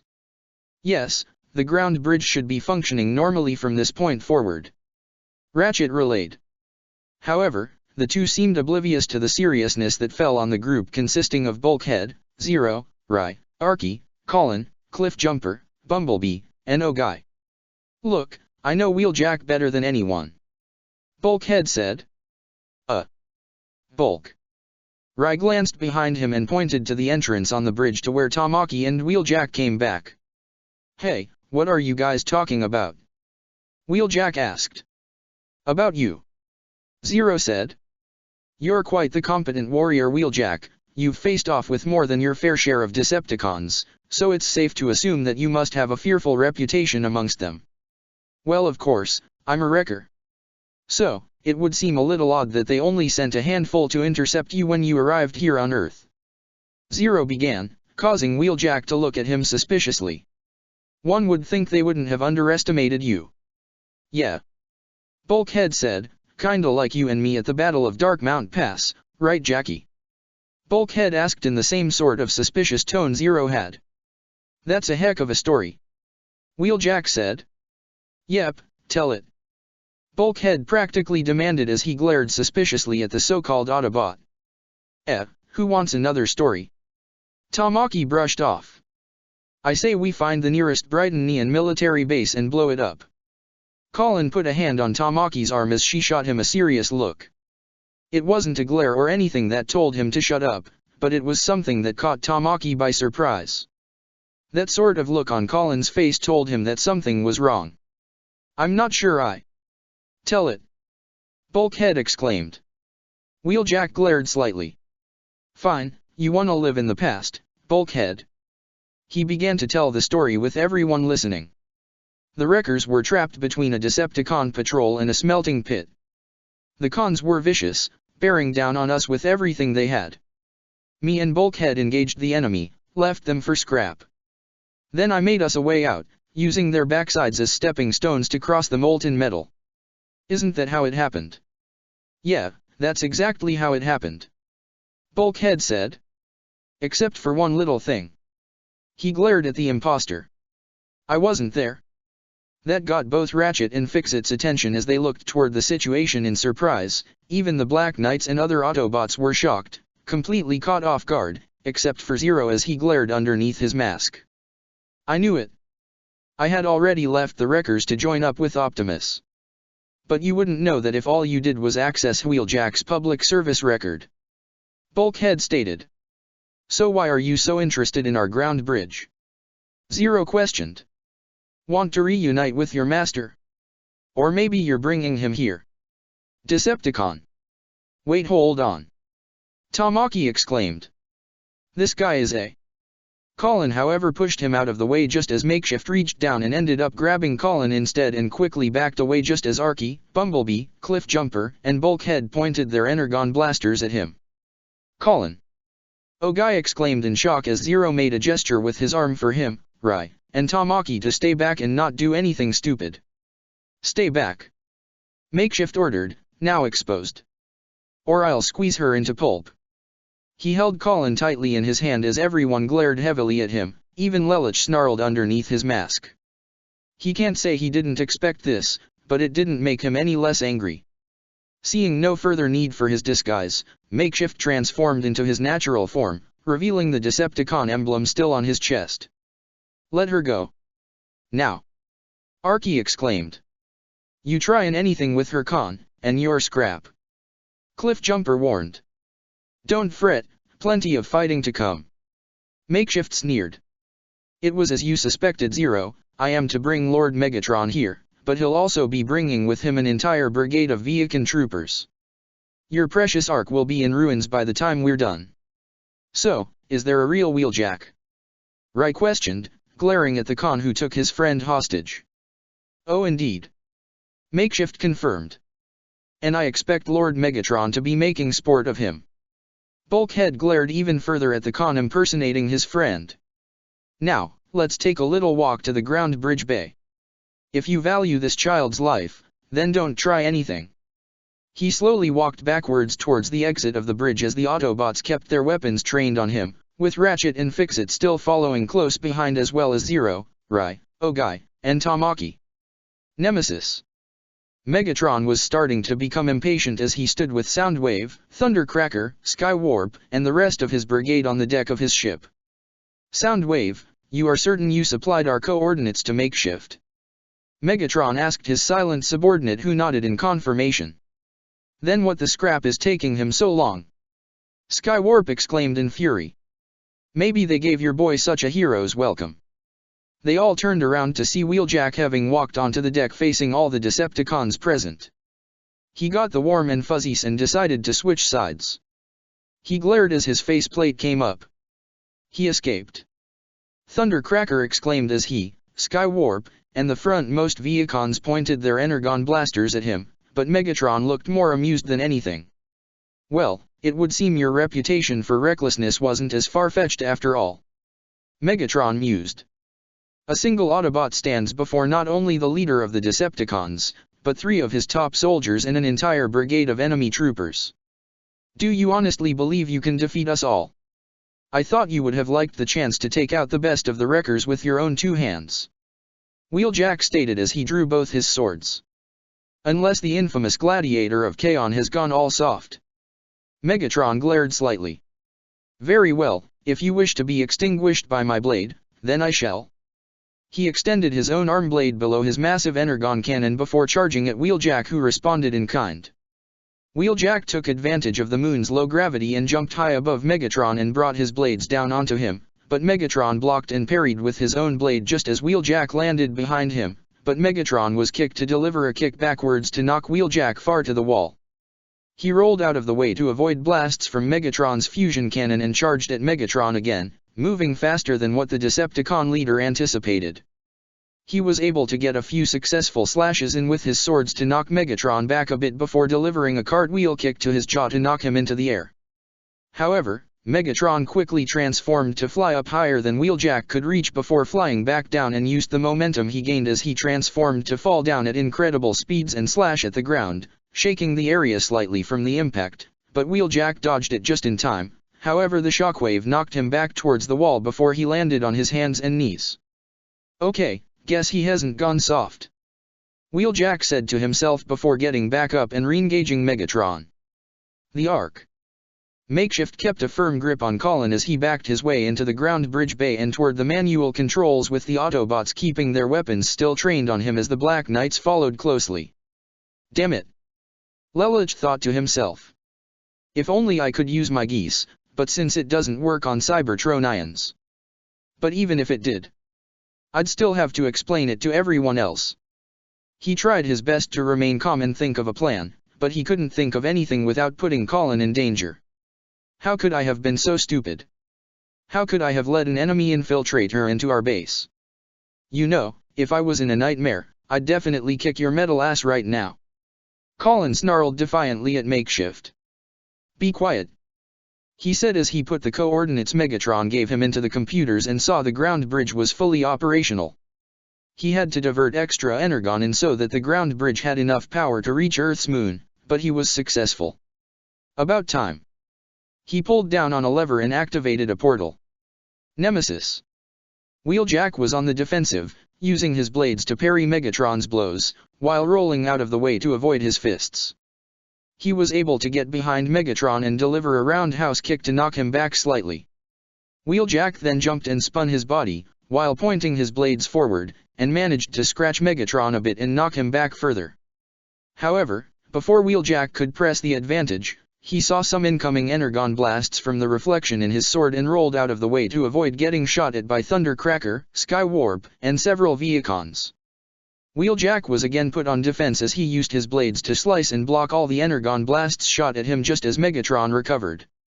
However, he wouldn't have to worry about that for much longer as he glanced behind him to see an open space bridge portal. Well.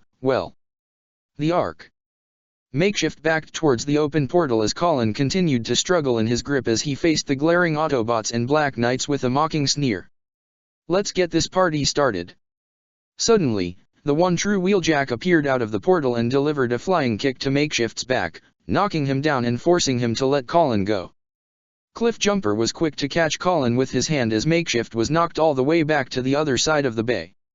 Ogai helped Colin to her feet as Cliffjumper set her down as everyone, even Zero, looked in surprise at the appearance of the real Wheeljack. I'd shut that hole before the stink comes through. The Nemesis. Enter the portal. Now. Megatron ordered his brigade. Skywarp and Thundercracker were the first to try and run toward it, but the portal closed before they could reach it. What? Thundercracker exclaimed while Megatron just grunted in frustration and disappointment. The Ark, Ground Bridge Bay. Makeshift was quick to transform back into his Wheeljack disguise as he drew both his swords while the real Wheeljack had his own swords. They both circled each other, waiting for the other to make the first move. Bulkhead looked more than ready to pummel the imposter, but Wheeljack stopped him. Ugly smine.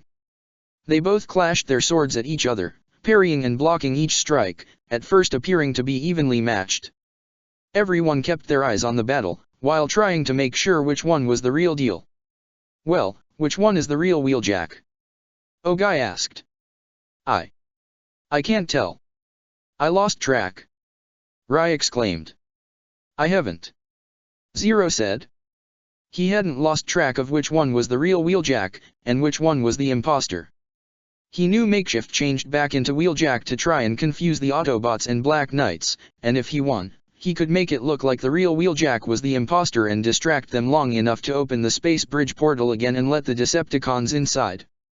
Wheeljack had his doppelganger backed into a corner as he lashed his right blade at him, which Makeshift blocked, but Wheeljack gave a vertical slash with his left blade as Makeshift was able to block that one as well. However, the imposter swerved around Wheeljack and lashed his blade to knock the right one out of his hand, but Wheeljack returned the favor before grabbing his imposter's hand and pulling his face into a knee strike, while catching the blade. Makeshift instinctively let go, allowing Wheeljack to deal the finishing blow with a mix between a punch and sword strike to knock Makeshift down. Wheeljack stood in victory, pointing his sword at the imposter's face. That's my Jackie. Bulkhead confirmed. You sure about that? Like really sure? Colin wanted to be certain. Indeed. Zero said. The victor is indeed the one true Wheeljack. But to be certain, the real Wheeljack impaled his blade into Makeshift's side, causing him to grunt in pain and force him to transform back into his real Decepticon appearance for absolute confirmation. Yep, no confusing those two now. Cliffjumper smirked. Aw damn it. Tamaki slapped his hand on his own face. What is it? Rai asked in alarm. I told him where this place was. Tamaki exclaimed. Oh, that's an easy fix.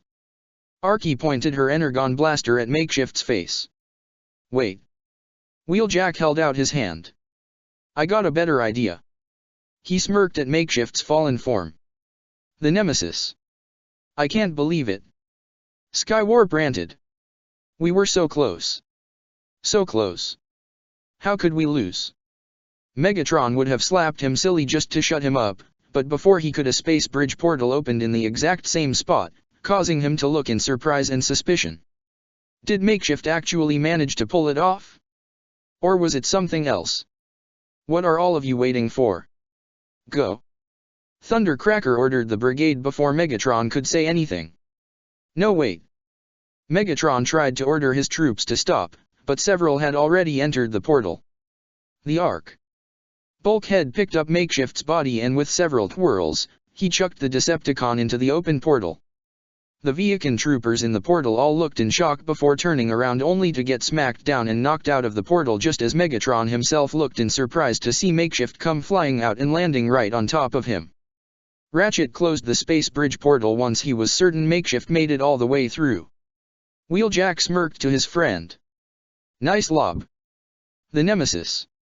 Megatron groaned in annoyance as he stood upright as the portal closed. Did you at the very least learn the location of their base? Indeed, Lord Megatron. Makeshift confirmed, however there was a beeping sound coming from his side.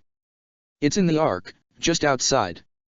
Megatron looked in surprise to see an active bomb attached to Makeshift's side. Thundercracker and Skywarp noticed as well. Scrap. Thundercracker exclaimed. Everyone back. Now. Both he and Skywarp transformed and flew away. Megatron would have demanded Makeshift reveal the location quickly, but it was too late. The countdown had already hit 0, so he had to transform and get some distance to right as Makeshift finally noticed the bomb. Oh no. Boom.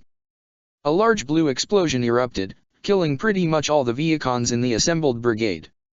Fortunately, Megatron, Soundwave, Thundercracker, and Skywarp were able to escape the blast and landed on the moon's surface a bit away from the Nemesis. Makeshift, you idiot. Skywarp complained. We were so close. So close. However, despite this great disappointment, Megatron wasn't enraged. He may have lost his top infiltrator, but he did learn one thing. The Autobots were stationed in the Ark, and for a vessel that large to remain outside the eyes of humans, it would have to be hidden somewhere vast that could cover something as big as the Autobot main Exodus transport. But, finding it would still take time. However, he and Soundwave alone still knew of Zero's true identity, so he still had that trump card up his sleeve that he would keep close for the time being. Only thing to do next is wait for the Autobots and Black Knights to make their next move against Britannia, and this time, Megatron will be ready for them. The Ark, the next day. Optimus and Ironhide had returned from their mission to meet Wheeljack, where Ratchet, Zero, and the other Autobots informed them about Makeshift and made certain that no one else would know the Ark's location. Soon after, the Autobots had managed to bring Wheeljack's craft, the Jackhammer, into the Ark via ground bridge. It was currently in an empty docking bay and would undergo repairs soon.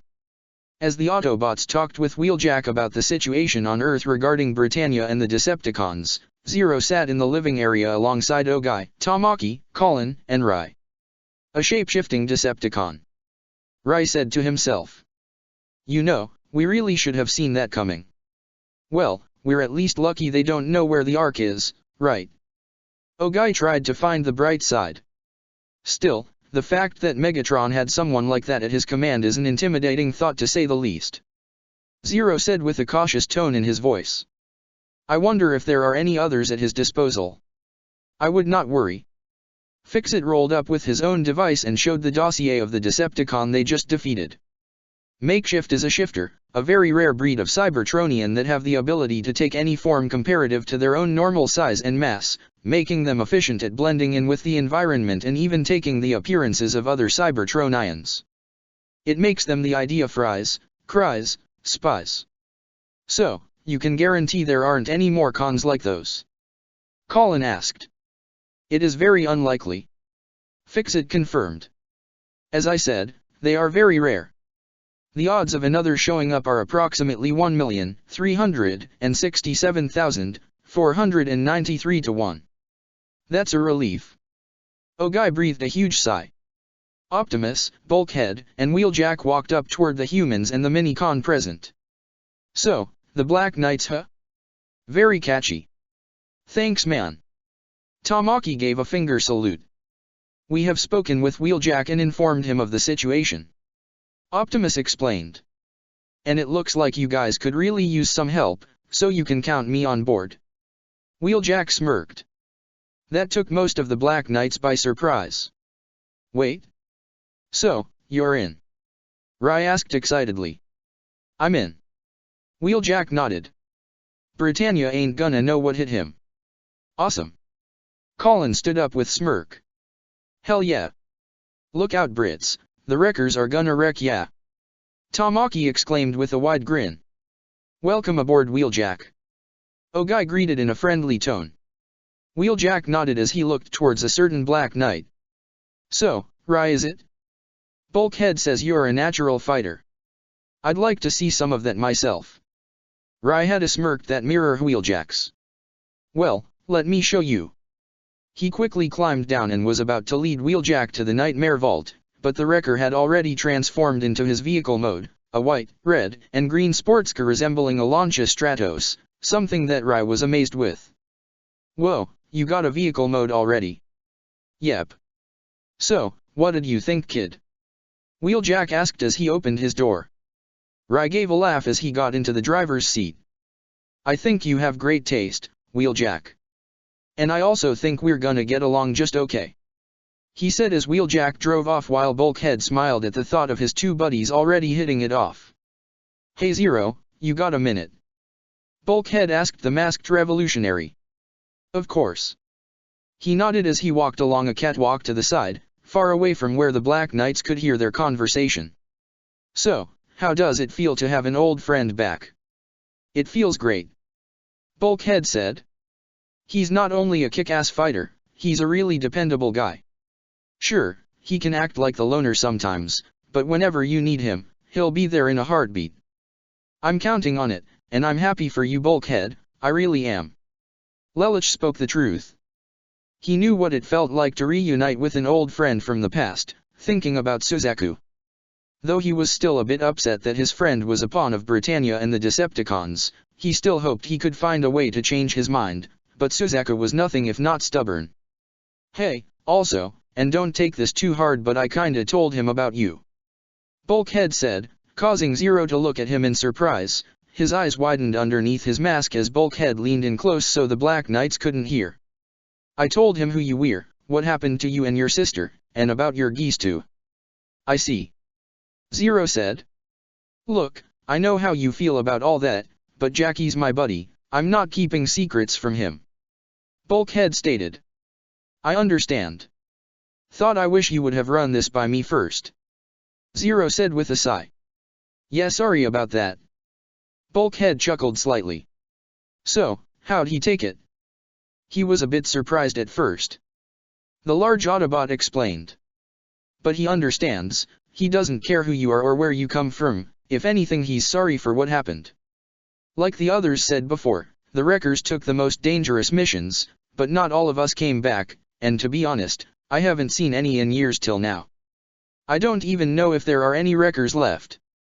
Lelich had a serious yet sympathetic expression underneath his mask.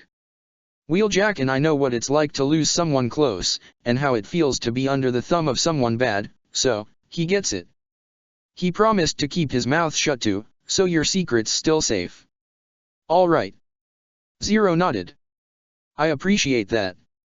And hey, listen kid." Bulkhead had one last thing to say. "You're a good person, and I mean that. It wouldn't hurt to open up a bit with some of your teammates, if you explain it to them, I'm sure they'd get it. They're all good people." It was true, despite their flaws, Colin, Ogai, and Tamaki, and several other Black Knights he met were all good people and proved to be dependable allies. So maybe he could trust them a bit more, but not right now.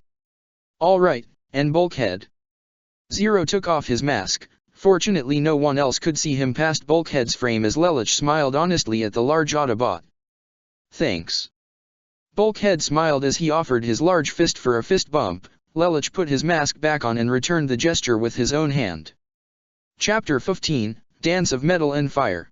Lelich sat on top of a large steel container in a vacant spot inside the Ark. It appeared to be a half-flooded cargo hold along the side of the submerged and inoperable vessel. He wasn't alone however, as CC herself just happened to be swimming in the ocean water near him, and even Bumblebee was present as Lelich looked over the applicant requests of people wishing to join the Black Knights. However, the yellow Autobot's optics widened slightly at the applicant file of a man named Diet Hardride. "A Brighton Neon, huh?" Bumblebee bleeped in surprise. "I'd hoped a few would sign on with us, but I didn't think it'd be so quickly." "Well, I wouldn't worry," Lelich voiced. "He looks too confident to be a spy. Even so, I'll have Fix-It look this guy up just to be sure." "Better safe than sorry," Bumblebee answered as he sat down next to Lelich's spot as the teenaged revolutionary was on equal height with the Autobot's chin from his vantage point. "Isn't it wonderful how the number of recruits keeps growing?" CC said in an emotionless tone. "Glad to see you're so overjoyed." Bumblebee rolled his optics as he tried to voice his sarcasm. "You know, this translator I have makes it easy to understand you, but I have no idea if you're being sarcastic or not," Lelich said in a humorous tone towards Bumblebee, who chose to ignore that statement. "But still, this turned out to be much simpler than I thought. Well, given all that's happened in Japan these last few years, people are looking for a hero," Bumblebee said. "Let's just hope we're able to deliver." "I'm sure we can," Lelich replied. "People expect results and we'll deliver results." "But is that all you're trying to get? Results? Not too worried about how you get them?" Bumblebee asked, causing Lelich to look at him somewhat suspiciously. "I trust you, Lelich, but I don't want this all getting to your head. Remember the last time you let your ego take control?" Before Lelich could answer, CC already voiced her opinion as she stepped out of the water. "You ended up walking right into Cornelia's trap. And if it weren't for Optimus, you'd probably be dead right now." Lelich gave an annoyed sigh. "Don't remind me. Don't worry, I learn from my mistakes and it won't happen again." "Let's hope not," Bumblebee bleeped. "And the same goes for all the Black Knights. They've scored a few good victories against Britannia, but the cons are a completely different story." "You make a good point," Lelich replied. "Aside from Colin and Arky's encounter with that spider con they told us about, or that mess with the Energon Harvester, we've never really had a full-scale battle against the Decepticons. To be fair, it seems like a few of the Black Knights can hold their own. CC pointed out. Colin's no slouch, and even Rai has a few surprises up his sleeve. But not everyone in the BKS is an expert fighter, Bumblebee said. And even if we got Wheeljack now, we only have a handful of Autobots against who knows how many Decepticons. Well then, we'll just have to take the necessary steps to make sure we're ready. Lelich said as he closed his laptop and stood up. Some group called Kyoto is sending us some Nightmare rays. We can have Ratchet and Fix-It tweak them a bit so they can handle the Decepticons. CC gave something of an amused chuckle. All the preparations in the world can only do so much when you finally come face to face with the real thing. That is a very good point. Bumblebee responded. Yes, I was demoted from my position, in very much the same way you were.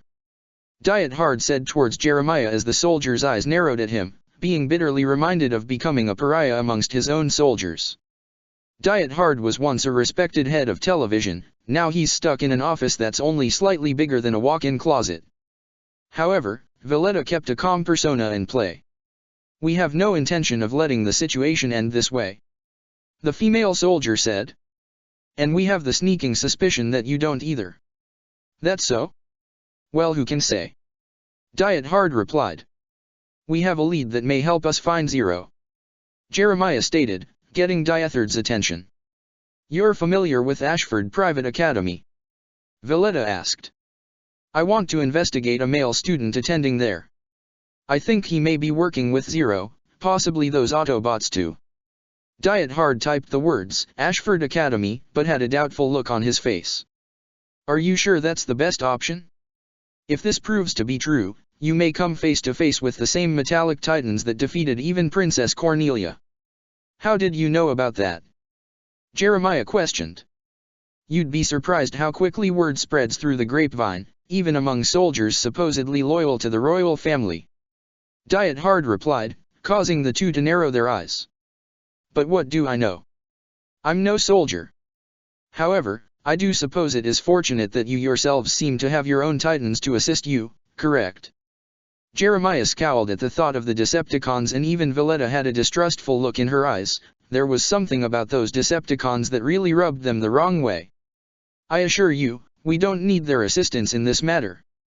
Valletta and I are going to be shipping out with the military soon for duty. Jeremiah got back to the original point. And we'll be stationed in the Narita Mountains. Therefore, Narita? Isn't that where the Japan Liberation Front headquarters are rumored to be located? Diet Hard asked. Jeremiah put a suspicious eye on Diet Hard. You may be a bit too clever for your own good. Diet Hard carried an innocent-looking smile. You overestimate me. The Nemesis. Megatron stood with Soundwave on the bridge of his ship as the rotating image of the Earth presented itself to the pair. Makeshift may have failed in his mission, but we have indeed learned that the Autobots are based in the derelict Ark. Megatron began. This could narrow our search quite a bit, though even then it may take some time to locate them. Soundwave turned to Megatron as his visor shifted to show the image of Lelich. You need not worry, Soundwave. Megatron replied. Lelich has proven himself to be quite the strategist, but he is still green and has much to learn. He turned to Soundwave as the silent Decepticon looked towards his master. You wonder why I seem so interested in him? Soundwave nodded. Call it curiosity. I can see quite a bit of myself in that boy, and Optimus has no doubt seen it as well, which is likely why he has taken the boy under his wing, to try and steer him toward the path of good, as Optimus would likely have put it. However, I feel that maybe they both don't realize that I have my own little bird to guide as well. The door opened to reveal Starscream, Thundercracker, and Skywarp as they entered the bridge. Lord Megatron, we have received word that Cornelia's forces are moving to Narita in a few short days. Thundercracker informed. Well, yes, I already suspected that location was home to the Japan Liberation Front. Starscream boasted. You weren't the least bit interested in them, not until you screwed up at that hotel jacking. Skywarp teased. Shut up. Starscream exclaimed, causing Skywarp to snicker. I'm already aware of this. Megatron said, getting the attention of the three Seekers. Soundwave is more the competent in surveillance. So, what is your point? Yes, well, Dreadwing has requested that he and the Camelot division be transported to Narita as well. Starscream said. I see. Megatron glanced back slightly. Very well, tell Dreadwing that his request has been granted. This surprised Starscream significantly. Forgive me, one true master, while I can understand sending Dreadwing, I fail to see the point in sending humans along with him. Especially that human. Starscream grumbled, out of all the humans that annoyed him, Suzaku Kururugi is by far the worst. I would also like to ask myself. Thundercracker put his 2 cents in. You even had Knockout provide some modifications to that Lancelot, so that it can better match the Autobots in a fight. Yeah, what's the deal with that? He's a human. Skywarp pointed out. If anything, he'd make a good, sacrificial lamb, as the humans say. I'm not sure you're using that phrase correctly. Thundercracker said bluntly. Megatron chuckled slightly, surprising them. I feel that perhaps, you are underestimating Kururugi. Soundwave attached his tentacles to the control console on the bridge as he played footage of the Lancelot's fight with Bumblebee in Shinjuku, as well as the encounters with the Autobots at the museum in ancient Greece. Most of the Brightonian pilots that have battled the Autobots have all fallen, all save for him. His skills as a warrior are certainly nothing to scoff at. However, that's not the only reason. Master? Starscream asked. I actually see a bit of Optimus in him. Megatron revealed, surprising the trio of Seekers significantly. Well, to be more accurate, I see traits similar to Orion Pax in young Kururugi. If I recall, you and Pax were once friends before the war for Cybertron began. Thundercracker said. Indeed. Megatron confirmed. Ugh, don't tell me you're getting all nostalgic on us. It doesn't suit you, Lord Megatron. Skywarp said. Of course not. The Lord of the Decepticons replied instantly. Despite their similarities, there is one clear-cut difference between Optimus and Kururugi. Optimus isn't as naive, not anymore. Once the war began, he tried many times to convince me to stop and change my ways and failed each time. However, he learned from his failures and even admitted as such during the Exodus. He knew he couldn't change my ways and even tried to snuff out my spark. Kururugi, however, has not yet learned that harsh lesson of reality. He joined the Brightonian military because he hopes to change the entire empire from within. Starscream scoffed. Good luck with that. Britannia has been on a path of destruction for years. Even before we had a hand in their ascension, they've even resorted to killing each other to get what they want. If they are more than willing to sacrifice their own kind, just how are they going to listen to an insignificant 11 about changing for the greater good? That Euphemia girl seems to be getting close to him, and she's a part of the royal family. Skywarp pointed out. Even so, I doubt the higher-ups are really gonna let anything happen. They'll probably just disown that girl like they did those 2 brats they sent here to Japan and even killed when they invaded. Thundercracker said. It doesn't matter. Megatron voiced as he grew a sinister smile. It doesn't matter whether Kururugi can change Britannia or not, his naivete makes him that easier to guide and mentor. Britannia may discard and brush him off for being Japanese, but I see him having greater potential, as the first human Decepticon. The Ark. A day later, a ground bridge portal opened in the bay as Ratchet, Cliffjumper, Arky, and Fixit, and nearly every Black Knight watched as Bulkhead, Bumblebee, Ironhide, and Wheeljack all drove out, each of them towing a massive trailer-like container behind their respective vehicle modes before the portal closed and the bots all transformed back. Well? Ratchet asked. Wheeljack smirked. See for yourself. He pressed a button on the trailer behind him, as did the other bots with him. The doors on the sides opened to reveal multiple Black Knight Marrays that caused each of the Black Knights to look in excited grins. Wow! It's amazing. These are Glasgow's, right? One Black Knight asked. Nope. Bulkhead shook his head. Boreas, a Japanese modification. These can keep up with Sutherland's, at least according to the informants. As the new recruits in the BKS looked in awe at these new Knight Marrays, Ironhide walked towards Bumblebee as the yellow Autobot meet the former Kozhiki resistance group, the original Black Knights. You guys think those are interesting? Check these two out. He smirked as Bumblebee opened his trailer to show two unique Nightmare rays. One was a primarily blue Nightmare with a Cyclops-like head, a single orange eye unit. It had a gun built onto its right arm with what appeared to be a large sheathed katana on its right side. Its left arm stuck out as being primarily silver with a red claw-like device at the end. The other Nightmare was a vibrant red color that bore an appearance to a knight with a silver face and blue eyes. It had a gun built onto its left arm with its right arm being silver and a five-fingered clawed hand at the end. Whoa, look at these two. Rai voiced with wide eyes as he, Colin, Ogai, Inu, Tamaki, Sugiyama, Yoshida, and Minami looked in awe and surprise. The red one's called the Gurren MK2. Ironhide explained. The blue one is a prototype called the Gekka. They sure look pretty badass, don't they? Tamaki smirked. You wanna know the best part? Bumblebee voiced. They're completely made here in Japan. No Brighton Neon resources whatsoever. You're serious? These Japanese. Ogai voiced. According to those Kyoto guys, yeah. Ironhide responded. No freaking way. Inu looked with wide eyes and a smile. What's with their arms? Rai asked in regard to the silver arms on each of the Japanese Nightmare rays. Those are radiant wave surgers. Fixit explained as he rolled up to the group. At least according to the data we've obtained. It has the ability to generate extreme heat into anything it makes contact with before exploding from the inside out. That took them all by surprise before Tamaki smirked. Like I said, badass. Kyoto. Colin voiced in amazement. They recognize us. We have their approval. Not yet. The group turned towards the entrance to the bay to see Optimus and Zero enter the room just as Ironhide began to help Bulkhead and the other bots haul the Boreas off towards the Nightmare Bay where Ratchet would begin to work on modifications. This isn't a sign of approval. Zero continued.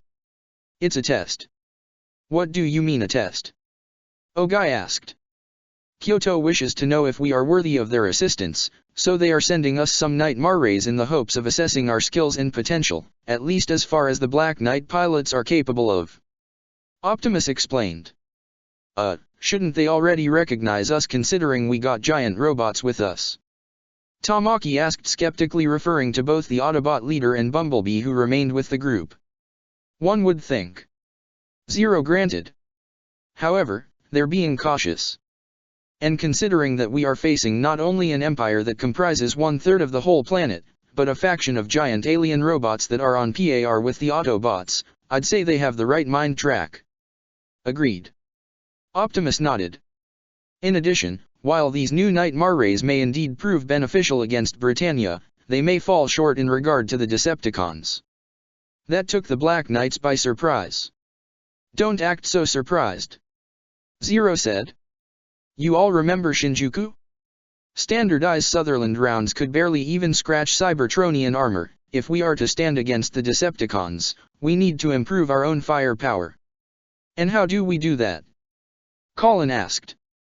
Our outer shell may be durable, but it is far from indestructible. Optimus explained. Our own skin is susceptible to extreme heat, for example. So wouldn't these radiant wave surgers do some damage then? Ogai asked. Maybe we can do something with that. They use a considerable amount of energy. Bumblebee answered. At least according to Kyoto. We'll need something a bit more reliable. Like what? Inu asked. I've been thinking about that for some time now. Zero explained as he took out a small manual and opened it to show his subordinates. We'll use magnesium for our ammunition. It burns at a temperature of 4,000 degrees Fahrenheit, which is hot enough to penetrate Cybertronian armor. Don't ask what it does to Nightmare rays. Magnesium? Isn't that dangerous though? Rai asked. Forget dangerous, it should be downright impossible. Colin voiced. For humans. Fixit pointed out. But not for us. Between Ratchet and myself, we could have solidified, superheated magnesium rounds loaded into all our Nightmare rays in no grime time. Tamaki smirked. I like the way you think, little bot. Thank you. Fixit smiled. Ogai turned towards the Autobot leader. Hey Optimus, you got a minute? Of course. Optimus nodded as he walked away with Ogai following behind. Colin, Rai, I'd like to speak with the two of you as well. Zero requested. Sure, no problem. Colin nodded as she and Rai followed their leader around the Nightmare trailer, much to the confusion of the other Black Knights. Okay, when did they get so chummy? Tamaki questioned. Don't tell me you're jealous, Tamaki. Inu smirked along with the other Black Knights. What? No way. What would I be jealous of anyway? Well, Colin is our best pilot. Yoshida pointed out. That Raikid is no pushover either. Where'd you guys find him again? Sugiyama asked Bumblebee. At Colin's school with amnesia. Other than that, he has no memory of anything before. Yeah well, I think the kid's got what it takes. Tamaki voiced. He's one of us now, ain't he? All the other Black Knights present, and Bumblebee couldn't help but nod in agreement. Rai has more than proven himself worthy of bearing the title.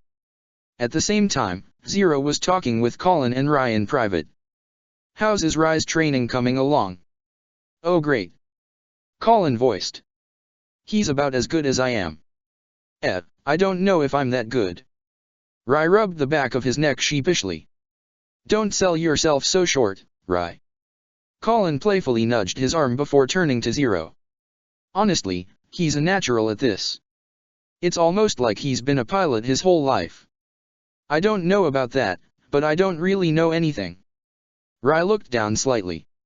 It's almost like my instincts take over. I don't think I just move on my own. Either way, it's all I need to hear. Zero said before handing Colin a key resembling a red feather with white tips at the end, and Rai a key of similar style with a dark blue color scheme. Colin, the Gurren MK2 is yours. And Rai, you'll be using the Gekka pre-production. Wait, us? Colin voiced in surprise as Rai looked shocked himself. But what about you? Yeah, you're our leader, shouldn't you use one of them? Rai asked as well. No, I'm a commander, I'll be using a beret. Zero replied. But you two are warriors, it only makes sense to give our best pilots our best weapons, besides that, you each have a reason to fight, correct? Colin and Rai exchanged glances as they each thought about that. Colin thought about her mother, her deceased brother, Ogai, and all her friends in the Black Knights, as well as Arky and Cliffjumper, and even her friends among the Ashford Student Council. Rai thought of Nunnally, Lelich, Suzaku, and everyone else at Ashford as well as Bulkhead, and the other Black Knights he's befriended. They both had determined expressions as they nodded to their leader. We won't let you down. Colin stated. I know you won't.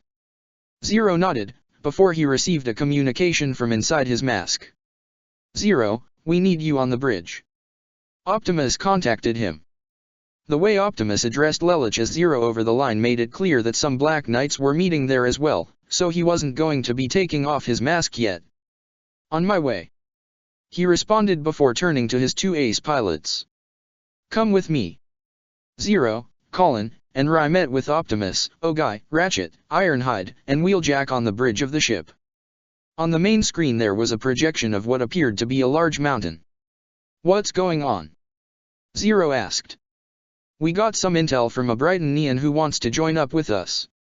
Ogai answered. This got Lelich's attention as both Colin and Rai looked to each other in surprise. From what we've gathered, it seems Cornelia has managed to locate the base of the Japan Liberation Front in the Narita Mountains. Ratchet explained. Could be a trap to draw us out. Ironhide voiced. Doubtful. Zero responded. Was this leak from a man named Diet Hardride? That took Ogai by surprise. Yes, how did you? I saw his application and I had Fix-It look into it. Zero explained. He's an important figure in the Brighton Neon media, though according to his profile, he doesn't appear to have any connections to the military. Yeah, the guy's face doesn't really spell spy. Wheeljack pointed out. You can tell that by looking at someone's face. Rai asked the wrecker. When you've been in war as long as us, you learn how to spot snitches. Wheeljack pointed out. So, What exactly are we going to do? Colin asked. This information is something that we cannot ignore. Optimus explained. The Japan Liberation Front is the largest resistance group in this country with a great deal of support behind it, including Kyoto. If it falls, then all other resistance in Japan will as well. Not if we have anything to say about it. Zero said. Because we'll be rescuing the JLF. That caught everyone's attention. Rescue the JLF. Colin repeated in shock. You sure you want to do that? After that mess at the hotel jacking. Ironhide reminded. Optimus himself said the JLF is the biggest resistance group in this nation, and if we are able to save them, we may not only gain their support, but the support of virtually every other resistance in Japan. We'd have the whole nation on our side. Ogai exclaimed in realization. Exactly. Zero nodded. While this result would indeed be beneficial, we are still missing one crucial piece of information. Ratchet pointed out. How? As in how we are going to pull this off. Ratchet's got a point. Ironhide assumed. If this is Japan's biggest resistance, you can bet Cornelia is going to bring everything she has to completely destroy them. In addition, there is still the strong possibility of the Decepticons taking part in this battle as well. Optimus added. While everyone else was trying to think of a plan, as even Zero knew this wouldn't be easy, Wheeljack took a look at the three-dimensional hologram of the mountain on the screen and found something near its summit. Hey, what's that? He pointed to a spot at the top that appeared to be hollow. Water, from an underground reserve at the top of the mountain. Ratchet answered. Does it leak off anywhere? Wheeljack asked. No, why? Ratchet replied. Wheeljack smirked as an idea came to mind. A situation like this calls for an old wrecker trick. That got everyone's attention. Would you care to elaborate, Wheeljack? Optimus asked. All that water up there has gotta be pressurized, right? Wheeljack began to explain. There's no leak, it doesn't flow anywhere. So, all we gotta do is squeeze it a bit more and add to that pressure. We keep squeezing and squeezing until it pops. Kaboom. That took everyone by surprise, even Optimus looked stunned for a moment. Wait. Are you saying we should blow up the mountain? Rai almost screamed. No, not the whole mountain. Wheeljack toned down. I mean just the top. We cause enough of an explosion to create a landslide, it should take out more than half the enemy before they even realize what's happening. Wreckers and I tried that same trick back on Cybertron before, took out 5 whole battalions of CONS. A landslide. Zero mused. You know, that might actually be brilliant, Wheeljack. I can see where the Wreckers got their reputation. He congratulated, causing the aforementioned Wrecker to smirk. But what about the Japan Liberation Front? Ogai asked. Or what about the city in Narita down below? Colin also asked. I thought we don't endanger civilians. And we won't. Optimus voiced. We can send a message to the JLF and inform them to keep themselves inside. Their base appears to be built deep enough in the mountains that the landslide should have minimal effect on them. We can also hack into the local police and military base and see to it all civilian-occupied areas are evacuated before the battle starts. You're already on board with this, Optimus? Ironhide asked. You're not one to indulge in massive destruction. Perhaps, however, even with all the support our alliance has gained, we are still significantly outnumbered. Optimus replied. We must be willing to adapt, and that goes for you as well, Wheeljack. He turned to the Wrecker. While I acknowledge your skills as a warrior and your experience, we must take care to avoid civilian casualties. Yeah, got it. Wheeljack gave a finger salute. He may be a bit insubordinate and reckless, but he wasn't about to endanger helpless beings. That's what the Decepticons would do. Alright, so it looks like we have a plan. Zero explained. We need to start modifying our Nightmare rays immediately. Colin, Rai, familiarize yourselves with your new weapons. The two nodded to his order.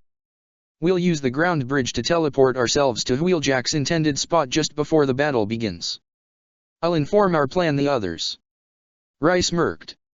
Well, looks like we're going hiking this weekend." Though his attempt at humor didn't do well to levy the tense situation that most of them were experiencing, particularly Ogai, who still looked nervous as he glanced towards Optimus. The next morning, Ashford Clubhouse. Nunnally sat up in her bed just as Sayoko walked into the room with a change of clothes. "Sayoko, we won't be needing any breakfast for Lelich and Rai this morning." "Oh? Are they going out somewhere?" the maid asked. Lelich said that he and Rai were leaving on a 3-day trip starting today. Nunnally answered. Sayoko smiled. "Those two seem to be spending quite a lot of time together. Let's hope he doesn't make you jealous." Nunnally laughed. "I'm not jealous at all. I'm glad Lelich is making so many friends. Maybe he's going somewhere to help Rai get some of his memories back." "Maybe." Sayoko nodded as she helped Nunnally to get dressed. Narita. During the previous nights, Arky, Bumblebee, and Cliffjumper had been using the ground bridge to arrive in the Narita Mountains and scout the area to familiarize themselves with the terrain. This particular trio of Autobots excelled when it came to scouting and recon. They were able to identify all the outposts under the JLF command and even the main entrance to their hideout. They've even scouted the spot that Wheeljack wanted to dig so they could get closer to the groundwater underneath the summit of the mountain. In the time span of 2 days, the Autobots had a complete layout of the environment and had avoided any and all detection by the Japan Liberation Front. In addition, the night before, Ratchet was able to hack into the military database and deliver an order that made it look as though Cornelia had ordered the city of Narita to be evacuated, which had already been done. Now it was the day of the battle, and it would seem that everything was going according to plan so far. 2 JLF soldiers sat in a small lodge close towards the summit of the mountain. Sector 5, nothing to report. One soldier gave the timely report to the headquarters. "Right, the next scheduled report will be in 2 hours. "Of course, there's nothing to report," the second soldier said as the pair resumed their game of Gomaku. "This area is controlled by the Japan Liberation Front. No one is just gonna stroll in and." The front door was suddenly opened as Zero himself just walked into the lodge with Bumblebee and Zero's own commander-type beret right outside. The soldiers immediately stood up with their guns. "Zero. Relax, I only came to talk." He took off his mask just as he activated his geese. "I want you to ignore any unusual activity during your watch." The sigil flew into both their eyes and they immediately went back to their game. "Sure, no problem. Come on, it's your turn." "What's the rush? We're just on regular duty, you know." Lelich then turned around to Bumblebee and nodded. The yellow Autobot then made contact with the rest of the team. "Bumblebee to base. The outpost is secure, move in now." "Understood." Optimus relayed back. At the very summit of the mountain, a large ground bridge portal opened up as the vehicle modes of Optimus, Ironhide, Bulkhead, Arky, Cliffjumper, and Wheeljack all drove out along with multiple Boreas and even some leftover Black Sutherlands, all owned by the Black Knights, including the Gurren Mk2 and Gekka pre-production, both being piloted by Colin and Rai respectively. All the Night Marrays had undergone some modifications, including the newer ones they acquired from Kyoto. Their standardized ammunition had all been replaced with weaponized magnesium that would superheat once it was shot and could make short work out of any enemy, nightmare, or Decepticon. All the Night Marrays in addition had been given a silver metallic emblem etched into the shoulder areas. The emblem was that of the Autobot Black Knight Alliance. The blue Gekka's Radiant Wave Surger had also been modified and looked identical to the one the Gurren currently had with long silver claws as opposed to a prong. Optimus and Ironhide's respective vehicle modes both had trailers hitched on the back, and once the ground bridge portal closed, several Black Knights, including Inu, all stepped out of the Autobots' vehicle modes before the Autobots themselves transformed. "Alright, this is a good spot," Wheeljack pointed out. "Then let's start digging," Cliffjumper said. "Not much time till little Cornelia shows up." "You heard him, let's move, soldiers." Ironhide took command as the trailers all opened to reveal large excavators, which several Autobots and a few Night Marrays took as they began to dig. "I will send a message to the Japan Liberation Front," Optimus informed everyone as they got to work. "Lelich, I understand your motives, and your heart is in the right place, I just hope that you have your priorities straight as well. Lelich sat in the lounge with the two JLF soldiers, still under the effect of his geese, playing their game and ignoring him as Lelich took one last glimpse over the map of the entire mountain area. "The day I've waited for has finally come, Cornelia," he said aloud before he heard a tap on the window and looked to see Bumblebee pointing behind him to reveal CC was also there, much to Lelich's surprise. JLF headquarters. "General Kataise, sir." One soldier alerted the leader of the Japan Liberation Front. "What is it?" We're receiving a message. It appears to be from those Autobots." "What?" Kataise exclaimed in surprise, along with every other JLF soldier in the room. The soldier that alerted Kataise pressed a few commands on his console and the message began to play. "Attention soldiers of the Japan Liberation Front, my name is Optimus Prime, leader of the Autobots. We have reason to believe that your base will soon come under attack by the Brightonian military led personally by Princess Cornelia.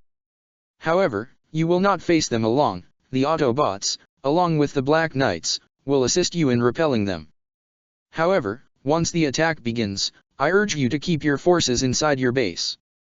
If you have any automated defenses, then use those, but refrain from using any soldiers, even your Night Marrays.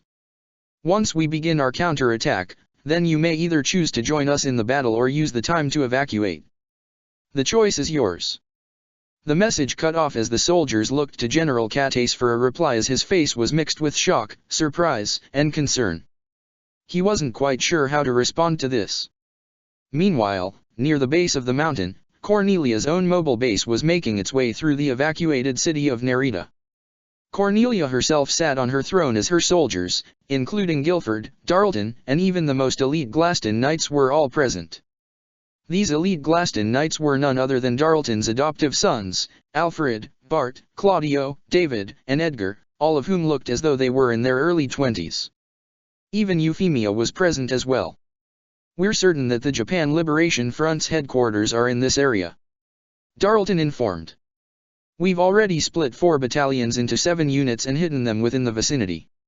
We've only to wait for the Viceroy's signal, then we'll surround them in one fell swoop and wipe them out." "Sorry Dad, but this seems a bit overkill." Alfred spoke to his adoptive father. "I mean, all of us against those measly 11s. Don't underestimate them, Alfred, the same goes for the rest of you," Darlton told his sons. "There's a reason they're the largest terrorist group in Area 11. Still, I'm a little surprised you asked us to help you out," David said. "That wasn't my decision, it was the Viceroy's." Darlton turned to Cornelia. "Viceroy, if I may." Claudio spoke in a polite tone. "Why did you ask for all of us to assist you? I don't recall you've ever requested for assistance before.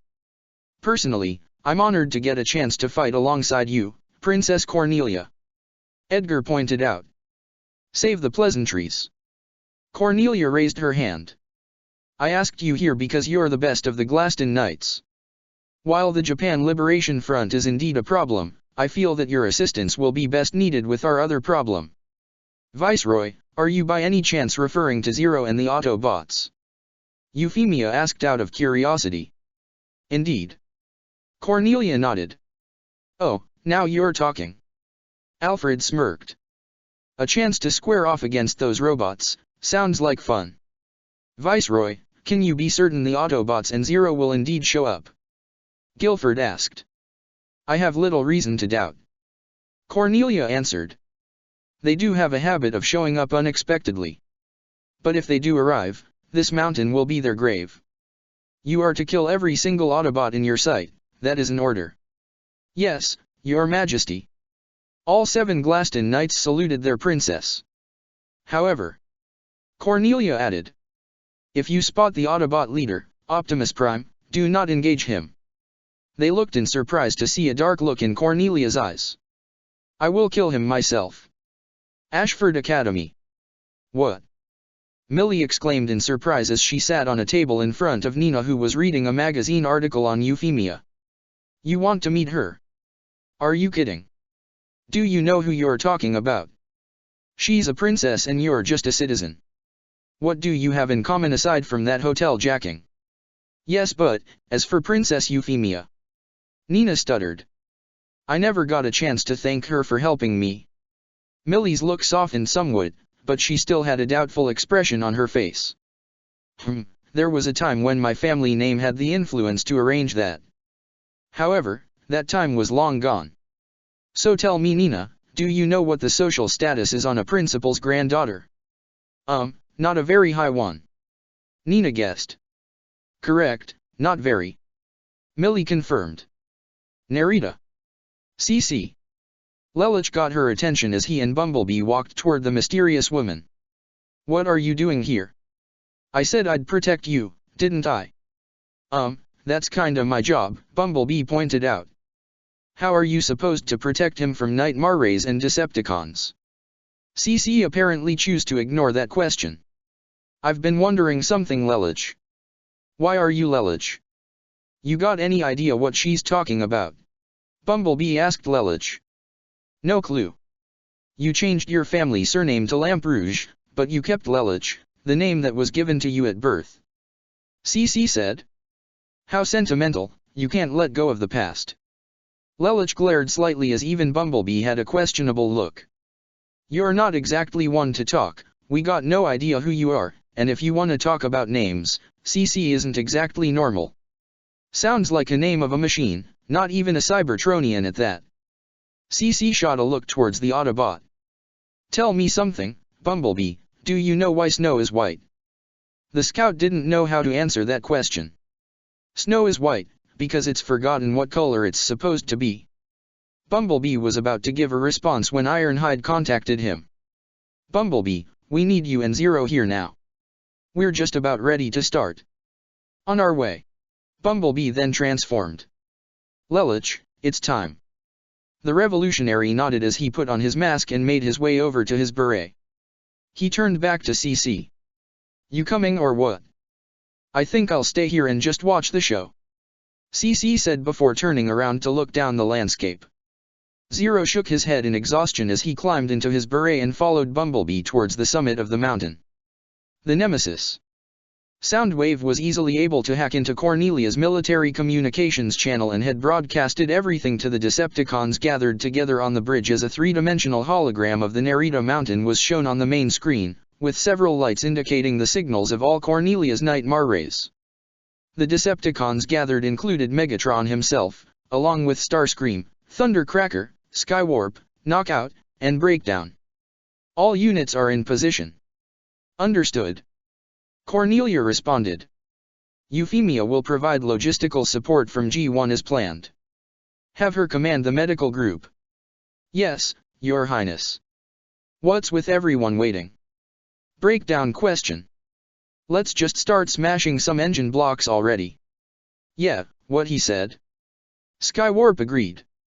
Patience, we wait. Megatron ordered his subordinates. For what, Lord Megatron? Starscream questioned. If you are suspicious of the Autobots being there, then send in our forces to flatten the mountain.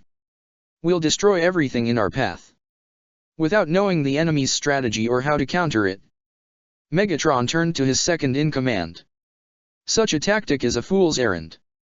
A fool's errand is the perfect way to describe virtually all of Starscream's plans. Knockout mocked, causing Breakdown and Skywarp to smirk while Starscream himself grumbled in annoyance. Master, is Dreadwing still with the Lancelot? Thundercracker asked. Indeed. Megatron confirmed as Soundwave zoomed on a single signal to indicate the Lancelot's position as well as Dreadwing's life signal right next to it. Why not send them in with Cornelia's forces? Thundercracker asked once more. I wouldn't want to waste such talent by sending them in blindly. Megatron informed. Knockout smirked. Oh, I get it. Cornelia and her pals are all expendable, send them in first and we'll move in to finish them off once the enemy plays their hand. That is indeed correct. Megatron concluded with a sinister sneer. After all, in chess, the pawns go first. Nerita, Summit. The excavators have all dug very deep into the ground. With the aid of the Autobots, they were just slightly over the water pocket. All that remained was plugging in the electrodes that the Gurin's Radiant Wave Surger would use and waiting for the right moment. All the Autobots and Black Knights stood at the ready, just waiting for the right signal. But the wait was killer, one could almost cut through the tension with a knife. Rai looked among the most nervous as he sat in his Gekko's cockpit, gripping the controls hard as sweat poured down his face. "You nervous, kid?" Wheeljack asked as he and Bulkhead walked up. "A little," Rai breathed. "First big battle, I was kind of excited at first, but now that I'm here." "Hey, it's cool," Bulkhead assured. "That's how it always is. But what do you got to be nervous about? I've seen you can hold your own in a fight. Not to mention this Gekko thing you got seems pretty strong too," Wheeljack commented. "Personally, I'm actually looking forward to seeing Yat in action. If what Bulkhead's told me about you is any indication, you're a wrecker in the making." That took Rai by surprise. You think I'm wrecker material? Takes one to know one." Wheeljack smirked. "And don't worry, we got your back," Bulkhead assured.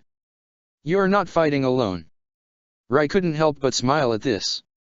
These Autobots told him he had the potential to be one of the best and would be fighting by his side the entire time. "Thanks guys." Meanwhile, Arky and Cliffjumper made their way towards Colin as she did one last skim through the manual in the Gurren. "So, you all set and ready, Colin?" Cliffjumper asked the girl. "Yeah, I think so," Colin confirmed. "I got a feel for the controls, and I've read every inch of this manual. I think I'm ready." "You sure look ready to," Cliffjumper commented. "I mean this thing looks really cool, especially the color." He smirked, referring to his own paint job and the Gurren's, causing Colin to chuckle while Arky shook her head with an amused smirk. "When the fighting starts, stick with us," Arky told the girl. "I can handle myself, Arky," Colin replied. "I know," Arky said. "But better to work as a team, don't hog all the fun for yourself, partner." She offered her fist towards the cockpit for a fist bump, which Cliffjumper also offered. Colin smiled as she exchanged a fist bump with them both. Ogai saw and heard the exchanges with Rai, Bulkhead, Wheeljack, as well as Colin, Arky, and Cliffjumper and smiled slightly as he found himself walking towards Ironhide as he oversaw final preparations. "Looks like everyone's ready," he said to the veteran Autobot. "Then why do you look so nervous?" Ironhide asked, taking Ogai by surprise. "That obvious, huh?" He looked away slightly. "Yeah. But that's alright," Ironhide said as Ogai looked towards him. "It's okay to be scared, it shows you're human." "But I'm not human so I can't really say anything there."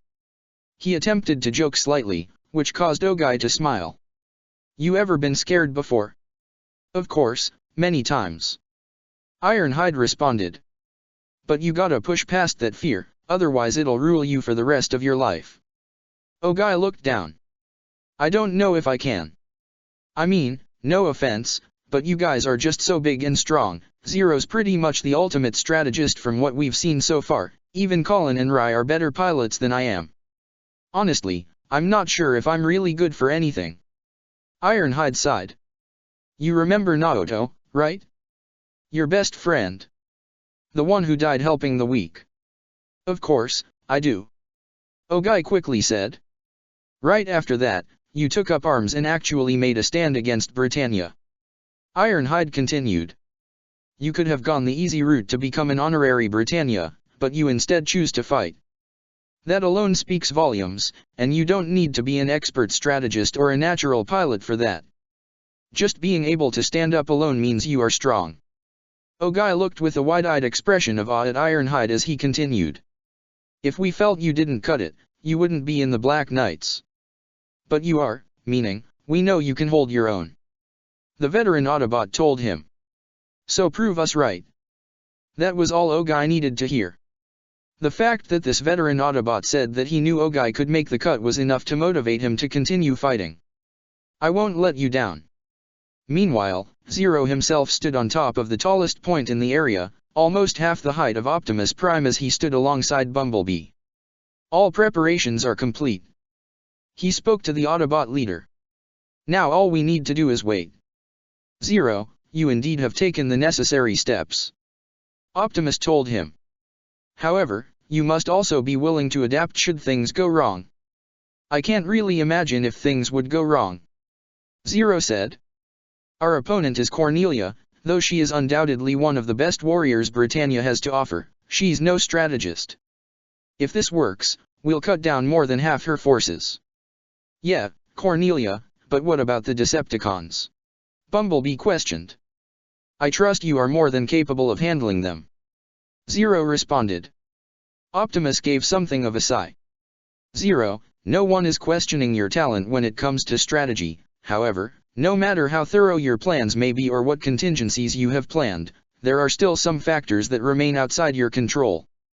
There is still a possibility that things can go wrong, and you must be willing to adapt when that happens.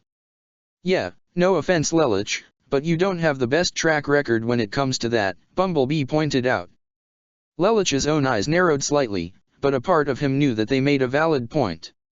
More than once, he allowed his ego to get in the way and something he didn't foresee derailed his whole strategy, like when Suzaku arrived in the Lancelot in Shinjuku, or when he allowed himself to almost be captured by Cornelia's forces. It is easy to believe you are in control if you view this as a chess game. Optimus continued. You control all the pieces on your side of the board, and you can see where your opponent's pieces are positioned. However, in this scenario, you are not the chess player, but rather one of the pieces. Every one of us has a role to play here, including you. I don't feel I need to remind you that this is not a game. I'm aware. Zero nodded. So, keep your eyes focused on the battle.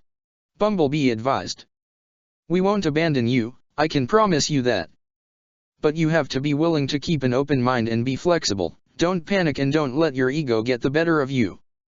Keep a cool head and you should be fine. Lelich smiled slightly underneath his mask. Thank you for your advice. Viceroy, it's time. Darlton communicated as Cornelia's fingers practically itched. She was more than ready to begin. Right, commence operation. She smirked almost evilly as all 7 units around the mountain began their advance.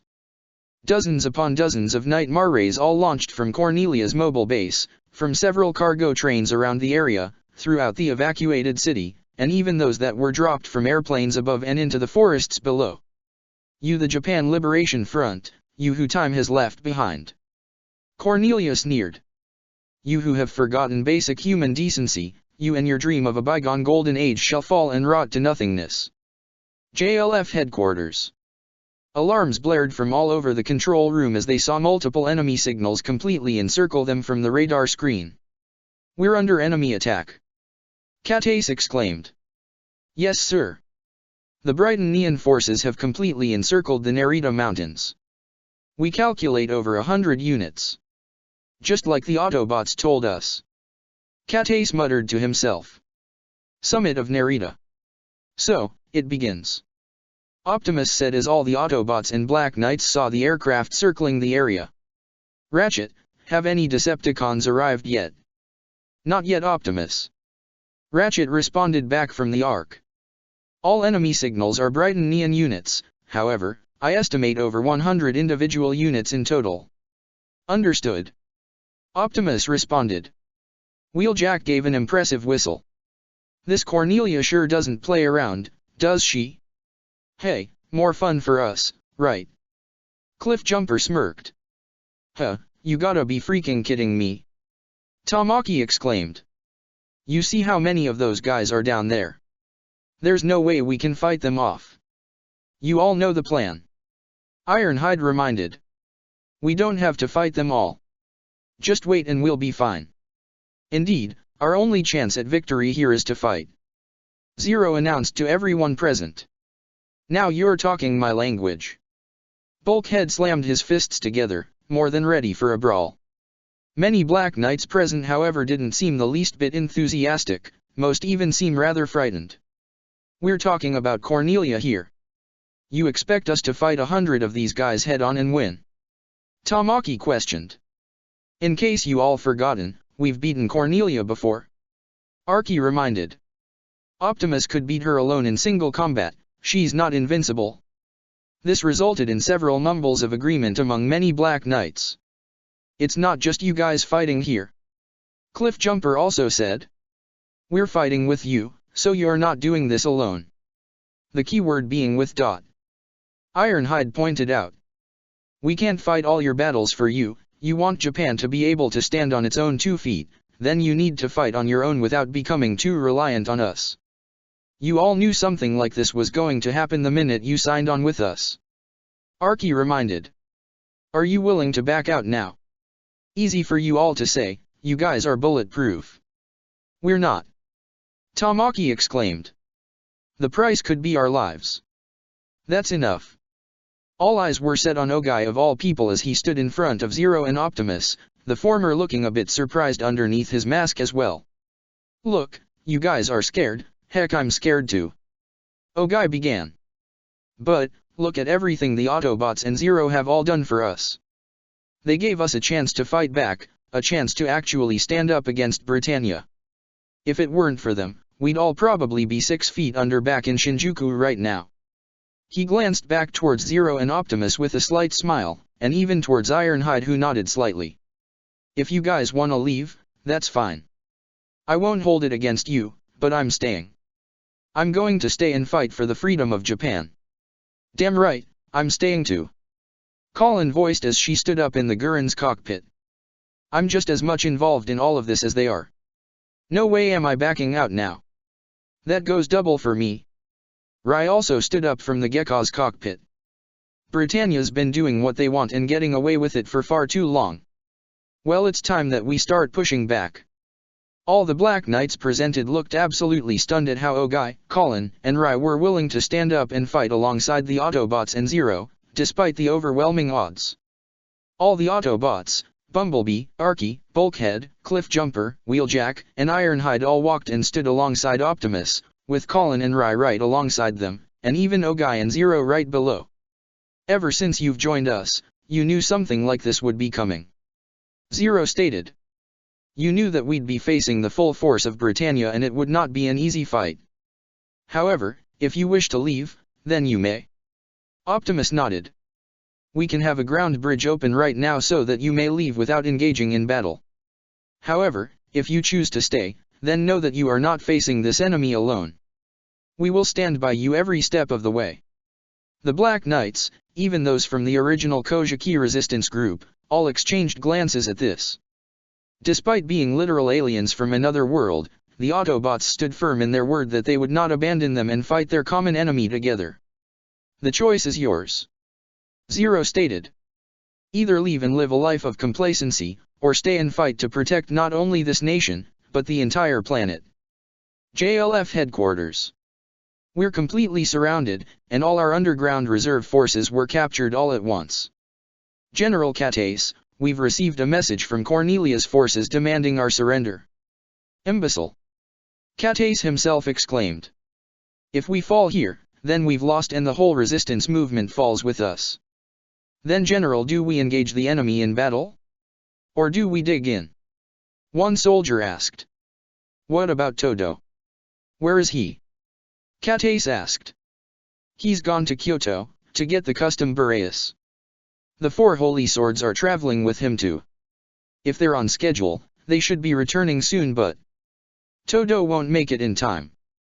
Katace said with a feeling of dread building up inside him. So, what do we do, sir?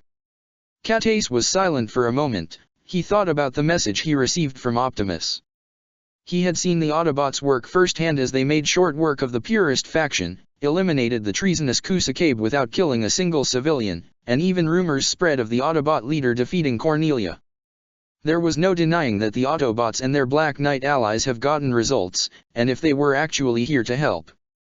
Ready all the automated turrets and traps. Katace ordered. But don't send out any of our soldiers, not even the Boreas. That took his subordinates by surprise. Sir. You heard me. Dig in for now. Katace exclaimed. Yes, sir. As the soldiers got to work to ready their automated defenses, Katace clenched his fists. He was talking a big gamble right here, but if the Autobots and Zero could really provide their help, then they might just have a chance at survival. G1 base. We believe that the enemy's main base is located in the mountains here. One officer reported to Euphemia on a digital map. but we haven't pinpointed it yet. However, until we obtain a list of their collaborators, we can't burn down everything with our aerial bombing. The enemy will try to engage our encirclement and break through at some point. Another officer reported. From there, we will be able to ascertain where their base is. Our forces are divided into 3 main fronts. The first officer reported. The units led by General Dalton here, along with Alfred and David, General Alex with Claudio and Bart here, and Viceroy Cornelia with Guilford and Edgar here. As for our flanking forces. The screen was suddenly cut off by static and electric interference, surprising Euphemia. It's enemy ECM. One officer revealed. Along one side of the mountain, Darlton, Alfred, and David led a unit of Gloucester Night Marays up the slopes. The enemy force should be coming out any time now. Darlton told his men. We're switching to ECCM mode. Link up on channel Alpha 4. Everyone be on the lookout for, what were those things called again? David questioned. Boreas, basically, faux Glasgows. Alfred said in a mocking sort of tone. Either way, watch out for them. Darlton told his men and sons. Yes, my lord. All the soldiers replied in unison. Meanwhile, Cornelia led her group up another area as several trees parted ways to reveal several large turrets coming out of the ground. How clever, they've turned this whole mountain into a fortress. Cornelia mused. Your Highness, please fall back. Guilford advised. Guilford, don't treat me as though I'm another one of your women. Cornelia said as she sped her nightmare right into the turrets as they opened fire. Princess Cornelia! Guilford exclaimed, but his worry was unfounded as the Princess Gloucester swiftly avoided all the gunfire. She swiped her lance forward to slice down one turret before impaling the second and swerving it around to cut through the third and final one in the area. Right, well then I'll cover you from the rear. Guilford said, being reminded of just how strong she really was. Trying to get in good with the princess. Edgar teased to Guilford over a private line so that Cornelia couldn't hear. Can't blame you, she is pretty hot. That is the second princess of Britannia you are speaking of. Guilford exclaimed with his cheeks turning slightly pink. Besides, I'm her knight, I'm supposed to protect her. It's nothing like what you are suggesting. Whatever you say. Edgar teased once more. As Cornelia used her nightmares/Harkins to dispatch another turret, she received a communication from General Alex. Viceroy, we have engaged the enemy. However, all resistance appears to be automated. There are no night Marays so far. Cornelia looked momentarily surprised as Darlton reported in the same thing. It is the same over here, Viceroy. We've only encountered unmanned turrets so far. They're only using automated. Cornelia wondered aloud. Are these fools too cowardly to even face me? She announced through her nightmares speakers as her Gloucester stood proudly with an air of arrogance surrounding her and her men. Well, Cornelia is here. Is there no one who will challenge me? Nerita Summit. Well, what is your choice? Zero asked the Black Knights once more as he, Optimus, Bumblebee, Ogai, Archie, Cliffjumper, Colin, Ironhide, Bulkhead, Rye, and Wheeljack all stood together. Run or fight? No one responded for a minute, until Anu stepped up. She briefly made eye contact with Ogai and Colin before speaking. It's thanks to all of you that we're even here. You've given us no reason to doubt you. So, I'm staying. Several other Black Knights followed suit as well. Yeah, I'm staying too. So am I. Even Tamaki seemed to be a bit on board, although somewhat reluctantly. Alright, do what you guys want. Thanks. Glad to know you're all on board. Cliffjumper smiled as the other Autobots relaxed and went to make one final check to see if everything was ready. Optimus contacted the Ark once more. Ratchet, what is the situation? The Ark, the bridge. The Brightonian forces are on the attack. Ratchet reported as he and Fixit watched the signals representing Brightonian Night Marays advance up the mountain. They appear to be engaging in combat, but we haven't seen any movement from the JLF headquarters. They don't seem to be sending out their soldiers. It would seem that they have heeded our warning. Optimus responded. Any Decepticon signals? Not yet, but that is bound to change. Ratchet informed. Fix-It received a communication from Zero on a private line. Fix-It, any sign of that white nightmare? The one that Suzaku pilots. Nothing yet. Fix-It reported. But we haven't been able to isolate any unique ID signal from that particular nightmare yet, so it could be here, but it hasn't engaged yet. Alright, let us know immediately if you see it. Zero informed. As Suzaku sat inside the cockpit of the Lancelot, he glanced back to see Lloyd and Cecile talking about the modifications made to the Lancelot by Knockout recently. There wasn't any significant change made to the Nightmare yet, but the Red Decepticon did promise that it would be much more maneuverable. However, it didn't make him any less nervous than not knowing what was going on. Suzaku got word from Cecile that the attack had begun, but their unit hadn't been called in yet. Suzaku opened a link on his communications device to speak to the Decepticon standing outside the transport. Dreadwing, are you there? I am here. Dreadwing responded from outside as he stood dutifully, looking up the mountain. Can you tell me what's going on with the battle? Dreadwing's optics zoomed in around the area where he could see multiple explosions. It was pretty far and high, so he couldn't make out any details, but he had a basic idea. It would seem that Cornelia's forces have the enemy overwhelmed. Dreadwing informed. Unless something extraordinary happens, this battle may be over soon. Oh, I see. The Decepticon noticed the tone in the youth's voice. You sound disappointed. Well, it's just. I want to be able to help more. Suzaku said honestly. I can understand why they don't allow numbers to pilot their Nightmare rays, but that is a Brightonian policy. You may not need to concern yourself with that much longer. Dreadwing informed. What do you mean? Suzaku asked. As the ASIC is an irregular unit, it doesn't fall under the normal Brightonian military chain of command. Dreadwing explained. However, that also means it is available to be taken under Decepticon command. For this particular battle, we are actually under the command of Lord Megatron. Suzaku's eyes widened. Megatron is in charge. He voiced in surprise. Indeed. Dreadwing confirmed. He has recognized your talent and skill. If you perform well, I can guarantee he'll place you in positions that will enable you to fight, as opposed to remaining solely on the sidelines. Suzaku however didn't respond, as this didn't really feel like good news. Is that not what you wanted? Well, not exactly. Suzaku began. It's just, can I tell you something personal, Dreadwing? Of course.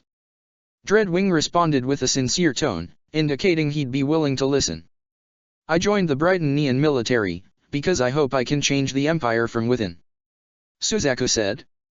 But, if I'm in the Decepticon ranks, I don't know if I'll be able to. I can understand your hesitance in this situation. Dreadwing began. However, you must be willing to understand that the current Brightonian system is rather discriminatory towards the so-called 11s, despite your skills. So it seems unlikely they would put you in a position that will enable you to accomplish your goals. But Suzaku stuttered, but Dreadwing wasn't finished. However, the Decepticons bear no such discriminatory thoughts. And the more we work alongside Britannia, the more they are willing to listen to us. Therefore, if you are placed in a higher position of power among our ranks, the more of an effect you will have on our associates in Britannia. Suzaku did see some logic in Dreadwing's way of thinking. Young Suzaku, I promise, your goals will not go unnoticed by my master. We will provide you with the means of changing the Brightonian Empire, far quicker than what would be if you simply follow their system. Suzaku thought about this for a moment.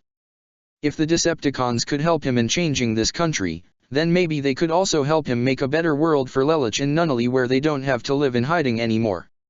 Maybe they really can help. Narita City.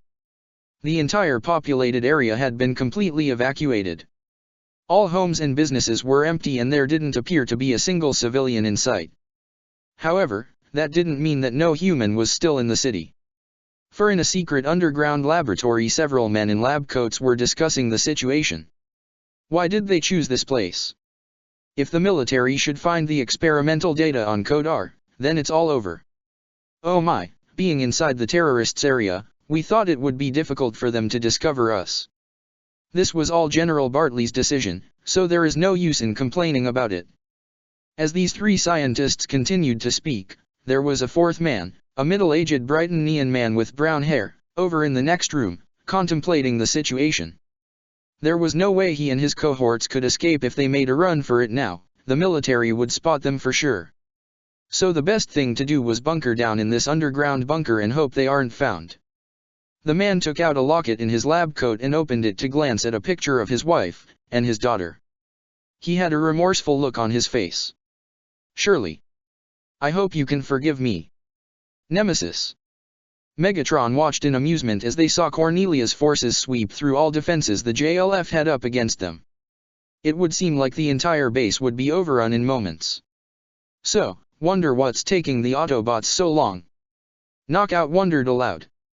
Maybe they didn't show. Thundercracker voiced. They could just not be here after all. Yeah, it's not like they and the JLF are pals, given that mess that Starscream set up back at Lake Kawaguchi. Skywarp mocked. Shut up. Starscream exclaimed, not wanting to be reminded of that failure. Not like the bots to run from a fight, though. Breakdown put his 2 cents in. They could just be waiting. For what exactly? Starscream questioned. Even if they are Brightonian, our pawns outnumber the Autobots 100 to 1. Even if they have those measly Black Knights to assist, they're only human. Viceroy Cornelia, we appear to have found the entrance to the enemy base. Darlton's message was intercepted by Soundwave, as was the response. Copy, we'll be securing our position here. Cornelia responded. Are you certain, Viceroy? Guilford asked. I don't need to steal achievements from my subordinates. Cornelia responded. This received amused responses from the eavesdropping Decepticons. Send the reserve forces to back up Darlton. Looks like he'll be getting another medal. Well, isn't that just generous? Knockout mocked. Megatron didn't respond, but still found it amusing. This was a simple, yet effective strategy. One that was easy to read, however. If Optimus and Zero really were present here, then they are likely waiting for an ideal opportunity to strike. But what was this opportunity? All he could do was wait to find out. However, at the bottom of the mountain, Jeremiah, Valletta, and what was left of the Pure Blood faction appeared to be at the very rear of all the action. And Jeremiah wasn't happy about it one bit. I thought the reserve units were supposed to be assigned to General Dalton. Jeremiah slammed his fist onto his Sutherland in frustration. That's right, they were. Valletta said. But our line has to secure the rear line of Princess Cornelia. You mean this is the rear line? You can't get any farther away from the battlefield. Jeremiah exclaimed. How am I going to redeem my reputation out here if I'm not even near the fighting? JLF headquarters. Katace saw on the radar how quickly the Brightonian forces were advancing. They were only using automated defenses and landmines they'd set up. But this did little to slow the enemy down. However, if they launched their Nightmare rays now, they wouldn't have much of a chance to fight back as they were still outnumbered. They really was trapped, and the outcome looked all the bleaker. He was now starting to regret listening to the Autobots. Where was this counterattack they told him about? Where is Todo? He asked himself. If only he were here, the divine wind would blow. We'd have another miracle of Itsukushima. Todo and the 4 Holy Swords drove 2 large trucks through the roadblocks set up by the military as fast as they could. However, they were still over 80 kilometers away. They couldn't afford to play it safe right now, their whole group was in danger of being completely wiped out. Sir, don't you think this is a little extreme? Asahina asked Todo. Asahina, Chiba, prep the custom Boreas, ASAP. Todo ordered the 2 Nightmare pilots in the truck with him. Tell Urabe and Senba behind us to do the same. Traffic is blocked off all around Narita, and they've already begun to attack. I just pray that we're in time. It's time. Optimus ordered all the Black Knights and Autobots on the summit of the mountain. All Black Knights and Autobots, be prepared to roll out. With that order, all Black Knights loaded into their respective Nightmare rays as Zero himself sat in his commander-type beret, taking off his mask in the process. Colin and Rai readied their respective Gurren and Gekka as well. All right, about time. Cliffjumper smirked as the Autobots readied their respective weapons or Energon blasters. Yeah. Let's do this. One Black Knight cheered. With the Autobots and Zero by our side, there's no way we can lose. Time to send these wannabe cons packing. Bulkhead exclaimed as he readied his mace weapon. Everyone listen up. Zero relayed to all the Autobots and Black Knights from his nightmare. We are going to launch a surprise attack from the summit of the mountain. This attack should wipe out more than half the enemy force in an instant. Once that is done, we'll smash through all that remains of the Brightonian forces. The primary objective of this operation is to ensure the survival of the Japan Liberation Front. Secondary objective at all possible is to capture Princess Cornelia Lee Britannia. Okay kid, you ready to do the honors? Wheeljack motioned to an electrode that was pierced into the ground at the epicenter of the crater they dug up. You got it. Rai nodded as his Gekka pre-production rolled its way over to the electrode and placed its radiant wave surger onto the top. Make the wreckers proud, kid. Wheeljack smirked. Rai took a deep breath. Activating gauntlet now. He pressed a button on a switch. This activated the radiant wave surger and shot a powerful surge of thermal energy through the electrode and deep into the underground water supply. An empty cartridge was then ejected from the gauntlet as Rai could only wait. Nothing's happening. Arky looked around to see nothing had changed. Wait for it. Wheeljack said. Just 2 seconds later, the whole ground began to rumble. Rai smiled excitedly. It worked.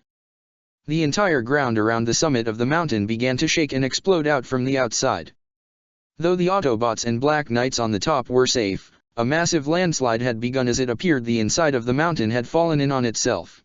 CC watched from her safe vantage point as what appeared to be a massive sea of rocks, boulders, dirt, and land all fell down the mountain to destroy and bury everything in its path. This included virtually half the entire Brightonian military force in the operation. The entire JLF headquarters was also shaken, but the interior remained intact, as did all the soldiers inside. The Brightonian military on the outside however wasn't so lucky. G1 base. What's happening?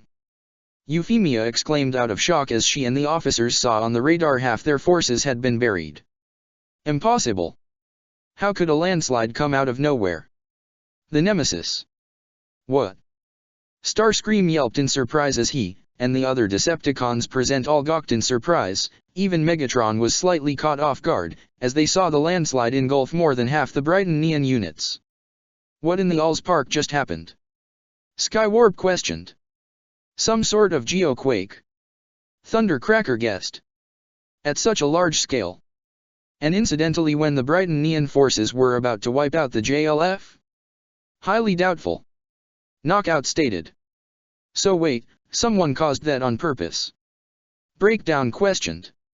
Megatron looked with an expression that showed how seriously he took the situation while also being impressed at the same time. The Autobots, and their Black Knight companions. The Decepticons looked to their master in surprise. Well, they certainly are creative, I'll grant them that much. Narita. Climb. Climb. Get to higher ground. Darlton used his Harkins to pull his Gloucester out of the rock slide, where he was helped by the identical Nightmare rays of his 2 sons that were with him. Father, are you all right? David asked urgently. What in the hell just happened? Alfred questioned. A landslide at a time like this. Status report. Now. Cornelia barked as she and her units beside her, including Guilford and Edgar, watched in shock and borderline horror as they saw many of their own Nightmare rays consumed and wiped out by the landslide. Alex and his unit have been completely wiped out. Claudio reported. It's just me and Bart left. Same here. David reported. Just me, Dad, and Alfred. Your Highness, pull back. You're in danger there. Guilford told her as she was dangerously close to the landslide. I don't care. Forget about me, where are the rest of our forces? Cornelia exclaimed. What in the name of Cybertron? Dreadwing exclaimed as his optics widened to see the landslide make its way all the way to the evacuated city, burying and crushing countless buildings and any soldiers stationed there. Oh my, it's already made its way to the bottom. Lloyd looked more amused if anything else as he saw the landslide's readings on his computer. These heat readings are abnormal. Cecile exclaimed. Do you believe a hydrovolcanic eruption was artificially induced? Impossible, unless of course someone used rockshot as radiant wave surger. Lloyd said causally. Then again, I suppose an alien device could have been employed in this use. Has something happened? Suzaku asked the pair from his open cockpit in the Lancelot. But it has nothing to do with us, so just relax and continue waiting. Lloyd told him. Suzaku didn't like that answer, so he switched on his communication. Dreadwing, what's happening out there? A massive landslide has just swept down the mountain, wiping out an estimate half of Cornelia's own forces. Dreadwing reported. What? Suzaku stood up from his chair in shock. The Ark, the bridge. The landslide appears to have stopped. Fixit reported as he and Ratchet saw the readings on the image of the mountain. More than half of Cornelia's forces are destroyed, and it seems the city is almost completely buried. Fixit wiped the top of his head.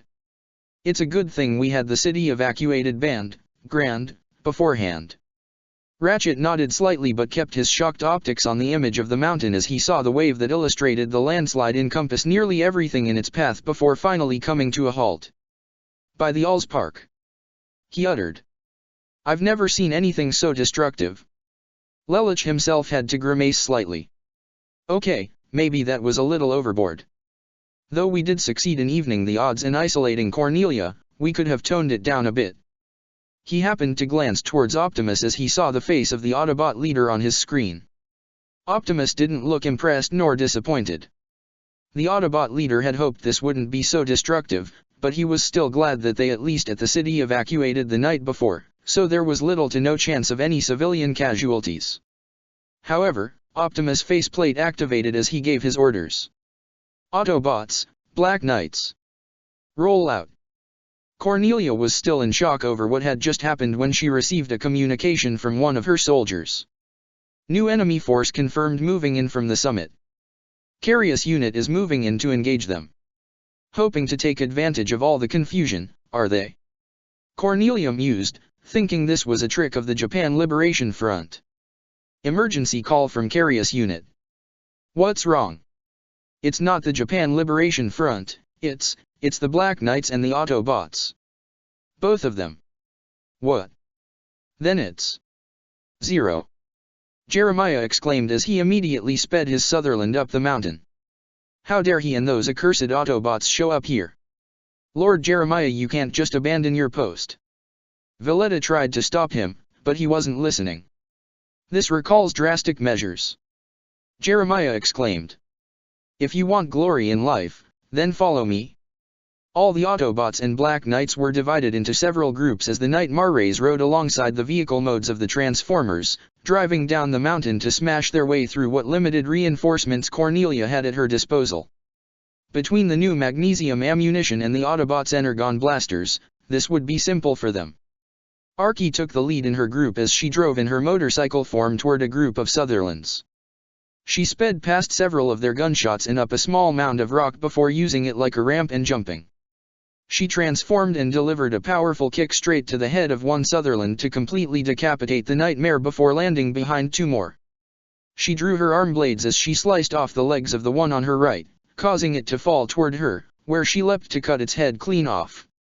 She then dashed to slice off the gun arm off the third Sutherland before slicing at its face to render the nightmare inoperable before it fell. 3 more Sutherlands looked as if they might get the drop on her, but the vehicle form of Cliff Jumper drove at high speeds to completely obliterate the one in the middle before transforming right in front of the remaining 2 Sutherlands and opening fire and rendering them into a burning pile of scrap. Way to jump the gun. Cliff Jumper joked to his partner and friend. Save some for the rest of us, Arky.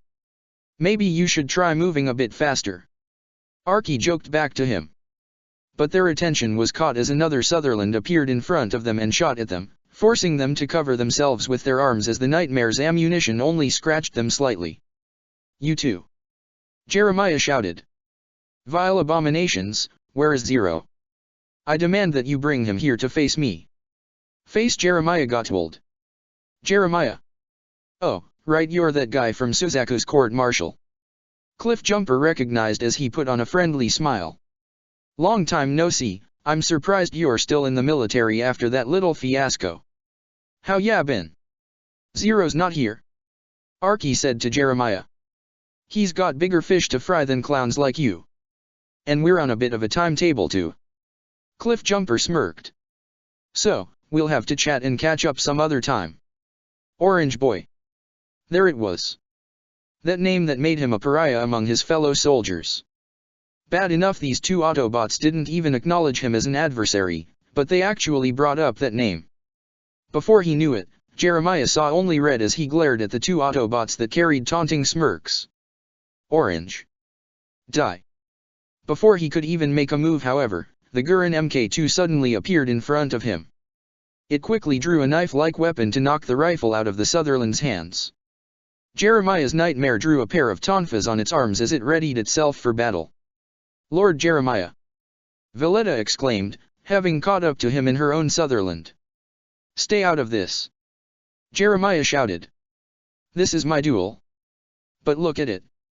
I've never seen a nightmare like that before. Valletta told him. Is it possible that the 11s? You think the 11s are capable of such technology? Jeremiah questioned. Oh, you better damn well believe it. Colin challenged from inside her nightmare. It's not just the Autobots fighting Britannia anymore. We can finally go up against you head-on and win. You're about to have your ass handed to you by this baby, the Gurren Mk2. She turned to Arky and Cliffjumper. I got this, guys. Have at it.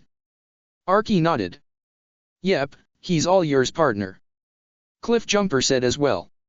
Jeremiah was the first to attack with his tonfas, but Colin was able to block it with the Gurren's silver claw. It spun around the Sutherland as Jeremiah tried to attack her, only for Colin to nimbly jump higher than any other nightmare could jump before. It's fast. Jeremiah exclaimed as he was barely able to roll back in time to avoid a downward axe kick as the Gurren landed. Colin went on the offensive as she drove her nightmare's knife straight at the Sutherland, which was barely able to block with the tonfas it held. She then readied its claw. Oh hell, there's something in its right hand. Jeremiah noticed. But if I keep my distance? He tried to back away. Don't think so. Cliffjumper taunted as Colin activated the extender on the claw, enabling it to reach out and grab the Sutherland's head. It tried to pull back, but the Gurren's grip was far too strong. Sorry. Colin muttered before she activated her radiant wave surger. It shot a massive surge of thermal energy all throughout the Sutherland, causing it to melt and explode all throughout its insides. The entire nightmare looked as if it was about to pop like a bag of popcorn. Jeremiah himself could feel the intense heat from the cockpit. What the hell is happening? He exclaimed as all his systems were overloading. Lord Jeremiah, eject. Valletta warned him. I can't. Jeremiah shouted with bloodshot eyes. I have two of those godforsaken Autobots right in front of me. He saw how both Arky and Cliffjumper just stood there. Arky had a hand on her hip while Cliffjumper just waved his hand, basically saying goodbye. He saw his nightmare was about to eject him automatically. The auto-eject. Don't you dare activate. Jeremiah practically screamed as his whole body began to cook from the intense heat. His nose bled significantly and his whole Sutherland was ready to pop. I can still get them. I know it. I know I can still get them. Right before he lost consciousness, the auto-eject activated as his cockpit was shot far into the distance before the Sutherland exploded and the Gurren Mk2 stood dramatic in front of the fire. I won't lose. Colin declared. Not with this. Not with the Gurren Mk2. Arky had a proud smile on her face as she nodded while Cliffjumper laughed. That's our girl. Valletta was in a state of complete shock. She defeated Lord Jeremiah. The Autobots are strong on their own, but the Black Knights, are they just as strong? How can we defeat them? The Nemesis. Soundwave had intercepted multiple radio transmissions which all but confirmed the Autobots were indeed present, along with the Black Knights. So that was their plan. Thundercracker mused. They let Cornelia come in close and they sprung a trap that wiped out most of her own forces, leaving her vulnerable for them to come in and take the win.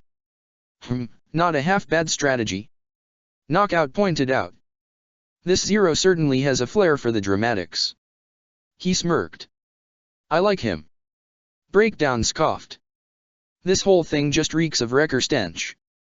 So, we gonna go down there and smash some steel? Skywarp asked.